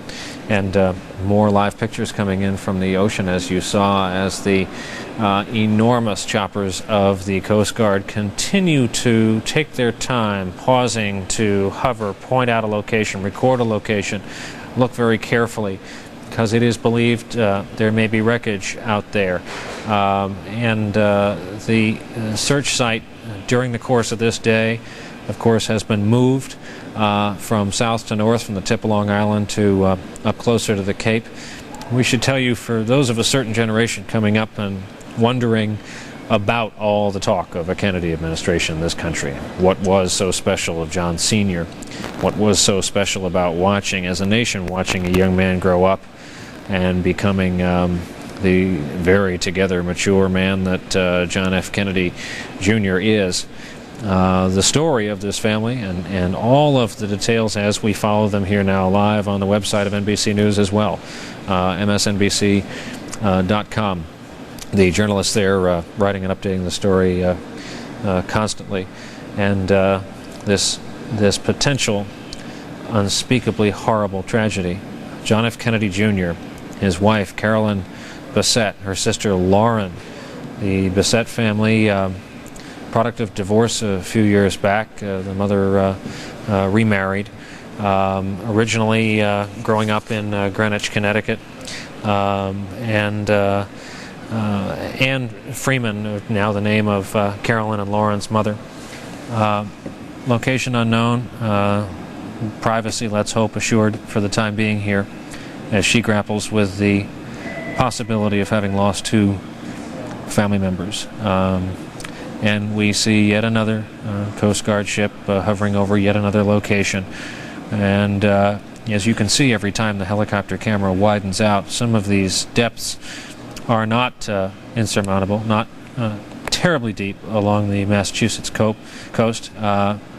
And it appears we have a sizable piece of wreckage in the water that was just brought in the boat. It's now in the rear compartment, the stern compartment. This is a live picture. WNBC TV in New York providing the helicopter. Live pictures and off the coast of Martha's Vineyard, Massachusetts. And it was a rather flimsy looking but large piece of debris brought in from the ocean. It joins a list pieces of, or a piece of carpet, a piece of luggage, a headrest, a strut from the aircraft. We had seen the helicopter locate another piece of debris. If we're talking here about a crash, about the impact of a plane into the ocean, this will keep happening as more debris floats freely to the surface. It is a grisly business. It is what everyone who was confronted with this story this morning in America feared was not the case. We still can't confirm that it is, but all evidence appears to point to that. They are notifying the family of the owner of the piece of luggage that came up and was identifiable by a tag. But we've just seen a piece of debris brought up. Jim Burnett, it's the business of even incrementally giving details to family members, letting them know what has happened, is a tough one. It calls for a superhuman personality almost, doesn't it? During my term at the safety board, we did not have that responsibility. At least it was very unusual when we did, but I'm sure that it does. I've worked with people who have had to do that either as in police work or in other public service jobs. It's tough.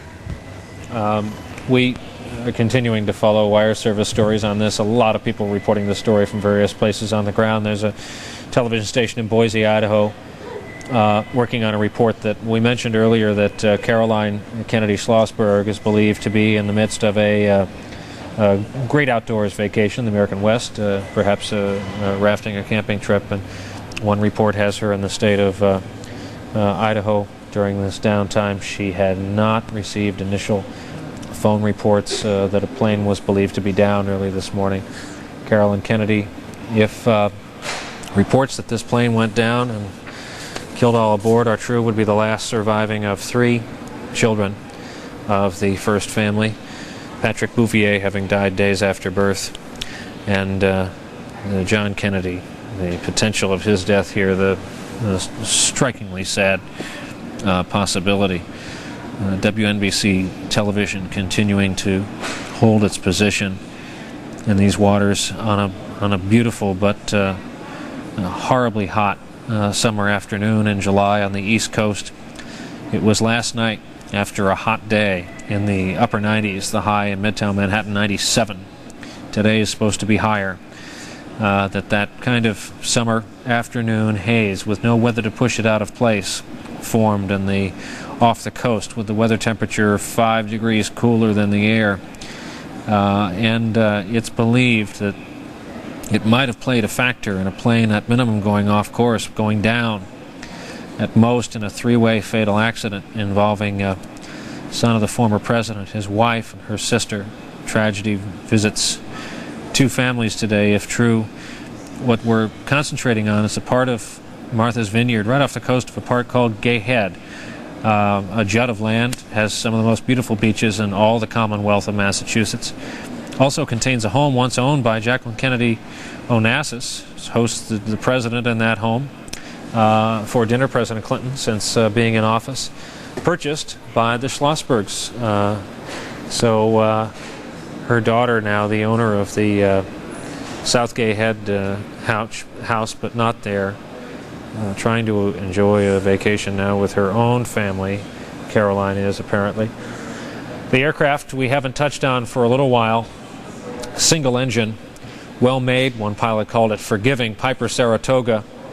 As single engine planes go, this is getting up there. If you own or fly one, the gear retracts. Coin a phrase, like a real airliner once you're aloft. And a relatively spacious cabin for private aviation. Depending on the seat configuration, can sit 4 to 6 passengers. Haul a good bit of cargo if it needs to. There is one outside a hangar, and the plane that John F. Kennedy bought is said to be this one. These photos by the previous owner. The tail number, the N code, has since changed since John F. Kennedy Jr. took ownership. The hard-hulled inflatable raft on its way to some unknown destination. We'll go back to it. These, again, the pictures that are coming into us, identified as the pictures of the plane purchased by John F. Kennedy Jr. in April, sale price estimated in the $200,000 neighborhood. You see that as cockpits go, if you've done any flying time in these, it can be an incredibly cramped situation. This at least has a little bit longer fuselage. It's a plane that's been around for many, many years, the Saratoga, one of the most popular in Piper's line. Under wing note, and that's a hallmark of a little bit more advanced plane than those you learn on, which have the wing attached to the ceiling of the cockpit. And then we go back to a search, rescue, salvage operation, a report of something that sure would look like they're at open throttle. The inflatable boat that's now become familiar to us from this air shot that has gone and chased down reports and sightings and theories all morning since investigators figured out that last they heard of this aircraft was maybe 10 minutes out from landing at Martha's Vineyard. That gives you some perspective what they're up against, how difficult it is to make visual contact with anything floating on that water on a sunny afternoon.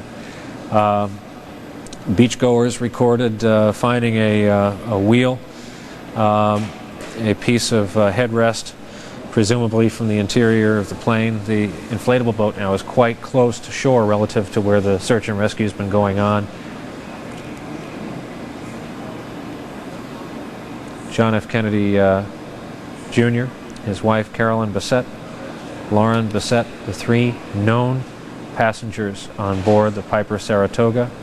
It was believed this morning, when this story was just beginning to be reported nationwide, that a flight instructor was on board. John F. Kennedy has just had a cast removed from his foot after a foot injury, still apparently rather tender. He was walking with the assistance of a cane. He laughed it off originally, a nuisance injury, but with a lot of the business of flying a plane taking place by using the feet, rudders, ailerons.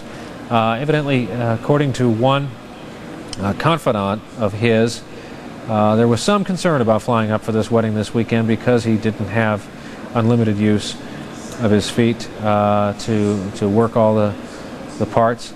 This is videotape that was turned around from a short time ago. I believe this shows just showed the pickup of the piece of debris that we witnessed live earlier. I'm not sure. We have heard from John Kennedy in a few forums, most of his choosing. He has had it his way largely, except for the intrusive media that have barged into his life on certain times, and he would I'm sure rather have been alone. Among the public appearances, television appearances, he chose to make over the years. We're compiling videotapes of his appearances. For now, knowing that this picture you're seeing now usually results in the recovery of something, we're going to stay with this picture. U.S. Coast Guard helicopter has chosen to stop over yet another location. This has usually meant that someone has spotted something in the water. And oh, now I'm told this is tape. It's safe to break away. Let's take a look at John F. Kennedy's appearance on Meet the Press with Tim Russer. This would be a different sort of political magazine. It's about politics. It's the first of its kind. It's arguably a lot of it's about Washington, so we were searching for a name, and George, after George Washington, seemed appropriate. You talk about in some of the essays you write at the beginning that you were interested in the nexus between politics and popular culture. What do you mean by that? Well, we'd felt, and I think especially after the '92 election, that if you looked at a lot of the other media, aside from magazines, television, radio, that they were covering politics in a fundamentally different way, a much more accessible way. And in turn, viewers were learning about political figures in a fundamentally different way. It was more personality-driven. A new generation of people were coming into government. And so we thought there was an opportunity to do something the same way in a magazine. And basically, that politics is not distinct from popular culture, is not distinct from popular life, but actually is a part of it and is inextricably weaved within it. So it was important for a magazine to sort of accept that premise and deal with politics in a way that people regard as they might regard music or arts or sports. Other than the fact that your circulation is 4 times larger than the New Republic or the National Review or the Weekly Standard, how do you differ from those more, quote, serious magazines? Well, our aim had always been to be something different, which hadn't really been done before, which was to be a really broad consumer, broad-based magazine about politics. And we figured in order to do that, we needed to do a few things differently. One was we sensed that there was this audience of people who had not been reached yet. You know, in the same way that Wired magazine said there's a group of people who are interested in information culture, we thought there was a group of people who were interested in political culture. But in order to reach them, we needed to do a few things differently. We needed to be visually driven, as you can see George is. We needed to leaven a lot of the serious discussions about politics with more familiar names, people from the entertainment community, from sports, etc. And we needed to really focus on the people who drive the political process, because people who read and who read a magazine use them as sort of a keyhole to look at issues. Do you think people, your readers, are too jaded or cynical about politics?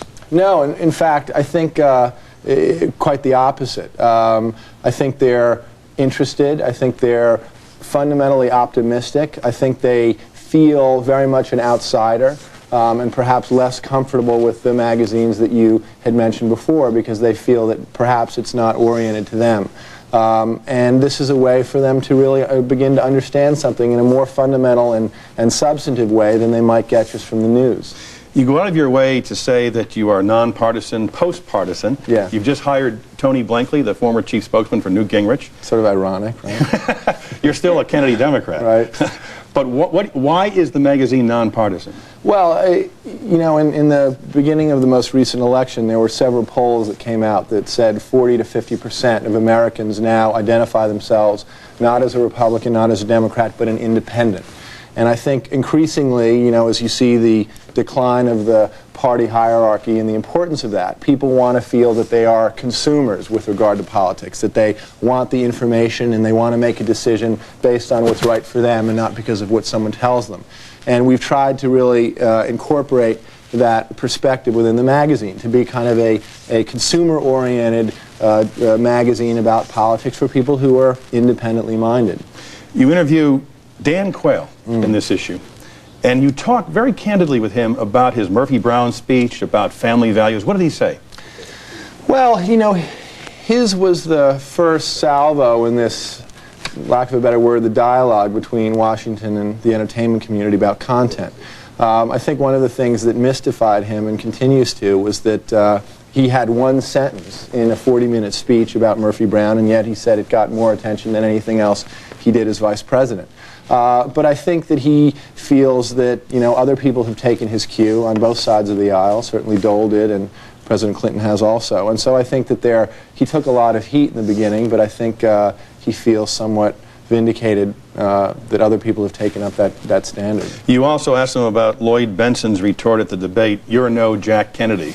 Yeah. What did he say to you about that? Well, he said that he anticipated that Benson would try to say that, but he really, Quayle really meant that in terms of experience and in terms of age, that those weren't factors that should be held against him, because they weren't held against my father, or they were, but he overcame them. Son of the late president, in a broadcast which, by the way, went on to show black and white clips of John F. Kennedy's appearance on the very same broadcast many years ago. John Kennedy Jr. And right now, while we play that videotape off the coast of Martha's Vineyard, they're trying to look for things in the water. They're trying to look for pieces of debris along a stretch of beach, along a stretch of water. Gay Head, part of Martha's Vineyard, Massachusetts. Oddly, a short distance, a relatively short distance from where John Jr., his sister Caroline, inherited the piece of property that was his mother's beach house for a long time. At the end of a long, nondescript dirt road, many of the nicest homes in Martha's Vineyard are completely unrecognizable from the entrance. That's exactly the way their owners like it. But no home can be judged by its driveway, truly. And as the sun goes down, rescuers, first of all, know they have about 5 more quality hours of eyeball search here, and that will probably do it for today. There are other things they can do in night operations, however. They are operating more and more aircraft, total of hundreds of people involved, many different fixed-wing, helicopter, even jets called in to help out in this. And there were questions at the Pentagon, not the best subject matter to bring up so early, and that is, how does this differ from what would be an average search for an average small plane having gone down in the Atlantic? The answer is not clear at this hour. We do know that small plane with John Kennedy on board, Carolyn Bessette, his wife, Lauren Bessette, her sister, went down after a takeoff shortly after 8:30 p.m. It was due in Martha's Vineyard a little over an hour later. Was supposed to drop passenger Lauren Bessette, younger, 18 months different in age from her sister Carolyn, for a weekend in Martha's Vineyard apparently, and then go on to Hyannis, scene of the legendary Kennedy compound, and for the weekend with carrying both Kennedys on board. The Coast Guard vessels have been following reports at all but full throttle. We've watched them all day, chasing down some bit of debris, working off coordinates on a map. All of the ocean starts to look the same. At one point, if you've ever spent any time out there, it can be tremendously disorienting. It's believed that last night's conditions, that is to mean oppressive heat in metropolitan areas, less so along the water, humid air, air you could see in some spots up and down the East Coast, might have played a part in this plane not reaching its destination, going down early. Reports of a very quick descent today, that it was going down much faster than normal, and that flagged people on radar. It is quite possible to be approaching a runway like Martha's Vineyard and not notice until the last minute that the horizon has disappeared. Landmarks, lighthouses, twinkling lights in the town in the distance. Vineyard Haven is the biggest town on the island of Martha's Vineyard. There are many different distinct towns and neighborhoods. It's a sizable summer resort island and year-round island. Its own school system, for example. And that could be, and is one of the going theories of what happened last night.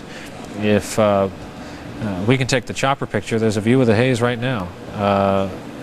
There it is. It's almost to the point where it's making land hard to see, but that's as good representation of it as possible. And while flying through it, it might as well be called just plainly fog along the east, and that is one theory, that very few hours comparatively in the cockpit of airplanes, just got his license a short time ago, bought a plane in April, kept it out in New Jersey, John Kennedy did, and no instrument rating, which means that were he truly blinded while piloting this plane, there was scarce little, unless he had done independent learning on instruments, highly possible, but scarce learning on how to let instruments help him get out of a fix. Possible to land a plane on instruments alone. It's done all the time, every day in commercial aviation, but apparently not in this case, not successfully. A piece of luggage has been found bearing a name. The Coast Guard in Boston says we are notifying one of the families involved. The Bessette family, if this does not turn up survivors, will have suffered an absolutely crushing and tragic loss. The Bessette family, originally of Greenwich, Connecticut. NBC News correspondent Campbell Brown at the Pentagon. She's learning more details since their briefing there, I guess, coming up on 3 hours ago. Campbell? Well, Brian, they are still very much focused on finding the plane and pinpointing the precise location. But in terms of the Pentagon's perspective, coordinating the overall search and rescue effort, they are beginning to think about the next step. And that would be the recovery of the plane, assuming that they do find it. And we all want to be hopeful at this point and say that there may be survivors, but in any case, they do have to look at that scenario and plan for it. And I want to be careful how I explain this, because Bob Hager is certainly the expert in this area, but the way the military planners explain it to me is, depending on how the plane went into the water, they would be facing two possible scenarios. If it did go in at kind of an angle and not a violent direct impact with the water, then the plane may well be sitting, maybe resting on the bottom of the ocean, and that they would then have to check the depth of the water to determine whether they could go down. Now, if the plane is resting on the bottom, and if it's 100 yards or less, that's a depth that scuba divers could go down into, then military officials say they would in all likelihood rely on the divers who are part of the Martha's Vineyard police force to help them with that effort. The problem becomes if the plane is at a much deeper level, over 100 yards, then they would have to rely on Navy divers who would come up from Norfolk, who are specially equipped for this kind of mission. The other possibility, Brian, which is the one no one likes to think about, but is if indeed the plane went in much more violently and went in at more of a direct angle, then you are likely to not have a whole lot to recover. It is going to be bigger pieces of debris spread out over an area, but given the size of the plane, what they tell me, it would not be a very large area. We're still looking at an area of about 1,000 yards in terms of where the debris would be. Brian? Campbell Brown at the Pentagon, and this is a big field of ocean, as you point out. If the first scenario, entering the water on an angle, is correct, then the debris we're seeing, we would be led to believe, is coming out of, say, an open hatch, something like that.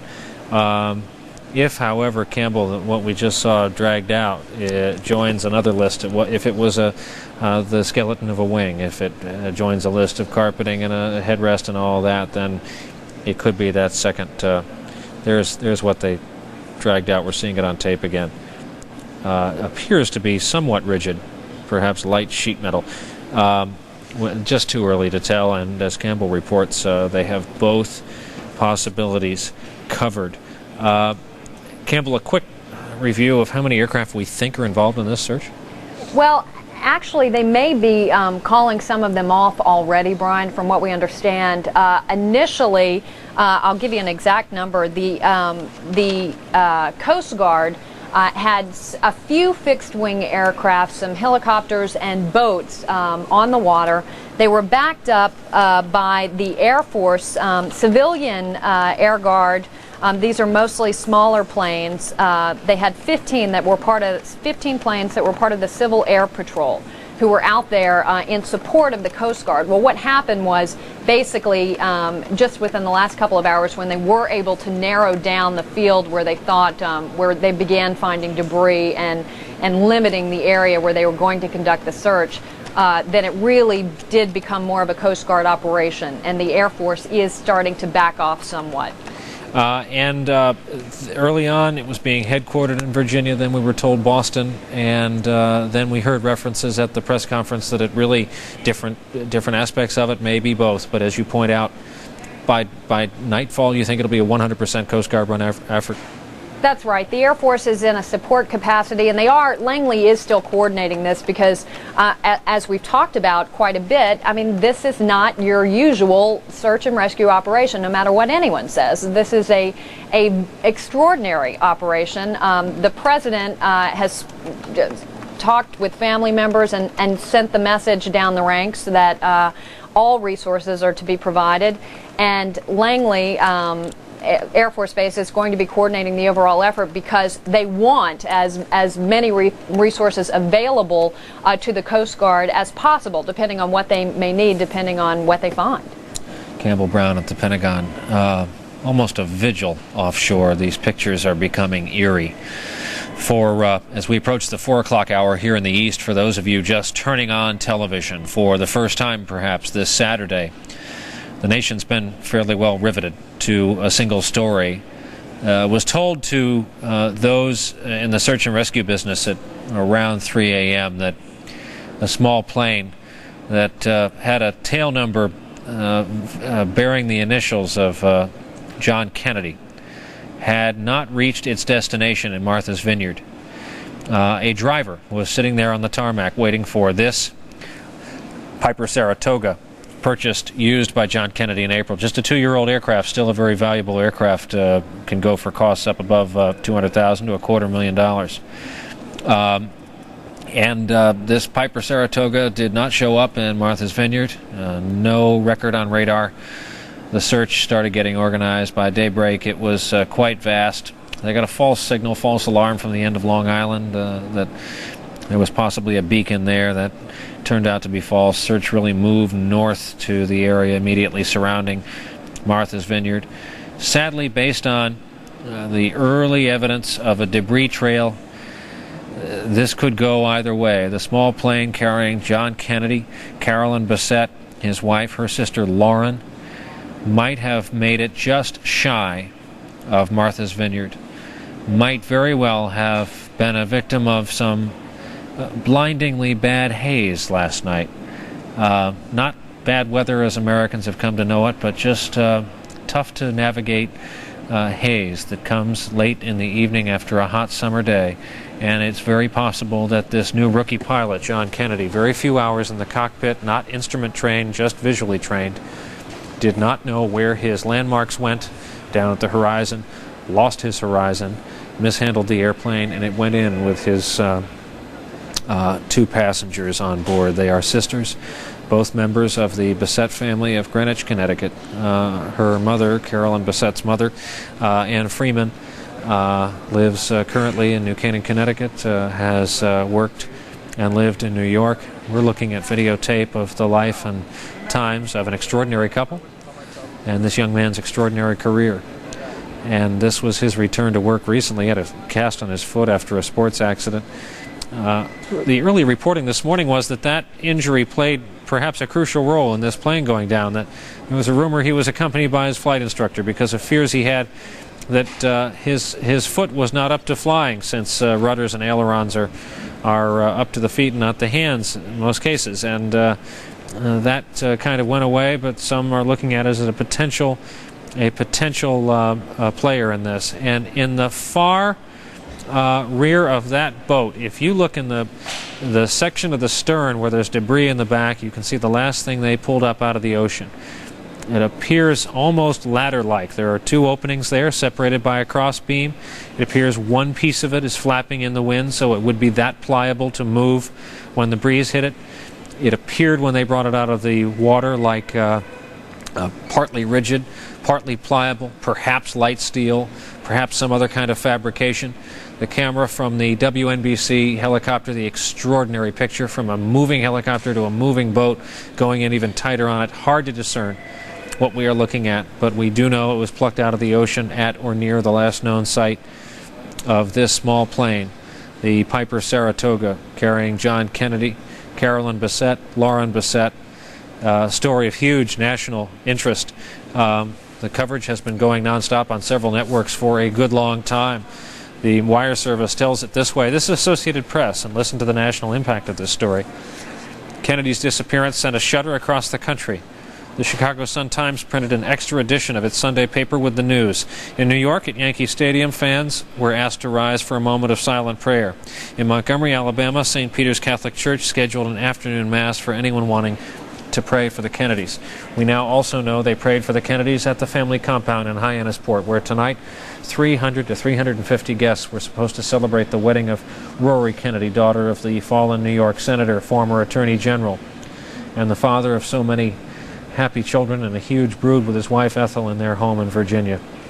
Rory Kennedy was to marry tonight. It's been postponed. That was the gathering bringing so many members of the Kennedy family and group together tonight. John F. Kennedy, NBC News, reports from a friend of his had expressed some reservations about flying alone with this the foot injury and the condition it was in without his instructor, but had made it known to friends and associates he was going up for the wedding this weekend. I'm happy to learn that our next guest has joined us by telephone, one of the true chroniclers over time of President Kennedy and of the Kennedy family. Hugh Sidey was around certainly to write the first draft of history if it happened at the White House for a couple decades there, and Hugh Sidey of Time magazine is with us. And Hugh, I'd like to hear how your thoughts have been today. Well, it's almost impossible to put your mind around this, Brian. I've cast back to try to remember other cases of history or prominent families that have had tragedies, and many have, but I don't ever recall such a sequence of deaths. I mean, I may not be the best historian, but it's just shocking, the harshness of it and the suddenness of it. And there's no way to rationalize it. It's coincidence. You could say that in John Kennedy's case, he was a political figure, and they're subject to some degree to assault. Bobby was somewhat careless, and so were the kids. That's true, but this isn't a case of that. As far as we know, anyway, this seemed quite rational, reasonable. I assume John Kennedy was a licensed pilot, short hop up there.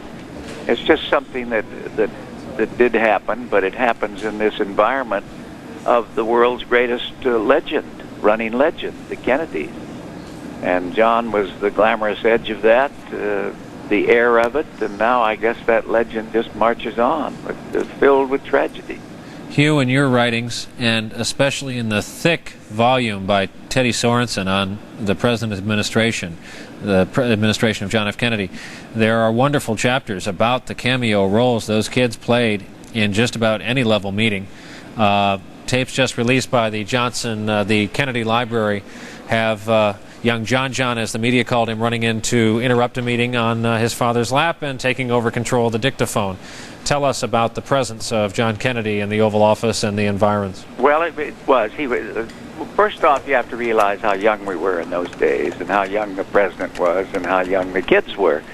So you had that marvelous scene, and the Kennedys, a big kind of roiling family, and John was always, when he got his legs, wandering over there. And there were episodes like that. There's the famous picture of him peering out from under the desk. He called the desk his cave, he and Caroline, and played there. And then he had this little dance. The president would clap his hands and he'd bounce over the carpet. You get a little glimpse of that now and then. Sometimes Kennedy had to send him back to the mansion when the meeting was important enough, and Dave Powers would march with him. Dave was the assistant to John Kennedy, would march with him back over there, but then there was a bowl of candy on Evelyn Lincoln's desk, and he would help himself. And the president tried in vain to limit him to one piece of candy, but the rule never applied. There's a wonderful picture someplace. The president was meeting with Fanfani, the Italian prime minister, and there's John with a stuffed animal rolling on the lawn, and everybody kind of laughing. But he did. He came into meetings where McNamara and Rusk and all those people were. And I think, to be honest with you, that's kind of a wonderful thing. That eases tension, leavens things a little bit. It does. It does.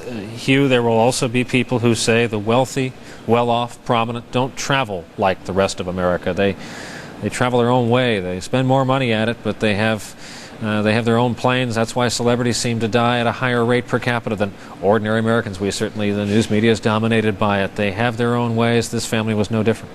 Well, I think that's true. They live on the edge. There isn't any doubt about that. I suspect, though, that John Kennedy, one of the reasons he probably wanted to fly, in addition to just the fascination of it, was to be alone, just to get away from this crush, this absolutely brutal interest that the American people had in him and his family. And I could understand that the idea of you being your own private pilot and having your own plane would take you away from that crush all the time. So, but you're right about it.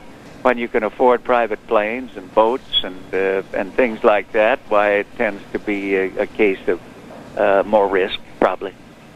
Do you buy, Hugh, did you ever, the fact that there was a grid somewhere on a master plan for this family, and Joe Jr. from birth was the anointed one? He was going to be the next president. He dies in an experimental mission. And the mantle turns to Jack. Do you think there was a plan for the next generation? I think it was in old Joe's mind, the ambassador's mind. I don't think there's any question about that.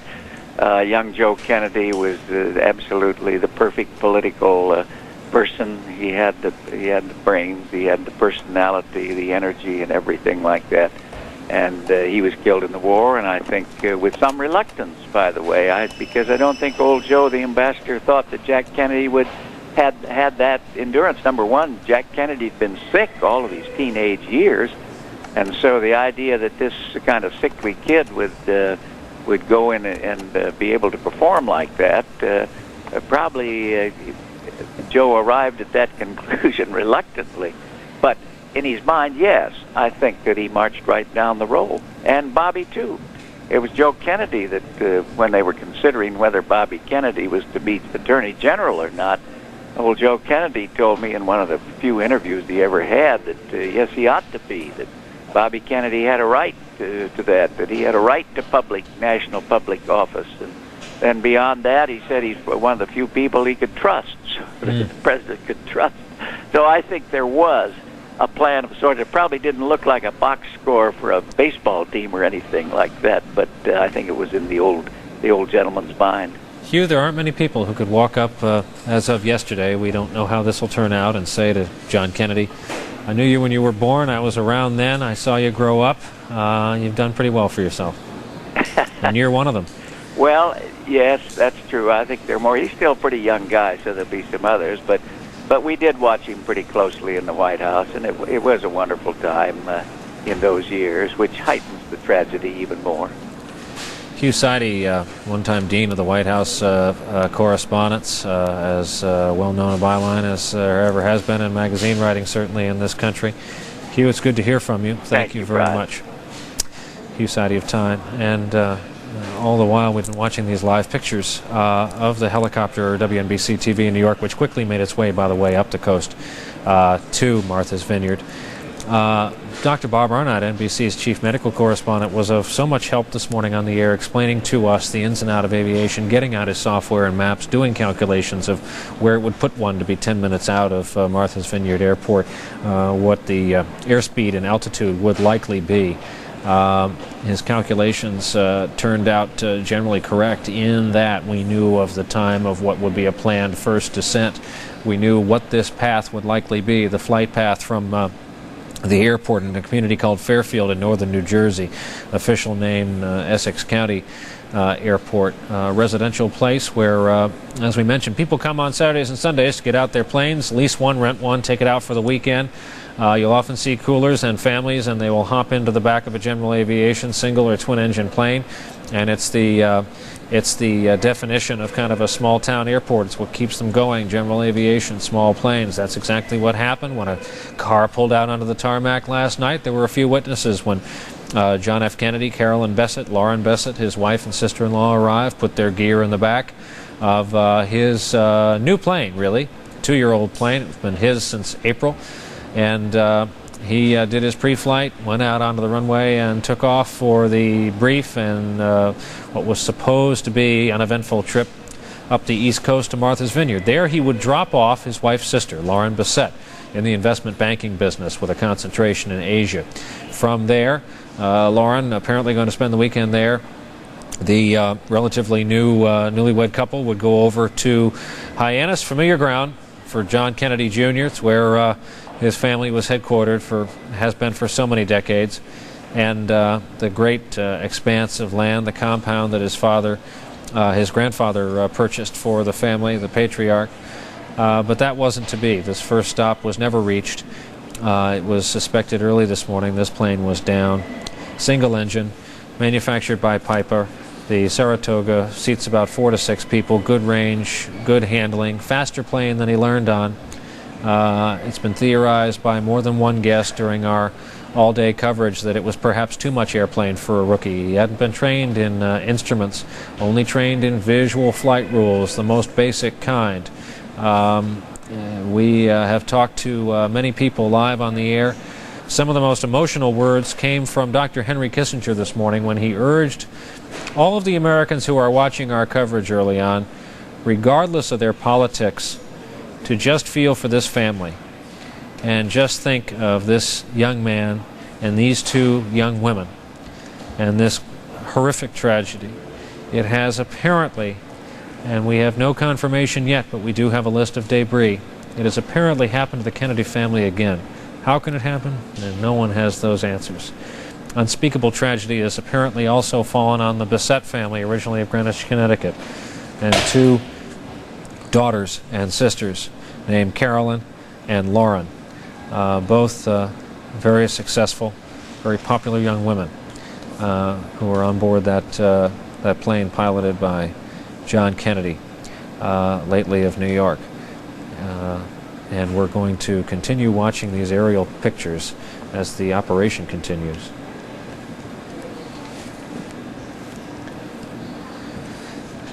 The Kennedy family spokesman, as he labeled himself, Brian O'Connor, came down the driveway of the familiar Kennedy compound in Hyannisport. He warned everyone there wasn't much he could say earlier today.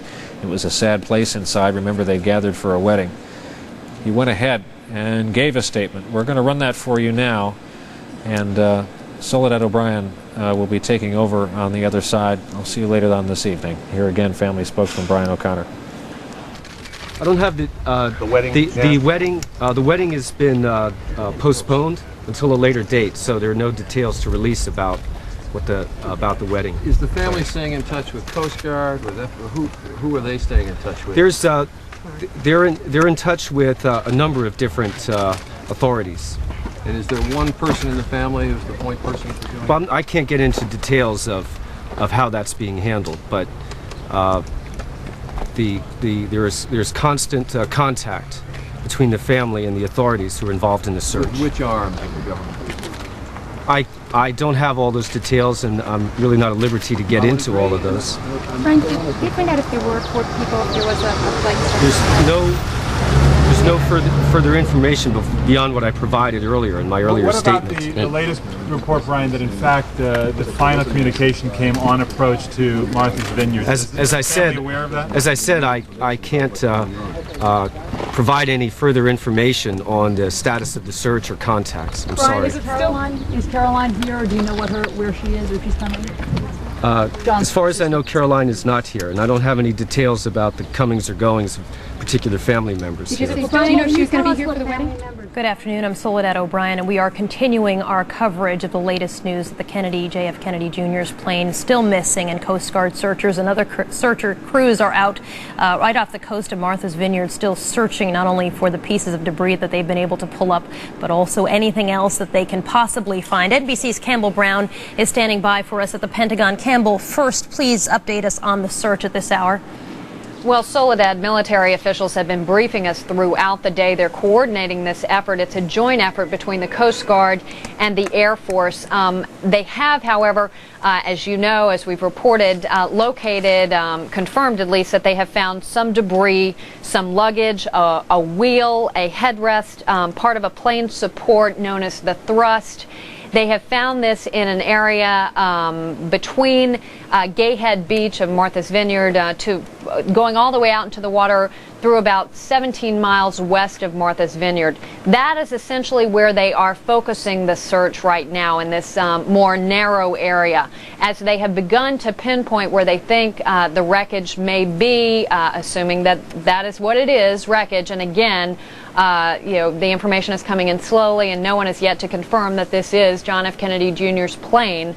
But assuming that this is what they are finding, they are going to hone in on this particular area, and it basically becomes a Coast Guard operation at this point, with the Air Force flying support, flying in a support capacity. There's a C-130 plane in the air, an Air Force plane that's acting as kind of a air traffic control in the air for the other planes that have been flying over the area, and trying to point out debris for the boats that are in then going into that area and trying to bring in the debris that they're able to locate.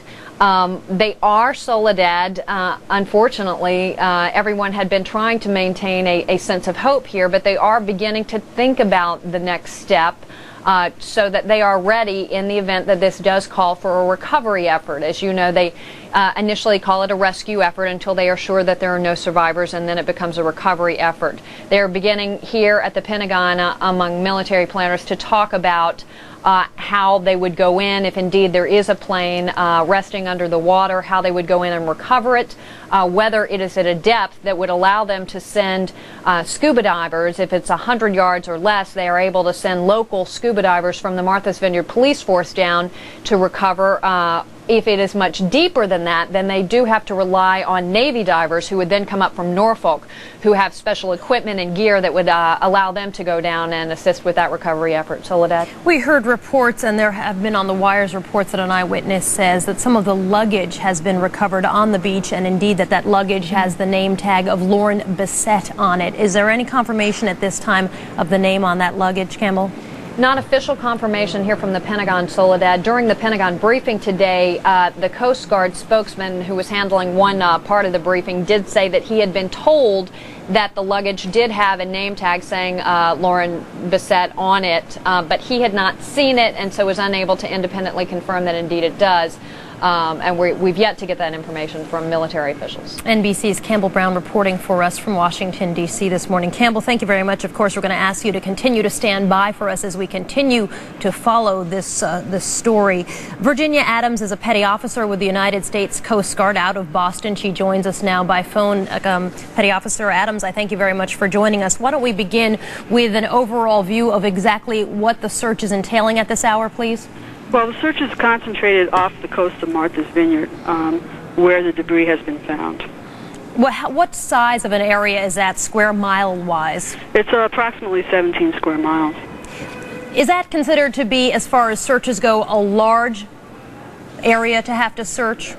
It's a medium area to search. How deep is the water in that area? Yeah, I don't have the information on that right now. I understand that the Coast Guard right now is leading the search and rescue. Tell me about the number of crews that are involved and also who else is involved at this time. Well, we have a massive search going on now, and we have several boats in the area headed by a Coast Guard cutter and 2 helicopters involved in the search right now. And all of these, the helicopters and also the boats, would be able, if there are survivors to be found, would be able to pull those survivors on board? Yes, they will. Is there any sense, as we edge, at least here on the East Coast, towards 4:06 p.m., and of course we know that at least 12 hours have gone by since the Coast Guard was first notified, that you are losing hope that you are going to recover survivors here? We don't lose hope. We keep our hope up. Can you tell me a little bit more about the debris that has been recovered by the Coast Guard so far? Well, a piece of luggage has been found, as well as a headrest and carpeting from an aircraft.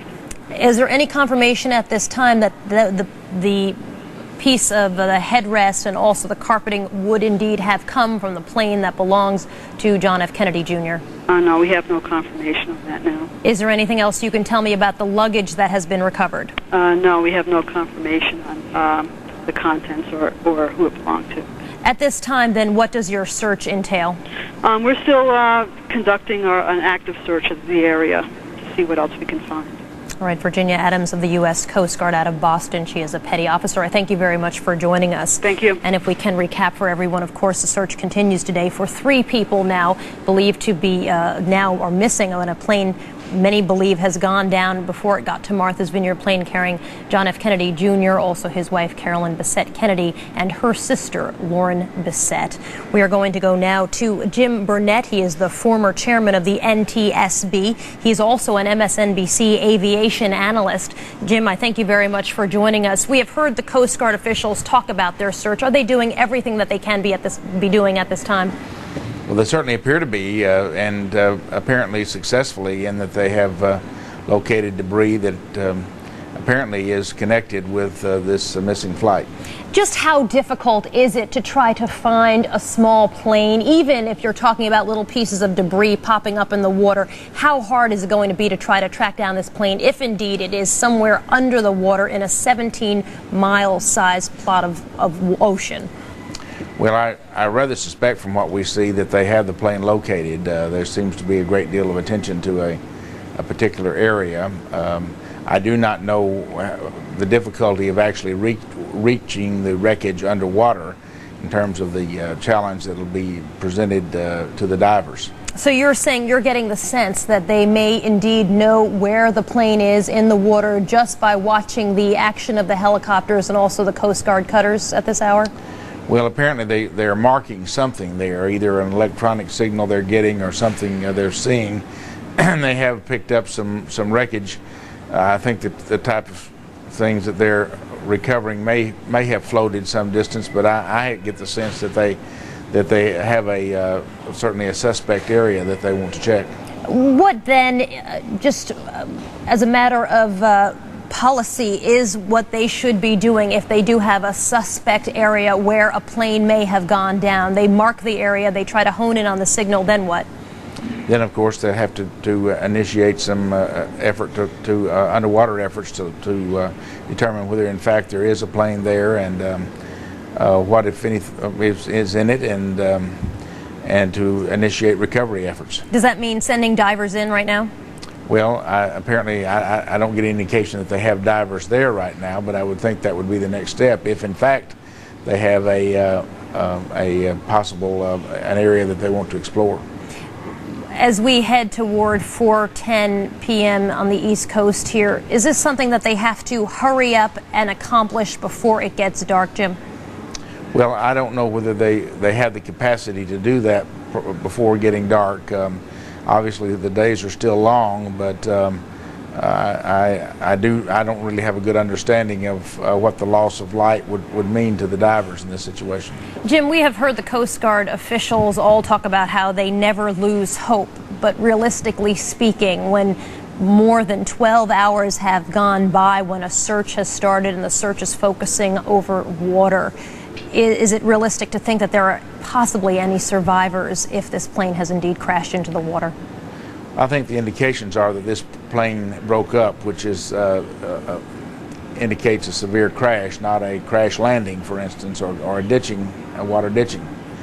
That would suggest that it's probably unlikely that anyone was able to deploy inflatable rafts to leave the site. In the absence of that happening, unless someone has made it to the Martha's Vineyard shore and has somehow been unlocated or unable to establish communication. What are the this indications? Like a very, forgive me for interrupting you for a second, but I just have a question about what you've just said. What are the indications that this could, to your mind, be a severe crash as opposed to a ditching, outside of course, the fact that no one has heard, including the family members in Hyannisport, from any of the people on board this plane, as far as we know? Well, they've identified a piece of what they call a wheel. They've a strut that's either part of the landing gear or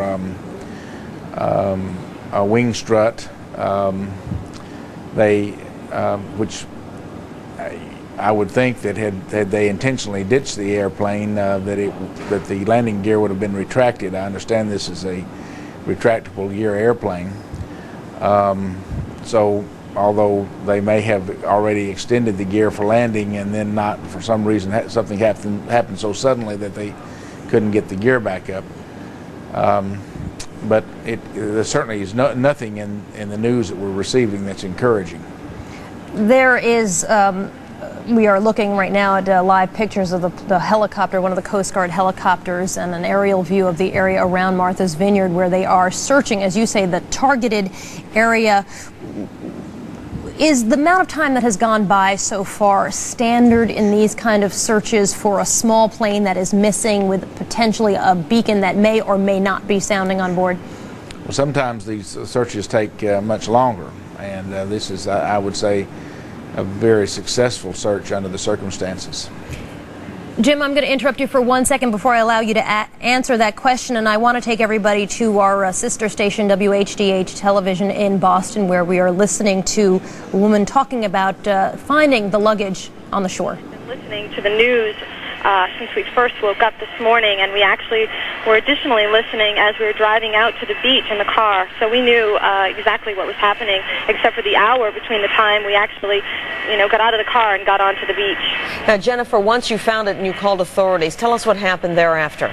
At that point, the Chilmark chief and state police arrived on the beach in a three-wheeler, and they had on the back of the three-wheeler what looked to be a plain wheel, and additionally they had a green canvas type of kayak travel bag on the back, and we turned over our bag to them, and they left, and then soon after that the Coast Guard sort of descended on the beach and with helicopters and boats, etc. Certainly was an unnerving experience for you and your friends to have been a part of this awful tragedy. Absolutely.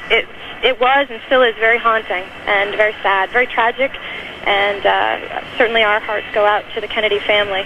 Presumably you had gone to the beach with your friends for a day of sun and fun in the water? Absolutely. Absolutely. And it quickly changed. Jennifer, can you give us a sense of where you are now, and can you see anything else going on as far as this search is concerned? Well, we have left because the police actually came pretty quickly and told everyone to get off the beach. We were probably the last group to leave Philbin Beach, and they moved everyone off, and at that point they were just focusing one of the helicopters in on one specific location. But we have now left the beach, but we haven't heard if the plane has been spotted or what, but they seem to be narrowing down. We've been watching, in fact, many of you throughout the day from our helicopter. This obviously has been the stir of the entire beach for the entire day. Yes, absolutely. The mood on the beach was just, everyone was disturbed, and everyone just felt terrible for the family. And I think certainly for Damon, who found the bag, for him, I know as I touched his arm when he came out of the water, he was shaking like a leaf. It was very sad. Jennifer, are you vacationing there? Yes, I do every year with a large group of my friends. Okay. And we've been here for most of the week. Okay. Your personal reflection, I don't know your age, but you sound like a young person. Your personal reflection, you no doubt are well aware of John Kennedy and his wife. And Absolutely, absolutely. One of my girlfriends who's here with us actually went to college with Caroline at BU. And yeah, we know the family well. Obviously, I'm from Massachusetts and have grown up hearing all of the stories of the Kennedy family, both good and bad.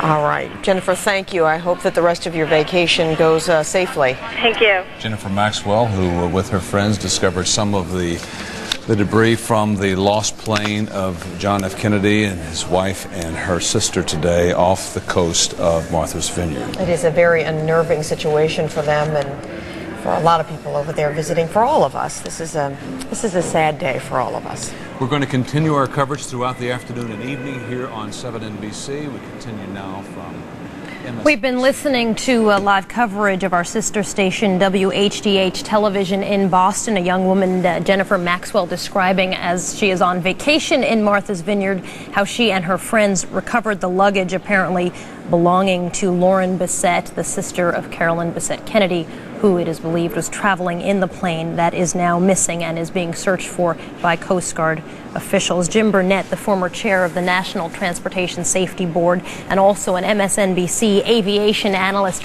rejoins us once again. Jim, I was interrupting you in the middle of a thought, and I do thank you for allowing us to listen in to a little bit of what Jennifer Maxwell was saying.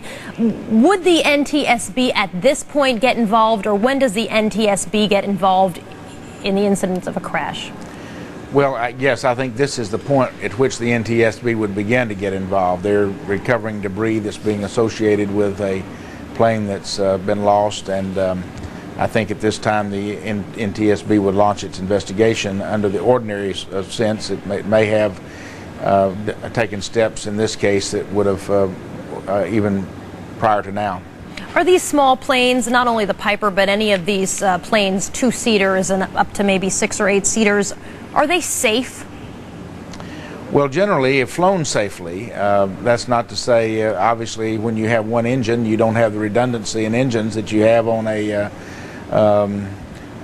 large commercial planes, the multi-engine planes that jet planes that we fly. The piston engine planes are not as reliable as jet engines, so you have they do not fly, cannot get above the weather, so they have to fly through the weather and are more sensitive to it. You have, in this case, a pilot that's not instrument rated and therefore can't take off and land in bad weather conditions, and if weather is worse than forecast, some alternate course of action has to be taken. Is that unusual to have a pilot who is not instrument ready, who could not potentially take off or land in inclement weather, to be piloting his own plane? No. That is a standard practice among pilots of small planes. There are many pilots of small planes that are not instrument rated. It's a horse of a different color to maintain instrument ratings. Jim Burnett, the former chair of the NTSB, standing by for us. I thank you very much. We're going to ask you to continue to stand by for us this afternoon. NBC's Golston Dart is standing by for us in New York City, in Tribeca, the neighborhood of John Kennedy Jr. and his wife, Carolyn Bessette Kennedy. Golston, what is the reaction there at this time when there are so many questions remaining and very few questions having been answered thus far? Well, a lot of people out here are asking the questions that we're hearing elsewhere. We've talked to some of the locals out here who seem a bit peeved and perturbed that other people have been coming in and already laying flowers as if to be presumptuous, having not heard what might be the worst news that has not come. But a lot of people here talk about how Carolyn and John like this area because not only do they live here at 20 North Moore, where you can see the police officer guarding the entryway of the door there, not only do they live here, Soledad, they really like to be a part of the lifestyle out here. They enjoy going to the area restaurants here and blending in and trying to create for themselves a bit of normalcy despite who they are and where they come from. So today a lot of media out here waiting to see if anyone of note shows up, and a lot of curious onlookers coming by to see the place where John and Carolyn live.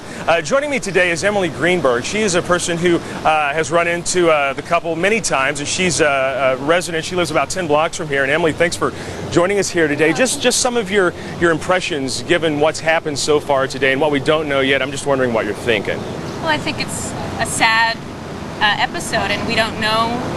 We don't have any confirmed news, so I think it's a little too premature for people to be laying flowers out. But I think it's devastating, and I think people are just reacting. He is a beautiful, young, smart guy, and she is beautiful, and they're kind of, the American couple. They're kind of American royalty. It's true, they really are, and people are so fascinated by the family and all that's happened to them, and it's fascinating. Well, let me ask you this, because you live in the area here, and you're a lifelong New Yorker, I believe, and you've seen them here and about, and you can probably help other people understand how much they really did enjoy and cherish and protect the sense of normalcy in their lives. Sure. I've seen them at restaurants in the area several times. Just around, I've seen him rollerblading, a very normal guy, and I think they really cherish their privacy, and they just wanted to have normal lives. They want to have, I know I'm talking in the past and I shouldn't be, but they just want to have normal lives like everybody else, and I think he's always wanted that. You even have a story going back to your childhood, not necessarily about John, but about his sister, Carolyn Kennedy Schlossberg, and you guys shared the same apartment? My family did live in the same building as her for a while, for a few years, and we would see him, coming over to visit. Again, she just wants to have a very normal life, just like everybody else, and have her family and go about her daily business. Yeah. Well, Emily Greenberg, we thank you so much for taking the time out to stop with us today and talk with us about what you know about this couple, and we appreciate it very much. Emily Greenberg joining us today. Soledad, so I think she really summed it up best. If you talk to some of the people who actually live and work out here, they understand that John Kennedy Jr. and Carolyn not only lived out here because it was convenient for whatever they were doing in their lives, but because they simply enjoyed living here. There are a lot of great restaurants, a lot of great things to do here. They are consummate New Yorkers. They enjoy the lifestyle here. And like we said earlier, in front of the apartment, the police obviously guarding the door to make sure curious onlookers don't get too close. But even at this hour, even as we do not know the fate of this couple and Lauren Bessette, people have, interestingly or strangely enough, put it how you want to, started to lay flowers, even light candles here. So that is the latest here from New York's Lower West Side. Soledad, back to you. Well, Golston, I heard your guest, Emily Greenberg, talk about it being a little bit premature to be laying the flowers. Are you saying that there is a mass movement in the area as we see the Coast Guard helicopters continue the search off the area near Martha's Vineyard? Is there a mass movement to start laying flowers, or is this just a few people coming by the neighborhood Right. It's just a kind of a scattering of people who come by, and with each one that comes by, you can kind of see somebody who's from the area kind of give a sneer and wonder why they're doing that right now. But of course, one can question one's motives. If that's what moves somebody to do something, then they're going to do it anyway. But some people indeed feel that at this hour to do something like that, however well-intentioned it may be, it's just too early. NBC's Golston Dart joining us with that report. Golston, thanks a lot. All right.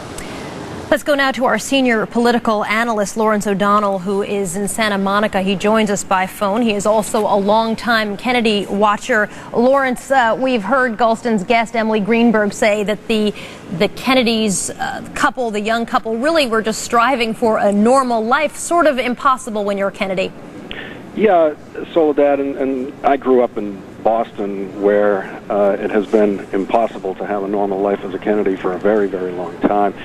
If anyone did achieve it, it has certainly been the two children of President Kennedy, Caroline and John. And I've known them for several years now, and it's just I will just be someone who'd echo what anyone else has had to say about him. I've never heard anybody say a negative thing about him, and you know, that's in the gossipy, backbiting world of New York, and he's for the last few years been in the gossipy, backbiting world of New York journalism, and there just hasn't been anyone like him in that field, in the sense that he just kind of cruised above all the kinds of personal criticism that you would expect someone in his position to have, and that he did that really by being who he is. Just you know, you just come down to these sort of inarticulate grunts like "great guy," but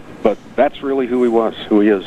I know that you have spoken to some members of the Kennedy family who have gathered for Rory Kennedy's wedding at the family compound in Hyannisport. That wedding now postponed until at least some information comes forward about the three missing people and the plane. What have they been able to tell you? Our hearts truly go out to them. What another horrible potential tragedy for the family to have to face. Well, I haven't spoken to any family members, Soledad. I have spoken to a guest, one of the wedding guests, who has spent the most of the day at the compound, and it's just been a grim, surreal scene for everyone. The Kennedys predictably have gotten into that amazing mode of theirs for dealing with this kind of thing. There was a moment today where Joe Kennedy addressed most of the people who were there, bringing them up to date on what's been going on. And, you know, this is as you know, an especially well-wired group for this kind of event. You don't only have a senior United States Senator there, but you do have a member of the cabinet in Andrew Cuomo, who has been busy working the phones and getting the best information they can get on what's been going on there. And so Andrew and Joe and Senator Kennedy have been trying to keep people in the loop as well as they can, but I've been told their information is not at all much better than what's on television, and most of the people there are getting their information from television. The younger generation of Kennedys seem to be risk takers who certainly they joke about how whenever they're playing football games, even touch football, someone always gets injured. Someone's being rushed to the emergency room to have an ankle or a wrist bandaged. Do you think John F. Kennedy Jr. fits this profile? I don't, and I do think it's a fair profile for some of the Kennedy cousins, but I don't think it ever was for John. He was an adventurer. He would go out on these kayak trips in Sweden and river trips, and I looked at his flying as just an extension of his adventurous spirit, not a trace of recklessness involved. He is a very careful guy, and I don't see it that way at all. The family has held a prayer session, a mass today. Once again, and again, we should highlight that it is unknown what has happened to this plane and the 3 people on board. But of course, as every minute ticks by, things look only worse and more worse. Is religion going to be the thing that holds them together again? It has before, and it will again. And Soledad, I know those waters up there. My mother lives just across the sound there, gazing across at Martha's Vineyard, and spoke to her this morning about this whole thing. And I've been in boats out there where your shot is right now. I've landed in small planes in Martha's Vineyard many times. It's very, very hard to maintain much hope at this point. Given the weather and the visibility today, the expectation that something would have surfaced, something would have clarified by way of indicating any chance of their safety, I would have expected that quite a while ago. So it's very hard for those of us who know the area to cling to in much hope here. Lawrence O'Donnell, senior political analyst and also longtime Kennedy watcher, joining us. Lawrence, thank you very much for that report. Let's recap for anyone who is just joining us at this hour. The very latest is that the Coast Guard is continuing to search into the afternoon the area right off of Martha's Vineyard for the Piper 32-300 series, believed to be a 5 or 6-seater plane. They also are recovering bits and pieces of debris. A piece of luggage as well has been recovered bearing a name. Eyewitnesses at the scene say that that name was Lauren Bissett, one of the people on board the plane. The Coast Guard has notified, they say, one of the families involved. This is, of course, no question, a crushing loss for all of the families involved. The 2 young women traveling on the plane, Carolyn Bissett Kennedy, the wife of John F. Kennedy Jr., and also her sister, Lauren Bissett, a New York-based investment banker. The 3 were reportedly heading to the wedding of Rory Kennedy, the daughter of the late Senator Robert Kennedy, and she was born actually after his death from an assassination in 1968. And their plan was to drop Lauren, Carolyn Bissett Kennedy's sister, off in Martha's Vineyard and then continue by plane to the Kennedy family compound in Hyannisport. NBC's David Gregory is standing by for us at the Kennedy family compound in Hyannisport, and he joins us now with the latest from there. We have heard, David, from Lawrence O'Donnell and others that it is, as every minute ticks by, hard to maintain a sense of hope. Are you getting that sense at the Kennedy family compound? Absolutely, from those who are surrounding the compound, but very little from inside. Just a couple of minutes ago, Brian O'Connor, who has been briefing reporters all day long, came out, but only to deliver some water to those media folks out here who have been here since the middle of the morning. No information yet.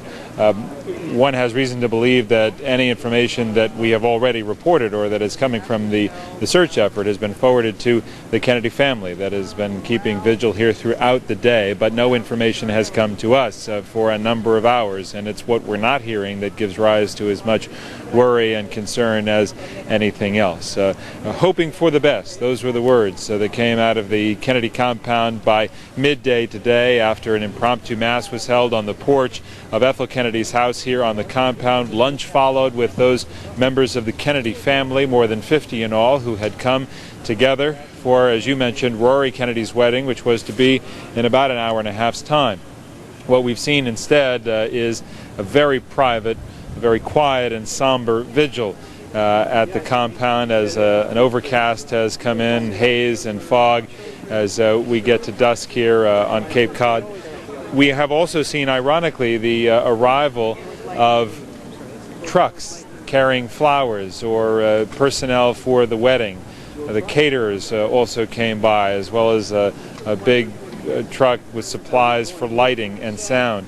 The wedding, of course, has been postponed. Perhaps all of the calls did not go out, as it looked, at least from the outside, as if they were getting ready for a wedding that we know will not happen. And what was to be joy tonight may, though there is still hope that this will be avoided, turn into a night of mourning. Soledad. NBC's David Gregory joining us from the Kennedy family compound in Hyannisport. David, thanks very much for that report. Sure. Let's go now to NBC's Claire Shipman. She is the chief White House correspondent. She is also a contributor with a monthly column to George magazine, the magazine that is run by John F. Kennedy Jr. Claire, what are your sources telling you right now about how the family is reacting, and also, of course, John F. Kennedy Jr.'s colleagues at George Magazine. Well, Soledad, there's not much actually to say on that front. I know that that the George staff have been told that the family will be handling all of the press, and that they should just try to wait until there's more information. So I don't get a sense that anybody at George is hearing anything more than we are right now. I know that obviously much of the staff is quite distraught, and he was a very, very popular, it's awkward with tenses at this point, but a popular boss, very, very involved in the editorial process, and in every decision from who's going to be on the cover to some of the individual columns. He'd often comment on what I was working on, what the other writers were working on.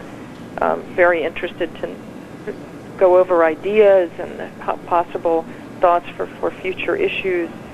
There was just he was incredibly involved, given his larger position of celebrity. He was very much a hands-on editor. Many people, and again, it is difficult, Claire, because as we know, at every minute that goes by, the tenses in which to characterize a story get more and more difficult.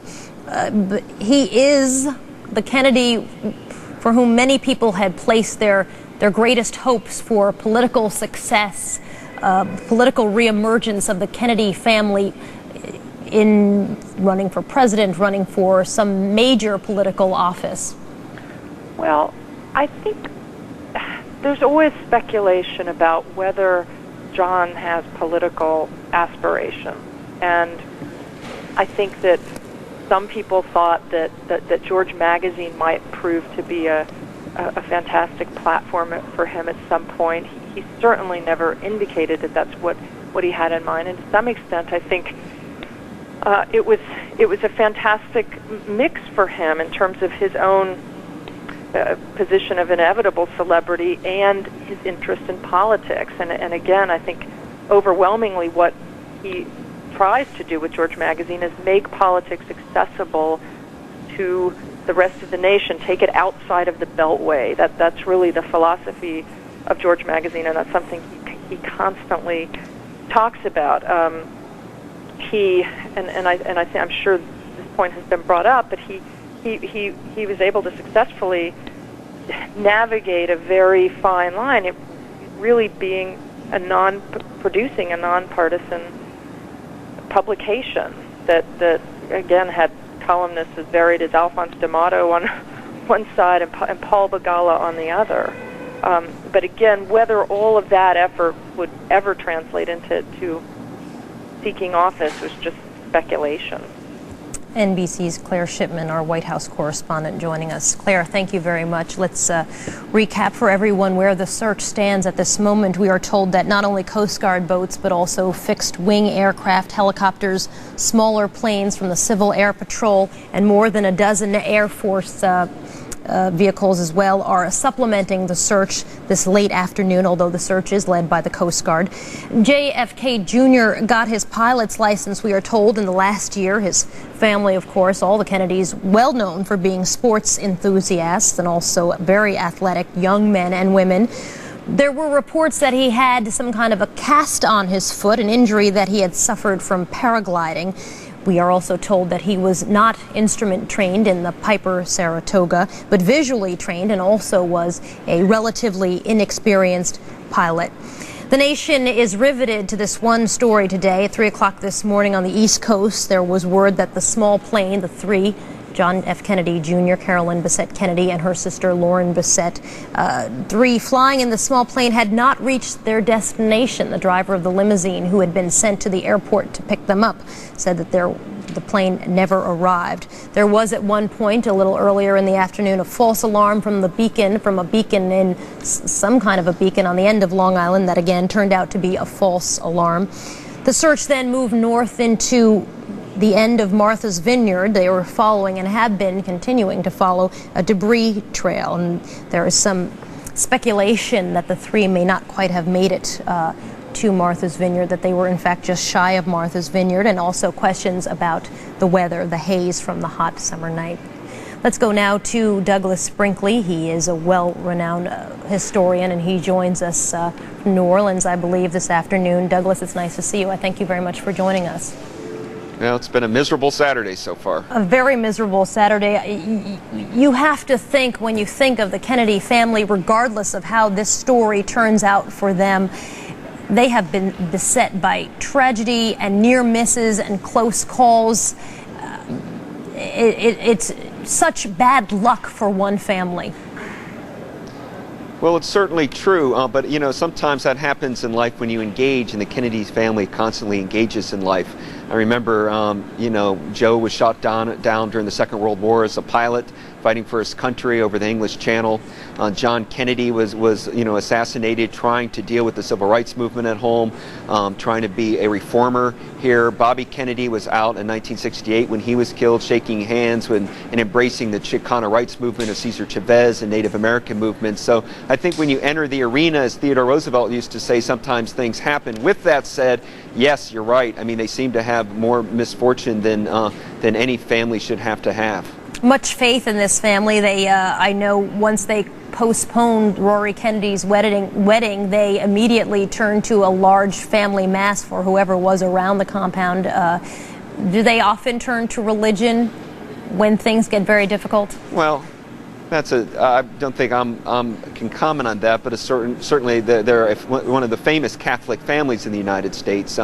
You know, remember old Joe Kennedy back in the 1930s and 40s. He was ambassador of the Court of St. James.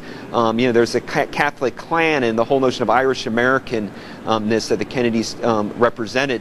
1960, John Kennedy, the first Catholic ever elected president. So I think the sense of Catholicism and prayer, in a Catholic sense, is only natural for this family, but anybody that's contemplating a possible loss, and we want to stress possible now, nothing's known for sure, is going to pray together, grieve together, hope together, and I think that's what the family's probably doing, as any family would do. And a particularly difficult day not only for the family, but also really for all of America, and again, stressing we do not have any answers at this time, but many people feel they grew up and their children grew up with John. Well, I think that's it. I mean, I think that's why, you know, the coverage will be so intense, not just today, but probably this whole week. I mean, ever since 1960, when the young junior senator from Massachusetts, John F. Kennedy, beat Richard Nixon in that election, and Jackie Kennedy was pregnant with young John, we followed the baby in the White House from those years 61 to 63. And some of the most famous images since World War II are young John Jr. Hiding in the desk of his father, which is reproduced over and over again. Or most famously of all is the tragic assassination in Dallas of John Kennedy, and there was his young son at Arlington Cemetery giving that famous salute that you had. That picture brings chills to me, and I think to millions of Americans when they see it. And at that point, in November of 1963, John Jr. was a fatherless child, so the whole country kind of adopted him in a way and followed his progress, followed what he did in life, and he became one of the most loved individuals in America, and he seemed to, you know, kind of to radiate a sort of optimism and a kind of happiness and the notion that anything's possible. Even now at 38 years old, you think of John Jr., you think of that future of anything that could be done. You know, and so it's that we were been psychologically tied up with John Kennedy Jr., you know, since his father was president. And considering some of his cousins, he is relatively scandal-free. Well, you know, I'm not. I don't think it's time to even talk about scandals today when there's this kind of tragedy in the making. But yes, John was somebody. That's why I don't think we should need to focus on the family so much and think of John as an individual. John was somebody who was dedicated to being an editor at George Magazine, had a wide range of friends, had an incredible sense of humor, and seemed to do things his own way. His family life was part of his life, but he was somebody who was an individual striking out on America, had to rely on his own ideas, his own wits, his own smarts a lot. Douglas Brinkley, I thank you very much for joining us this afternoon on this, Thank you. what potentially could be a very sad day, not only for the Kennedy family and the Bissett family, but for all the nation, as we all watch to see what exactly will happen, what questions will be answered as the Coast Guard continues its search on the waters off of Martha's Vineyard. Petty Officer Brett Erb with the U.S. Coast Guard joins us now by phone with the very latest on their search. Can you tell me, Petty Officer, if divers have gone into the water, if there is a specific area that you are focusing on right now? Well, ma'am, we are focusing on the area approximately 200 yards off of Gayhead Beach because debris has been found there. What kind of debris has been found there? The only thing we have confirmed, ma'am, is that a piece of luggage has been found. And that is the reason for the focus of the search there. Is there at any time now any plans to put divers into the water and those 200 yards off of the beach? I haven't heard, ma'am. I can't speculate that we will do that, but it's possible. Does the Coast Guard feel that there is a timeline that they need to rush things so they can get get divers, for example, into the water before the sun sets so they have a better chance of seeing what they're doing? Well, ma'am, safety is always of the utmost importance, so rushing is not something we want to do. Focusing and concentrating on the search is paramount. Brett Erb, a petty officer with the U.S. Coast Guard, I thank you very much for joining us by phone. Let's check in with Ed Gaynor. He is also with the U.S. Coast Guard. I understand, Mr. Gaynor, that more debris has now been found. Can you tell me about that debris? Yes, that's correct, ma'am. Howard Stern said you're a whore.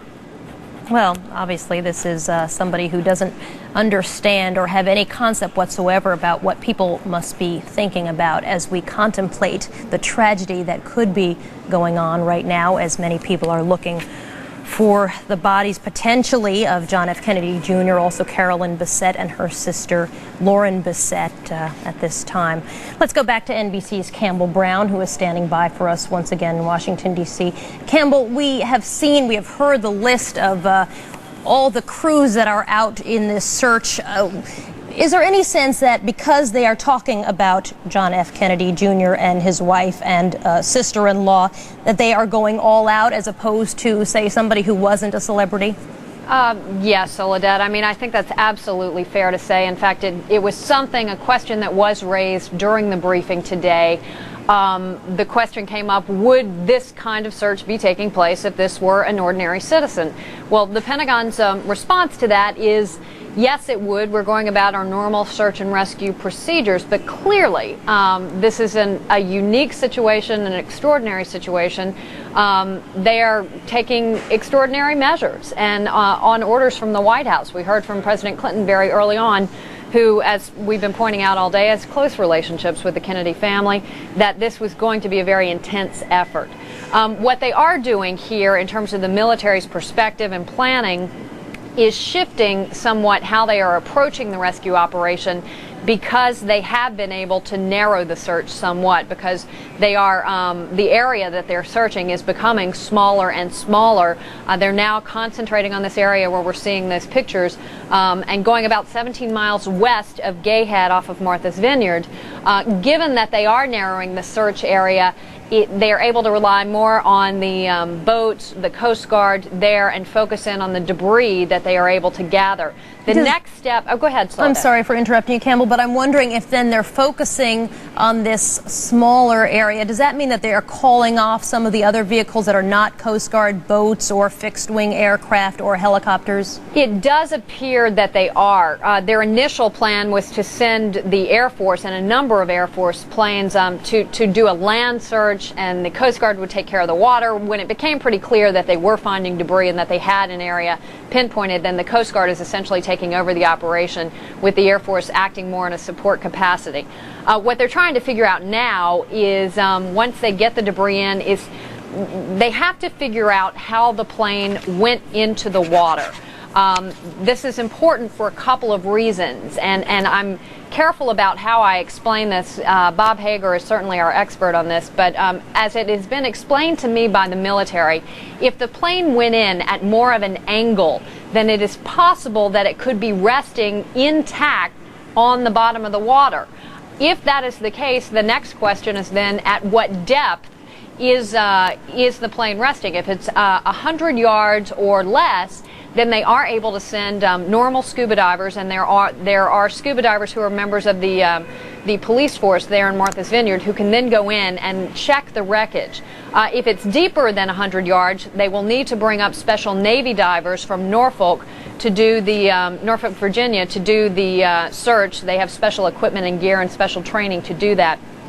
The other potential problem or challenge they will face is if the plane did not go in at an angle like that, but if it was more of a violent straight-on impact. If that is the case, then it would the plane would kind of shatter, if you will, over the water. That it would be in a lot of pieces. That it would be unlikely that they are going to find the entire plane intact. And obviously that makes it much more difficult than they are essentially looking for pieces at that point. And that will affect how they're planning and how they go about the rescue operation from here. Soledad? So outside of the focus on this one area, and we have seen it as well, Campbell, in seeing the large Coast Guard cutters and also the helicopters sort of flying around one area, one concentrated area, there is really no indication that the plane could be in that area, except for the fact that we're seeing this focus. Well, that's right, other than the fact that they have confirmed that they found the certain debris in that area. Luggage, a wheel, a headrest, part of a plane support that's known as the thrust. The Coast Guard has confirmed that they have located these pieces. Now, what they won't come out and say is that these are pieces of John F. Kennedy Jr.'s plane. But given that, obviously, that's where they're locating or focusing the search, rather. And because it was a smaller plane, what they're telling me is that even if it was a very violent impact, which would spread the debris out over a larger size area, because it's a small plane, we're still talking about a fairly limited area. And what are the tides like there? I mean, the water, and I'm talking about from the aerial view that we can see, actually looks fairly calm. Could the debris potentially spread a long distance just by the tides shifting it back and forth? That's certainly possible, and I think that was sort of interesting is when we began seeing the debris come in all likelihood that was the tides were shifting, and that was, you'll remember in the morning they couldn't find anything, and then all of a sudden the debris started washing ashore. So that does present another challenge. I mean, right now they are facing nightfall, obviously. They've only got a few more hours before it gets dark. They'll probably continue the search as they have done with past plane crashes over water, where they go out with very high-powered lights and continue to look for debris. They're also having to deal with weather conditions. The weather's been good today for the search, and meaning they could get out on the water, but as I understand it, the forecast for Sunday, there's a possibility they could get some thunderstorms in the area, which might make it a little more difficult. Is there any sense, Campbell, how deep the water is where they're searching? You know, I don't know. That's an excellent question. And that was, I mean, that's something that they are certainly trying to figure out right now. And it probably varies somewhat even within that very small area. So that's something they're paying close attention to, because that will impact the kind of dive and the kind of recovery effort if it gets to that stage where it is a recovery effort. Again, you know, they stress when they're continuing to look for survivors, it's a rescue effort. When they have determined that there are no survivors, they call it a recovery effort. They're still at the point where they are calling this a rescue effort. NBC's Campbell Brown joining us with that report. Campbell, we're going to, of course, continue to ask you to stand by for us. Appreciate it. Let's go now to Marianne Marsh. She is a Kennedy political consultant, and she is in Boston. Marianne, it is certainly an unnerving situation, a sad day potentially for the nation, and not only just the family of the Kennedys. We all sort of sit here and wonder what has happened and hope to get some answers to our questions.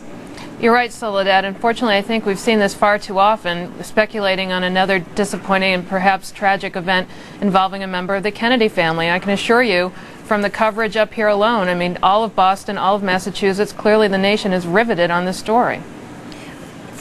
It is, and I have had this discussion now with historians and people who know the Kennedys. It is hard to think of this family and not think of tragedy. How many times have we seen the family members gathered for yet another family member's funeral or some horrible tragic event? You're right, Soledad. I mean, here they are all gathered on the Cape today for Rory Kennedy's wedding. They expected about 300 guests. People were down there sailing yesterday. A number of the family members were reported off sailing, enjoying themselves. Ted Kennedy had one of the biggest weeks of his career, fighting hard on the floor of the Senate for health care reform, and even though he was defeated, showed all the vigor of the senator, a younger man that he was many years ago, still fighting away.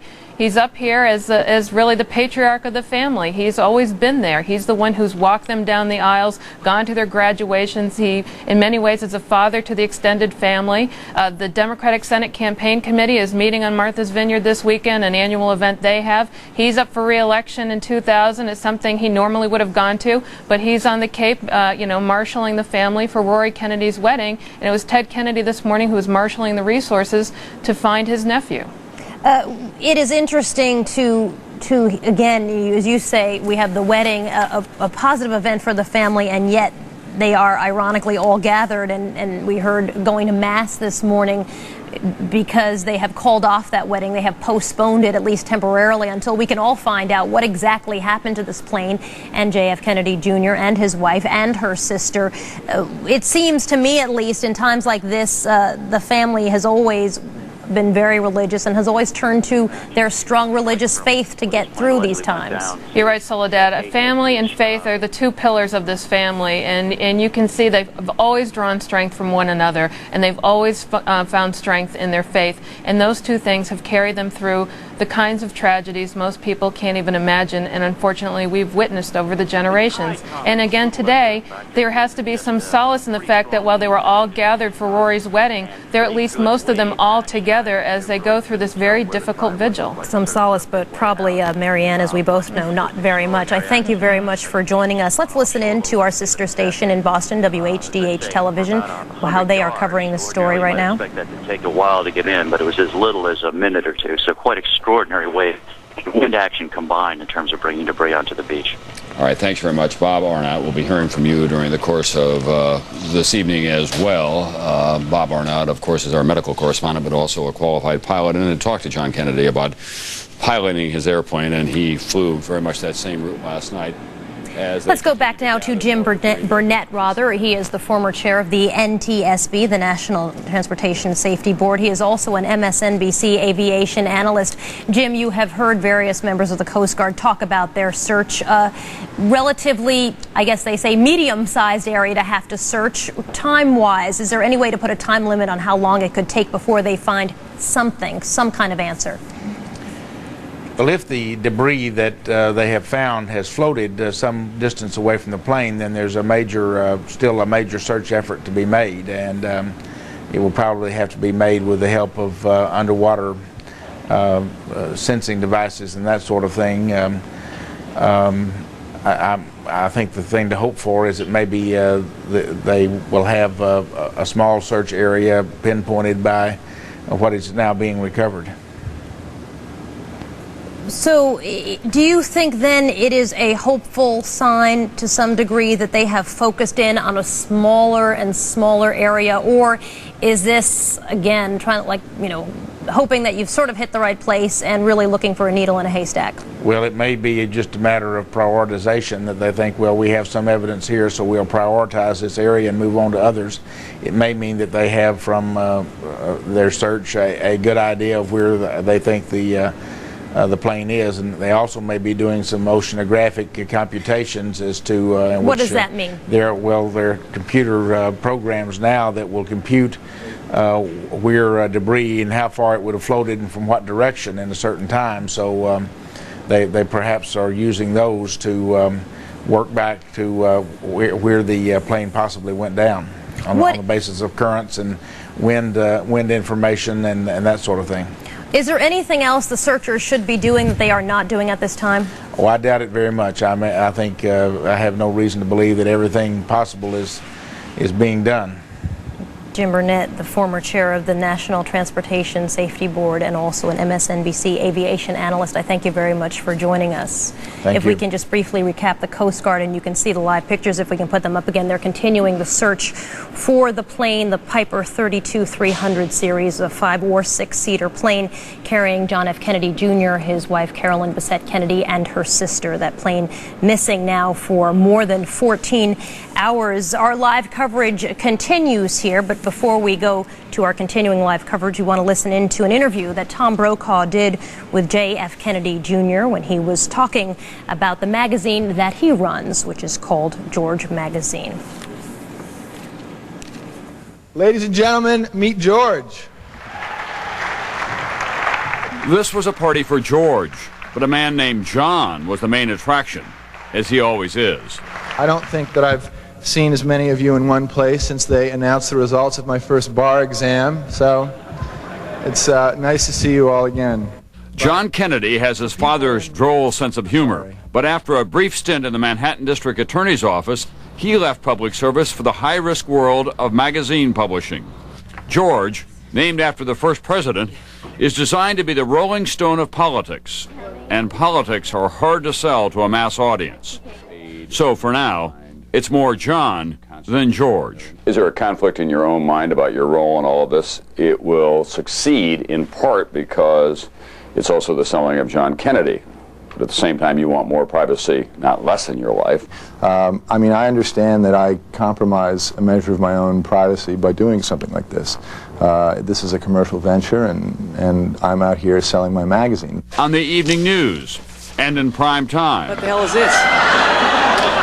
It's a copy of George. It's the new political magazine I'm editing. As for that speculation, John always wanted to be an actor, but his mother thought it wasn't dignified enough. I'm so glad that you asked me that question because it finally allows me to put to rest. You know, I took 3 theater arts classes in Brown when I was in a couple of plays. I never could imagine it as an actual profession for me. Among the many other things that she was, your mother was a great editor.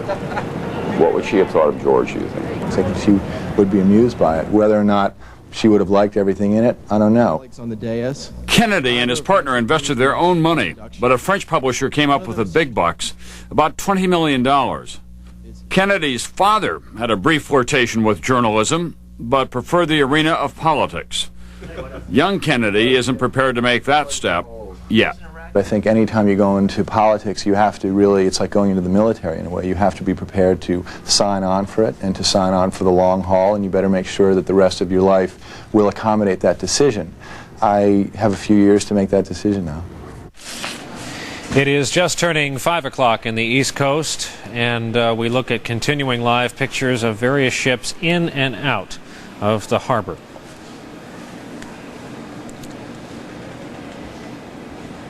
5 o'clock on the East Coast. This is NBC News continuing live coverage on MSNBC, on cable, and on many NBC television stations across the country. John Kennedy still missing. So are Carolyn Bessette, Lauren Bessette, his wife and sister-in-law. His plane, a single-engine plane, started off from northern New Jersey last night. We're coming up in 3.5 hours on 24 hours since wheels up from the Essex County Airport in New Jersey. The flight plan, one that's flown all of the time on the East Coast, right up Long Island Sound, skirting the water, between the water and the land, and right up along the Massachusetts coast, clearing the tip of Long Island into Martha's Vineyard to drop off John F. Kennedy's sister-in-law, Lauren Bessette, and then over to Hyannisport for the family wedding that is taking place this weekend, or was scheduled to. Rory, the youngest of all the children of RFK and Ethel Kennedy. 350 guests gathered. The entire affair was called off early this morning when it became apparent that something terrible had happened, or at least there was a very good chance of it. You're looking live at the WHDH-TV helicopter, the NBC station there. A lot of activity on the water and in the air. We have seen some debris pulled up. What appeared to be a piece of rather flimsy, low-tension metal, perhaps, something that was movable. In this sequence was taken up out of the water. Could be something with foam in it, perhaps, because it was floating quite well. We also understand there is a headrest from an airplane seat, apparently, a bag, a suitcase. Inside the tag, witnesses who pulled it out of the water say it bore the business card, Lauren Bessette. Also a piece of strut from an aircraft and a piece of carpeting that may very well have been in an aircraft cabin. At least it's consistent with the size and type that these aircraft use. This was John Kennedy's latest acquisition. He bought a plane in April, had his license for quite a while, has been flying through the generosity of others for a long time off and on, but made it official, got his license. He is not up there in cockpit hours. Experienced pilots will tell you those number in the thousands and high thousands, depending on military experience. He was likely down toward 1 or 2 or in the low hundreds when this happened. Not rated for instrument flight, just visual. David Gregory has been at a compound of increasing sadness and tension out in Hyannisport as the Kennedy family was already gathered for a wedding, and now it's something else entirely. David? Brian, we are just an hour away from what was to be a joyous July Saturday evening, the wedding of Rory Kennedy that you alluded to already.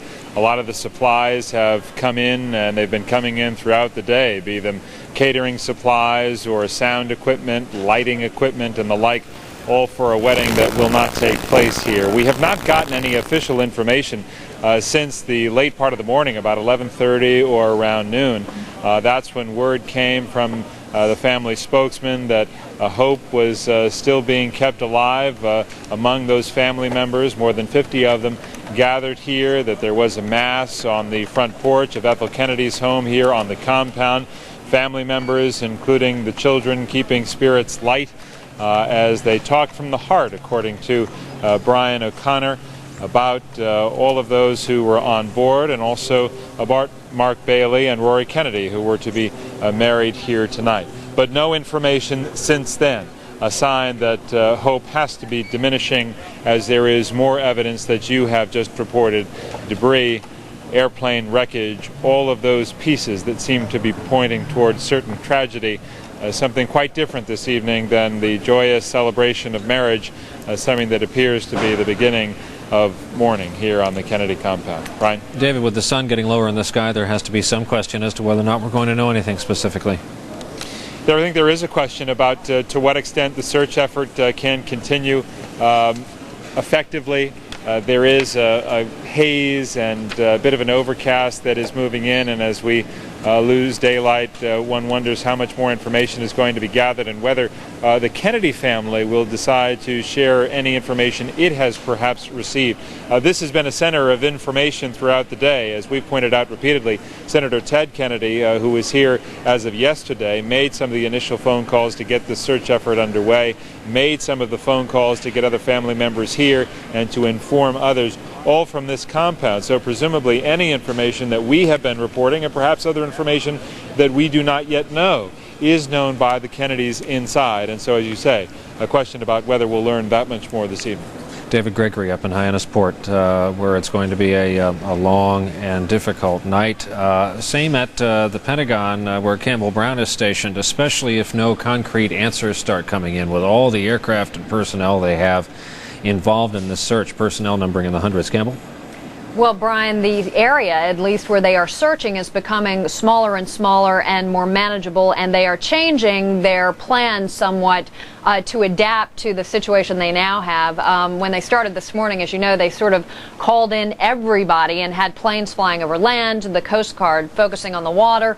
Then they began to find the debris. As you pointed out, they found some luggage, a wheel, a headrest, part of a plane support known as the thrust, which really helped them pinpoint this area where we have continued to see the boat searching now. They're going from Gays Head Beach off of Martha's Vineyard to about 17 miles west of that area, and pretty much concentrating on that area. They're looking now, according to military planners, at two real possibilities. They are trying to figure out, without confirming that the plane has gone down in this part of the water, how that plane may have gone down. Whether it did go into the water at an angle and it may now be resting on the bottom. If so, they have to look at this as a possible recovery operation. Do they then send divers down to try to recover bodies if they're there? And they have to measure the water depth to determine whether local divers there who are part of the Martha's Vineyard police force can handle the job, or do they need to bring in special Navy divers from Norfolk, Virginia, who have special equipment to do it. The other possibility, Brian, which is what they may be dealing with, is that In fact, the plane had a much more violent impact and went directly into the water. If that's what happened, then it is unlikely that they would find a plane intact with bodies that were easy to recover. Instead, they would more likely be dealing with a situation where the debris is spread out over a wider area. But what they tell me is, because the plane is relatively small, that even if that's what happened, and we're talking about the plane basically shattering, so you're looking at pieces that they're needing to recover, because the plane is small, it still limits the search area substantially, much more so than crashes that we've covered in the past, such as the Swissair crash up in Nova Scotia or TWA Flight 800, where they were dealing with a huge expanse of water where they were trying to cover all of that area. Here, they can limit the search somewhat, and it makes it a little bit easier given the fact that they are fighting daylight hours with nightfall approaching and possibly bad weather coming in tomorrow. Brian? Campbell Brown at the Pentagon. We expect to hear from the United States Coast Guard. They've been promising regular updates. They, as been pointed out by David Gregory and Campbell Brown, there could very well be things that are in possession now that we don't know about and have not seen from the aerial photos. We're going to hear from Admiral Richard Larrabell of the Coast Guard. We saw and heard him earlier. This will be an update on what they know. Various news organizations are clamoring for more information. We keep seeing ships of certain types, some of them familiar. This body type we've seen all afternoon from the Coast Guard, perhaps stationed as close as Woods Hole, Massachusetts, where there's quite an oceanographic collection there of researchers and kind of police forces and the like in the harbor. Wanted to read you Associated Press out of London as we watch the ongoing search and rescue effort. Television and radio stations throughout Europe led newscasts with reports of the search of the missing plane carrying John F. Kennedy Jr., his wife, and her sister. Kennedy's disappearance topped French television news Saturday with reports on the search, profiles of Kennedy's life thus far, and special reports devoted to the Kennedy family, one about President Kennedy's death by Walter Cronkite. Let's go to the news conference. On board. Before we begin, let me set a few ground rules. First, Rear Admiral Richard M. Larrabee, Commander, 1st Coast Guard District, will read a summary of activities. So please hold all your questions until the Admiral has completed that statement. The Admiral will have about 10 minutes to answer questions after the summary. When you're asking your questions, please identify yourself and your organization so that if we cannot answer your question on the spot, we can get that information back to you as soon as possible. In order to give everyone a chance, we request that you please ask only one question and a follow-up. Here's Rear Admiral, Commander, Coast Guard District. Having a little trouble with the television signal. We'll try our best.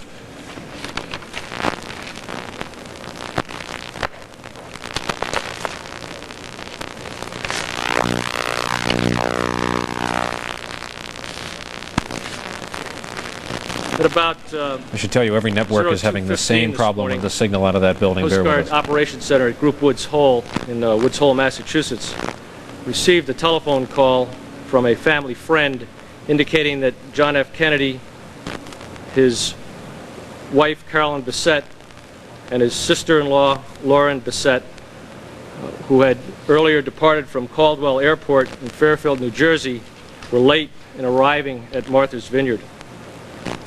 Upon that notification, we immediately contacted the FAA, who started an aggressive communication search of their system, including other airfields, their communication centers, as well as their flight notification system.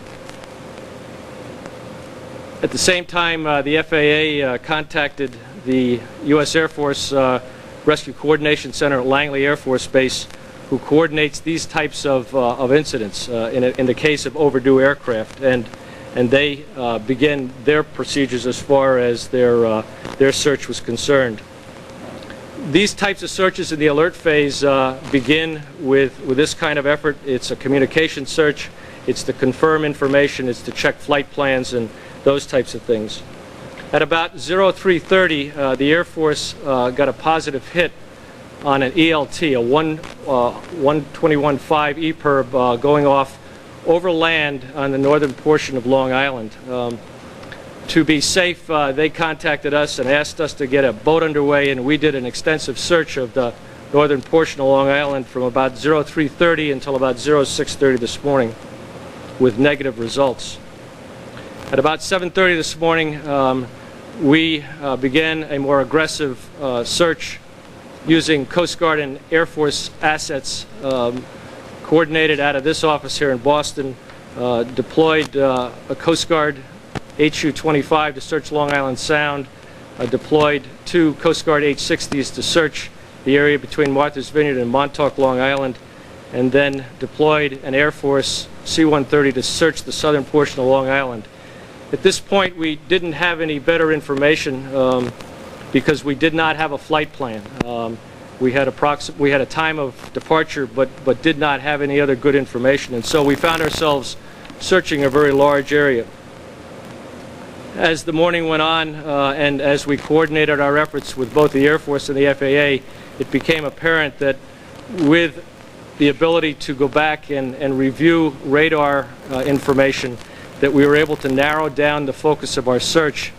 And by about 1 o'clock this afternoon, we had narrowed that focus down to an area of about 17 miles southwest of Martha's Vineyard, consistent with the kind of flight path that we would expect flying VFR from Caldwell, New Jersey to Martha's Vineyard.